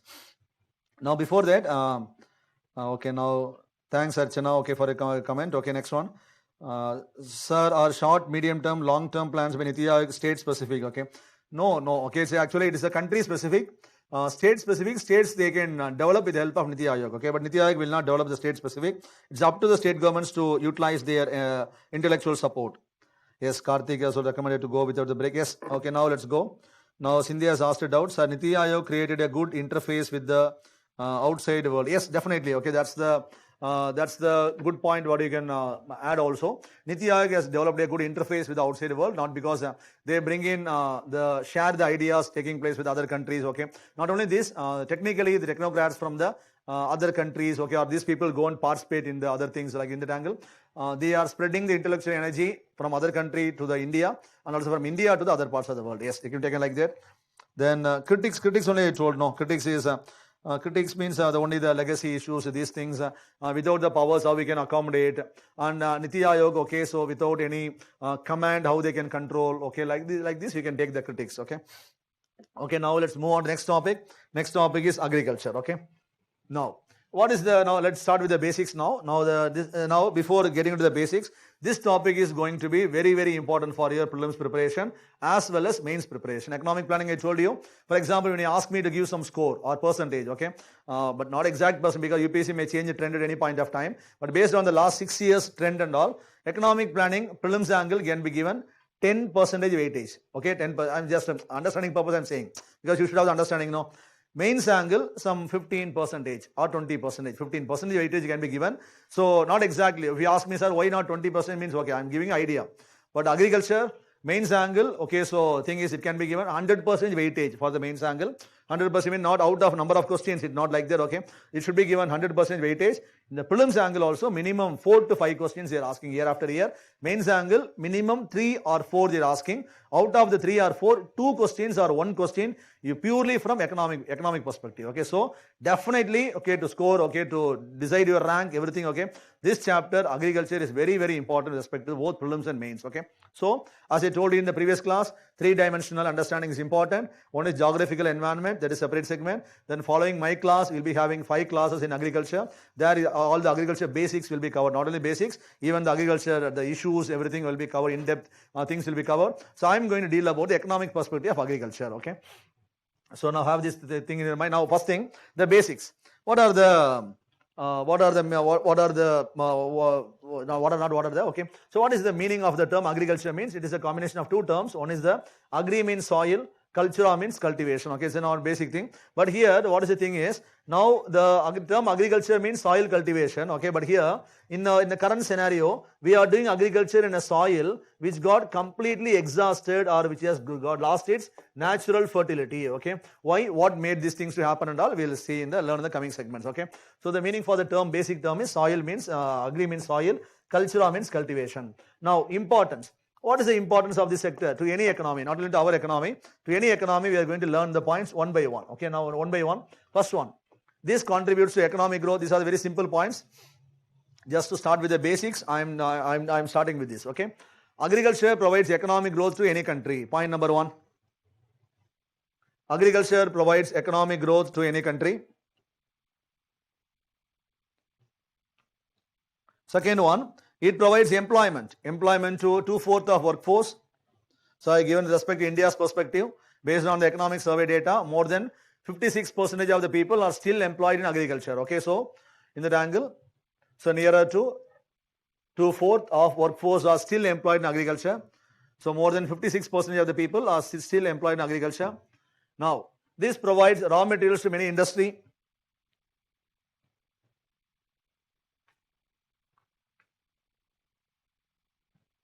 Now, let me give you a small clue, okay? Why these slides and all, what way these slides may be important, because sometimes look at the slide, what kind of interpretation or what you may think is. So this is very simple now. So I know about this agriculture means economic growth, employment and all, okay? But how these points will be helpful for the examination, mains angle means, sometimes a question may be asked, okay? Discuss or critically examine the role of agriculture to an economy. The question is asked. The question may think is a tougher question because critically examine the role played by agriculture in economy means very simple answer. How we can derive the point means, for example, economic growth is a point. No, this point you got to reverse the point. When the agriculture is not given the due respect or when it is not given the due importance, then the economic growth of any country will be affected because the part of the economic growth is derived from the agriculture sector of economy. Able to get the point. So it's a simple point. Only from this point only how you have to frame the points in the mains perspective. I'm giving a small logic for the mains. Okay. So logic is the points for the mains will not be given separately in the paper or in class notes or in textbook. Whatever you are coming across, that you have to convert as a point according to the demand of a question. This mantra always should remember. Okay. So according to the demand of question, same point. So how we are cooking. So cooking will be having the same ingredients now. When you make sambar, okay, same thing will be applied in different format, okay, or any veg gravy, non-veg gravy. So same thing we are changing now. How the dosage, same angle, same points. How we are pitching. That's mains. Okay, all because mains is not about having different points served according to the different questions. Same points we have to modify. Okay, so in this angle, even a smaller points will play a crucial role in it's up to us to how we are pitching the point. It's not about the point what we are writing. It's about how we are writing the point. Okay, that's the mains. So in this angle, okay, now the economic growth, employment to 2/4 of workforce, then raw materials to many industries, Then export earnings. Export earnings, we know, in agriculture things, when they become surplus, we export them to other countries, so they fetch us foreign exchange earnings to our country, forex revenues. Then food security to the people. Now, you know about the meaning of the food security, no? Can you explain me what is the meaning of the term, definition for the word food security? Food security. Security in the sense it will help us to be self-sufficient in many ways. That's the thing I aimed for. Okay, now let me take clue from your answer itself. What is the difference between the word sufficiency and security? Because security in the sense sometimes we may need to depend on other countries, like for example, Western nations to get our agricultural commodities. Sometimes they may place a demand that if you want rice or something else, you have to do something. No, to achieve, to ensure security, so the problems you are telling, okay, what problems we may encounter in the future. What I'm asking is, what is the difference between the term food sufficiency and food security? Exactly. Food sufficiency na enna? Providing food to all the people or coverage. It depends upon the coverage of the. Sufficiency is also all the people, all people. Now let me give a small clue. Let's take the word food out of this picture. Let's replace the word with the income. Now you make a guess. What is the difference between the word income sufficiency, income security? Now you would have got the picture. Income sufficiency means, for example, I am calling myself, I'm income sufficient. Now I am calling myself income security. What is the difference? Income security means basic. Income sufficiency means having income sufficient for my needs. But security means No, first you finish this. Income sufficiency means having income sufficiency to meet my needs. Then you complete this. You have to add some other thing. Sufficient. I am calling myself sufficient, income sufficient. Then what is the meaning? Income sufficient means, can I be called as income secured? Income secured people are sufficient people, but income sufficient people are not secured people. You able to get the point? So what is the meaning thing? Now you finish this. Okay, now you got the understanding. Okay, you got the understanding in your mind. Put it in the words. Income sufficient means Right now we are exactly. Okay. Income sufficiency means, now imagine what is the point is, now I got some good bank balance. With the balance, I can meet my income for 6 months. Which means I can balance my expenditure for 7 months or 1 year. That is means I am sufficient for 1 year or 6 months. Okay. But secured, I call myself, I am very secured. Income secured means, okay, I got the financial base which will meet all my interests throughout my lifetime. Okay. Which means you should have the ability, which means I should have the income, which means now I don't have income, but I got the source from which money will come flow into my account year after year, month after year. I got some source. Okay. So that is called as secured. I am secured, same angle. So here the word is food sufficiency means, imagine country requires 10 million ton. This month we require, okay. So we got some 40 million tons in the godowns. So we are food sufficient because we require 10 million tons per month, but we got 40 million tons in the godowns, okay. But what is meant by food security means, I got the storage structures, I got my lands are more capable, I got all proper irrigation structures, so I can ensure that production will take place in my country in uninterrupted manner for the entire part of the life, which means, okay, security means having the means on mechanism to provide food to the people at all point of life, not about providing at one point of time. A sufficient country may become insufficient, okay, but secured country should not become unsecured, okay. If it happens, that is a rare scenario, okay. That is the difference between the word security and sufficiency and all, okay. So because why I am saying means, this security is a very important topic in agriculture. You would have heard about the Important Act of India, no? What is Important Act of India?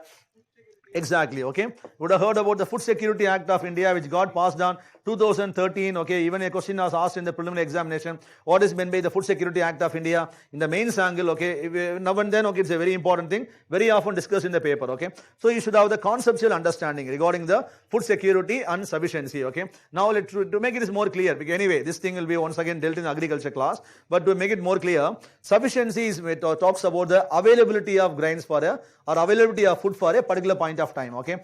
But the security talks about availability, affordability means, so the thing is, the people should have the income, okay. How the income? One is the people should have the income, or else government should provide to the people at the affordable price. Affordability naturally available to the people, or else government should make the grains affordable to the people at the affordable price. Example, PDS. Example, okay, the Food Security Act of India, okay. So grains must be available, grain must be affordable, okay, and then grain must be accessible to the people at all point of time, okay. And the accessibility is called with a term called as a stability. So availability, affordability and also stability of food grains. Okay, stable supply must be ensured. Okay, now we cannot stock grains for the entire lifetime in a particular godown. Okay, the thing is we should have the mechanism, built-in mechanism, which will ensure that there is uninterrupted supply for ever in the country. That is called as food security. Okay, so Food Security Act of India focus on food security. So, and then sufficiency means it is the initial point for the food security. Okay, India became sufficient because of green revolution. But the thing is, we have to make ourselves secured. Okay, security also includes sustainability. Sufficiency does not include sustainability. Able to understand the point? Okay. Now provide food security. Okay, so food security. Then next thing, to control inflation of agri commodities. To inflate this one, be a very simple point.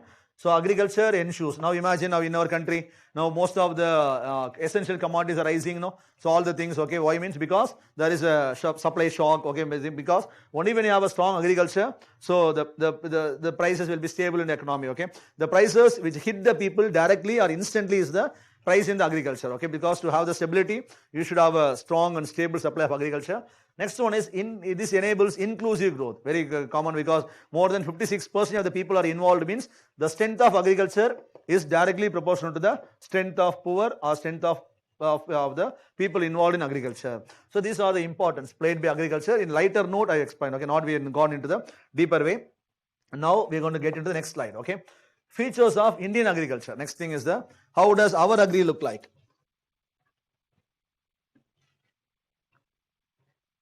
Sufficiency is a present factor. Yes, yes. As Archana has given reply. Then another student. Okay, name is not here. Yes. So many of you, Ashwin. Okay, okay. Right answers. Padmini. Okay. So Satya. Yes. Okay. So all the answers are right. Okay. So now features of Indian agriculture. Okay. One by one we are going to learn. Now first one is subsistence agriculture. Okay. Now India's agriculture how does it look like means first point is subsistence agriculture. Now don't copy all the points. One by one I'm going to explain. Okay. First you write the first point alone. Subsistence agriculture. We're going to have some because previous slide that was self-explanatory. Okay. This one we need some explanation. Okay. Subsistence agriculture. What is the meaning? Subsistence agriculture means Only producing food commodities for the present need. not present need. Okay, first part is right. Second part finish. Second part is change. First part is okay. Producing it for the not for the present need. You have to change it to some other. Somebody is trying to answer. Exactly. Okay, for the own needs. Okay, if I'm a farmer, I will produce to meet the demands of my own family alone. Okay, so now if I may be having some little surplus I cannot take to the market, which means producing the grains to meet the demands of the own family. Okay, so that is called a subsistence agriculture. Our Indian agriculture is predominantly subsistence. Why? Because the farmers got small acreage of land holdings. Okay, small holdings. With the small land holdings, they are able to produce less. Then a question may come on your mind, sir. Many countries, even with the small land holdings, they are able to produce more. Means why? Means because the productivity is not improving in India, because the farmers are not having awareness, they are not coming forward to implement technologies. Even when they come forward, they got the capital constraints, they are not able to implement. Like that, it is a lengthy story. Okay, the flow chart will continue. Okay, so now the thing is subsistence, which means doing agriculture in a smaller way to meet the demands of the own family. Okay, or it's doing agriculture to meet the own demands. That's all. Doing agriculture to meet the own demands. Sometimes they will be having some excess, but it is negligible excess. Next one, pressure of population. Pressure of population, you can write pressure of population. Now we are going to have two things. The pressure of population. Population actually it is applying two kinds of brakes in our agricultural economy. Okay, two important points we are going to learn. Population is putting two kind of pressure on in our agriculture. One is it is applying a sort of brake on the lands of India. Land means on the agricultural lands. It is applying a kind of brake or it is putting a pressure. One more thing is it is applying on the people. People, those who are involved in agriculture, it is applying a kind of brake or a pressure. Okay.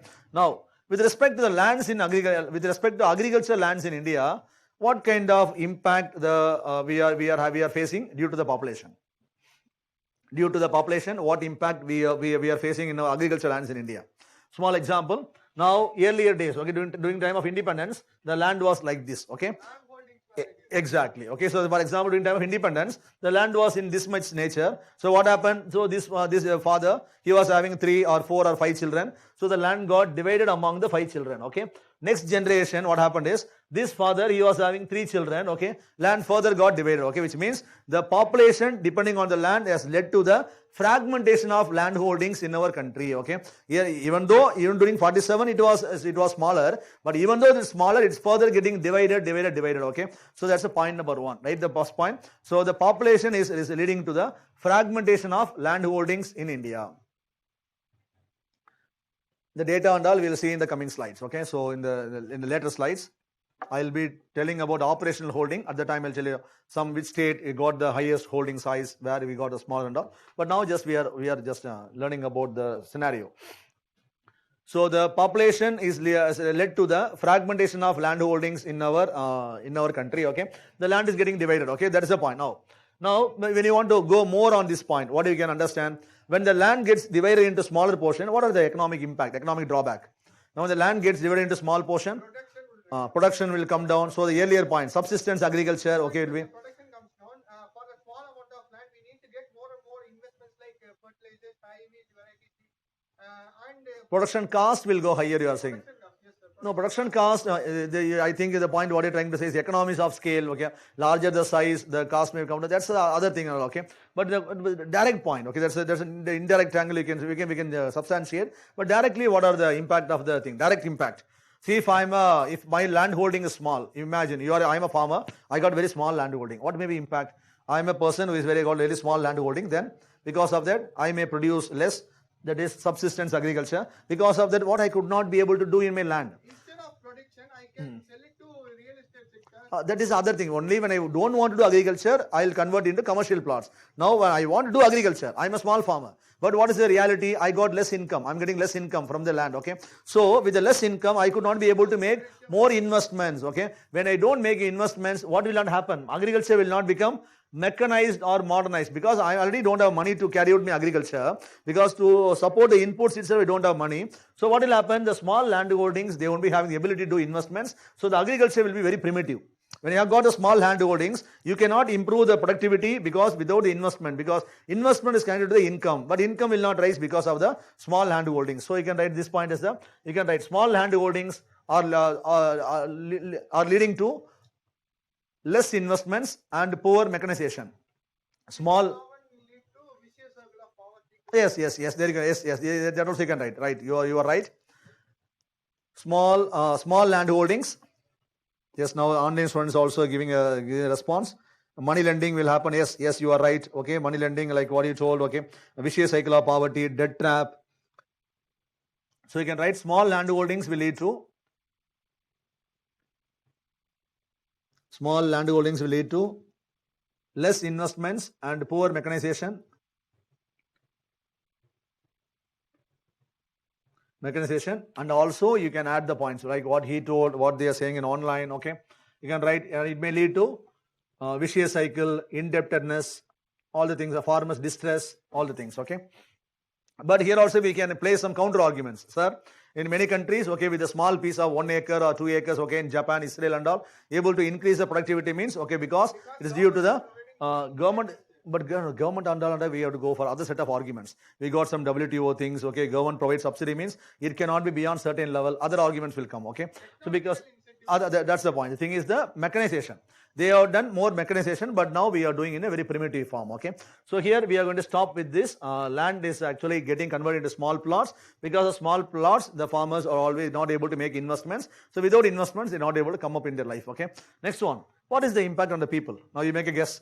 Here I need your answers, okay. What is the impact of population on the population? Population means on the agricultural labors. Now are the farmers, okay. We got laborers or farmers. I told you, data, 56% of the people are still, okay. So now what may be the future? Surplus labor will be present. Now we got surplus labor, okay. Surplus labor is called to be what term? This guy is unemployment. No? So now in agriculture we have because of the more people depending on the lands, because here you have to understand the scenario. Now imagine, if we have a unskilled labor means a farmer or labor, he can be employed in agriculture. or he can be employed in a factory. Okay, you can go and ask him to go and work in a factory, but he cannot be employed in service sector. Service sector, most of the jobs are the professional based, skill based. Okay, so for example, there may be some sort of unskilled work in service sector. Example, in transport, in communication, some sort minimum level, but major jobs are only in skilled level. So a farmer's son or daughter, they can work in service sector, but farmer by himself, he will not get more opportunity in service sector, because here the service sector is packed by the doctors, lawyers, engineers, service professionals, okay, government officials, private officials. So the farmer, he cannot go and get himself employed in service sector. So the farmer can be employed in agriculture, or he can be employed in industry. Okay, but industry in India, it was in the premature stage. It did not develop properly. It did not offer more jobs. So the people, they got stuck back with the agriculture or with the profession what they are comfortable. Able to get the reason why the people, because industry, the farmer can get employed, but industry is not offering job. Service sector, they cannot get employed, so they are staying back in agriculture. So in agriculture, a job which could be done by 10 people is done by 30 people. So 30 in the same land, a job done by 10 people done by 30 people means, so the income which has to go to the packets of 10 people is shared among the 30 people. So it is leading to the low level of income, and is leading to a scenario called as disguised unemployment. What is disguised unemployment? A job which could be done by less number of people. If it is done by more number of people, then the resultant scenario is called as disguised unemployment. Okay, that is the thing. Okay, now we can write the point. Population, what problem it's putting on the people means over dependence on agriculture has led to over dependence on agriculture.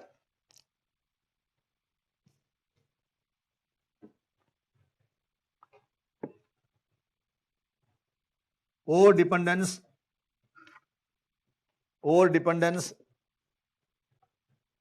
in agriculture has led to disguised unemployment in agriculture. Over dependence has led to disguised unemployment in agriculture. Okay, what is disguised unemployment? If you are aware, okay. If you are not aware, means you can write in the bracket. Okay, what is the disguised unemployment means? A job which could be done by less number of people. A job which could be done by less number of people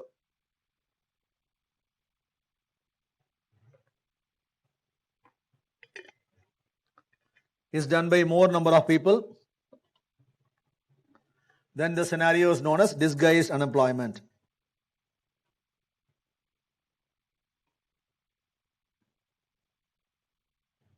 Yes, Ramesh. Okay, Ramesh Bisnoy has given the disguised unemployment. Okay, before starting the point, I think you have given. Yes, okay, that's the right context. So it has led to disguised unemployment. Okay, now disguised unemployment is the academic point, theoretical point. Okay, now we are going to make some projection. Okay, understand the current scenario. Based on disguised unemployment, are you sensing or are you visualizing any dramatic or any tragic events taking place in our agriculture, or which will take place in agriculture in the future? Based on disguised unemployment, we call it as an economic scenario, but actually it is making a huge impact on the minds of our farmers, What is the problem? Or what is the thought process running in the minds of our farmers or in the farming families? From their perspective, can you tell? Exact point. Okay. What is the problem? Because of disguised unemployment, now imagine, because year after year or month after month, I'm getting very low income, low paid, because I'm not able to get job. I couldn't get job in secondary. I'm not fit for the service sector, so I have to accept the salary what they are giving. Okay, so because of that, my life has become very miserable, because I'm not able to get more income. I'm not able to meet the demands of my family. Okay, so all the parents, okay, the farmer parents, okay, now because of the continuous scenario, okay, what is the thought running on the mind? It's a very simple note. Okay, we have seen that. Yes, suicide is the thing, farmer distress. Okay, suicide is that's the one thing. Okay, apart from that, in the future, what is going to take place?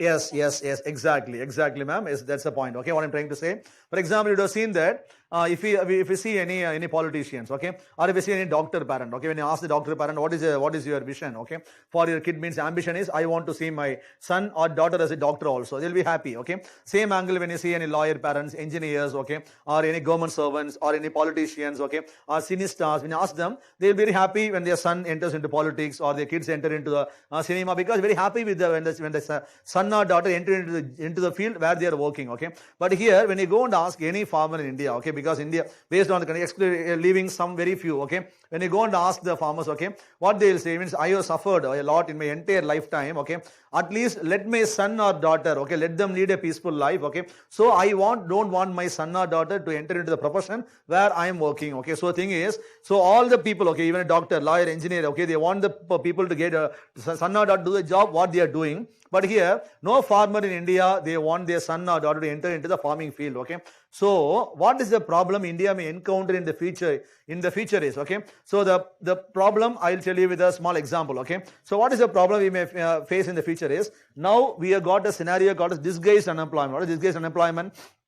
Here, if we have a job called job, which could be done by 10 people. But the 10 number of jobs is sought by 30 people. 30 people are available to do the 10 jobs, okay, because that is the current scenario. So we are asking the 30 people to do this job. So the scenario is called as disguised unemployment, okay.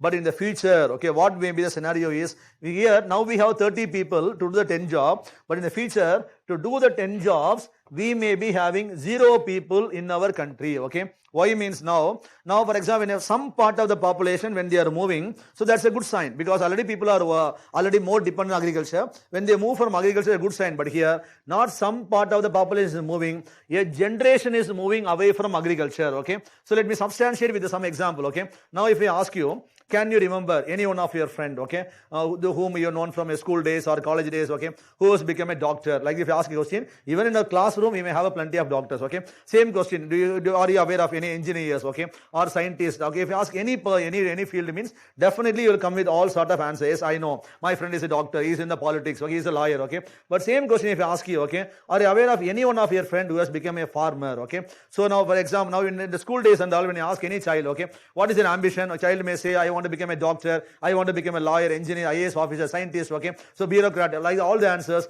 Now if a child says, I want to become a farmer, okay, then what is happening in our country? We are giving the special sort of counseling, we are trying to convince the child, so the child has got some sort of wrong ambitions, okay, because that's the thing, because we are accepting when the child says, I want to become into some other sector, okay, so we are accepting the movement into secondary sector. We are accepting the movement in the service sector, but here we are not accepting the entry into the agriculture sector, because we are not thinking as an ambition, we are thinking as an underprivileged job in an economy. So this is the mindset of the society. Then in the farming families, they love farming, they love agriculture, but they are not able to make the respectable income. They are not able to lead a decent standard of living. So what they are doing is intentionally they are pushing their son or daughter into the other sector. So what is happening is, now few people are not moving away, a generation is moving away. That's why I asked the example, okay. Can you remember any one of your friend? Very rarely in one classroom, student may say, okay, sir, my friend is a farmer. That's also not out of his choice, okay, out of compulsion he would have entered, okay. Very rarely we got some example of people from IT background, after making good income, okay, because of their own interest, they got a piece of land like that. We may have some exceptions here and there, okay, but in the overall angle, people are moving away from agriculture. So now we got over dependence in agriculture. In the future, we may have 0 labor force in our agriculture, okay. So if they have 0 labor force, then what we may have the problem is, okay, the 0 labor force can be easily substituted. How means with the help of machines. If we got more machines can do the job which was earlier done by the people. But now our country is poorly mechanized. Okay, we don't have investments, we don't have mechanization, but people are moving, means then what we may have encounter is we may have the shortage in the production in the future. When you have shortage, the next question you may ask, we have shortage. What is the problem? Okay, because we can address the shortage with the help of the imports. Because other countries they are producing more, with the money what we are earning, we can substitute with the imports, okay. But remember, India is not a country like other country having the population of 10 crores or 5 crores or 20 crores, okay. So we are the country nearing 150 crores of population. So all the people require 3 times meals a day, means no country in the world has got the ability of feeding our entire population. So we have to take care of our own demands. Otherwise, the same problem what happened to India in 1991. What is the problem? India encountered into BOP deficit because of the huge imports. The same imports India will start doing in the food grains, grains. If we start doing the import of food grains, then once again foreign exchange will be affected. Then once again India may be encountering the same BOP problem. So what is the need of the hour is we have to stand on our own legs. To make us stand on our own legs, we have to create a we have to self-reliant agriculture. For that, these things should not happen in our economy. Okay, so these are not the issues happening to someone in the economy. So these things will hit all of us at one point of time if we are not giving the due care to agriculture. Okay, to address all the things, government has taken many measures also. What are the measures, other things and all we'll learn in the coming classes. Okay, so now next thing, let's finish the class with this point. So I think I have done up to this. Okay, poor mechanization. Now we write this point. Okay, 3 more points with that we finish the class. Okay, students, I will come back to your doubts. Okay, now, okay, so any doubts means I'll address later. First, let's finish the class. The next thing is the dependence upon monsoon. What is the point? In India, most of the areas are rain fed. What is the meaning of rain fed?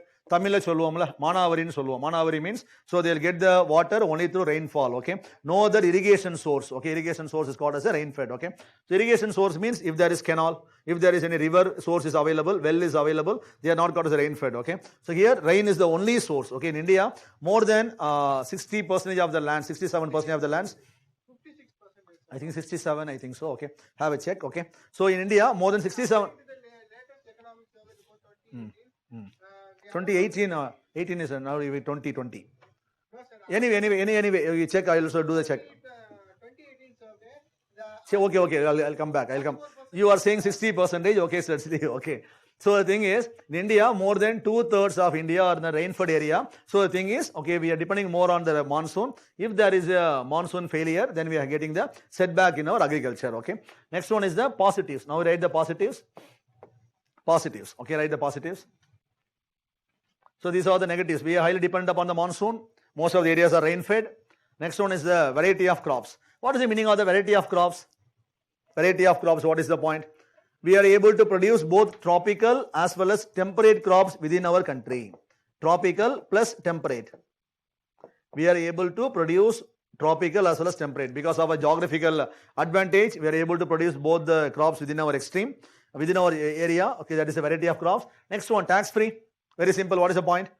In our country, whatever the farmers' income they are doing, agriculture income is not taxable by the government of India. Okay, so that is called as tax free. Now the doubt may come on your mind. Okay, for example, now after the class gets over, you are going to any supermarkets. Okay, you are trying to buy some vegetables. Okay, you're buying onion, brinjal. Okay, going to the billing center, you going for billing. Okay, now when the things are billed, okay, observe at the bottom there the tax will be levied. Okay, now what is the point? I told you there is no tax, but here they are putting the tax. Okay, what is the meaning? I told you in agriculture there is no tax. But you go to any shops and you make the billing, okay, the tax. Okay, what is the point? Exactly, very good. Okay, so direct tax is not levied in agriculture. Direct tax means tax on income is not levied, but indirect taxes are levied. Okay, if I am a farmer, if you make a sale to the middleman, from then on taxes will be levied. Okay, for my income, what I have done, the government doesn't levy any income, any tax. Okay, that is called as a tax free. Okay, so up to this, let's finish our today's class. Remaining things let's see in the next class. Okay. Thank you all. Because I wanted to finish as per my word 7:15. Okay. Now we can proceed. Okay. Now we can everybody can participate. If you got any doubts, okay, any things, opinions, okay, now we can share. Otherwise, the class gets over. Okay. Now, anyway, I'll do the check also whether it's 67 or 60%. We'll do it. now reduced substantially, sir. Nearly 44% of the land in India are being No, because you know that we got proper schemes running for the last 6 years. Okay. Anyway, we'll have a check on that. Okay. So no issues. Okay. If there is a change, means we'll change it as a 58%. Okay. No. 8 or 56%. Okay. Fine. Okay. So any other doubts? Thank you, Soundarya. Okay. Then can you share book list, Kishore? Book list I have told you, Kishore. I think for agriculture, are you asking me? Agriculture thing is you refer my class notes. Then for agriculture, you refer economic survey. Then you refer newspaper. Then you refer Kurukshetra. Okay, that's more than enough. Then if possible, you refer Uma Kapila. Uma Kapila mains book I told you, So one is class notes plus economic survey, then newspaper, then Kurukshetra, then Uma Kapila. Nilar Jyoti, thank you. Okay, Vamshi, thank you. Prashant, okay, thank you. The overall, Kishore, I think I told Kishore in the previous class, I think I told you, I'll show you the slide, you can copy.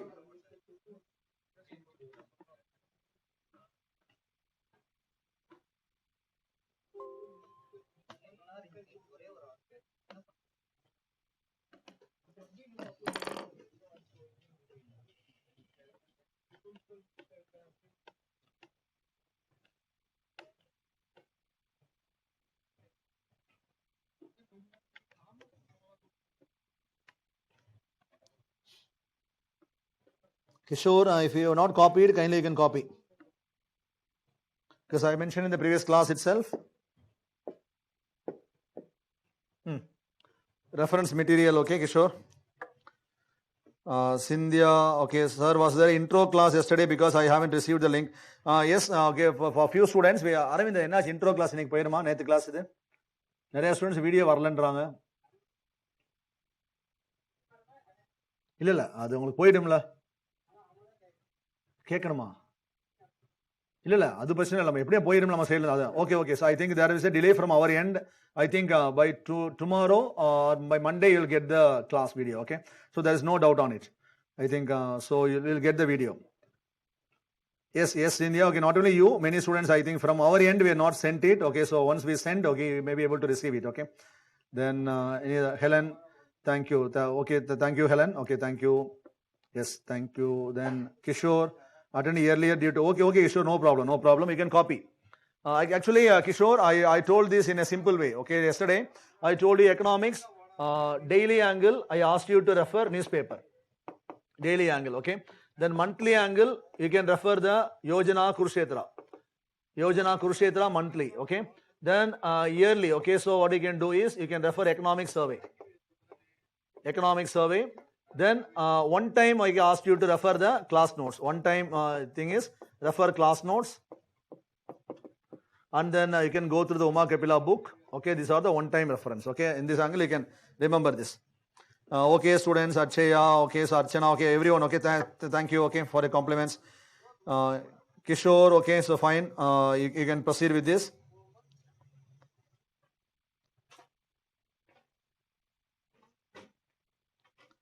How it led to disguised unemployment? Explain one more, sir. How it led to disguised unemployment?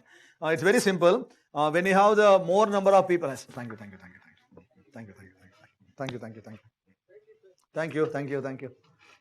all.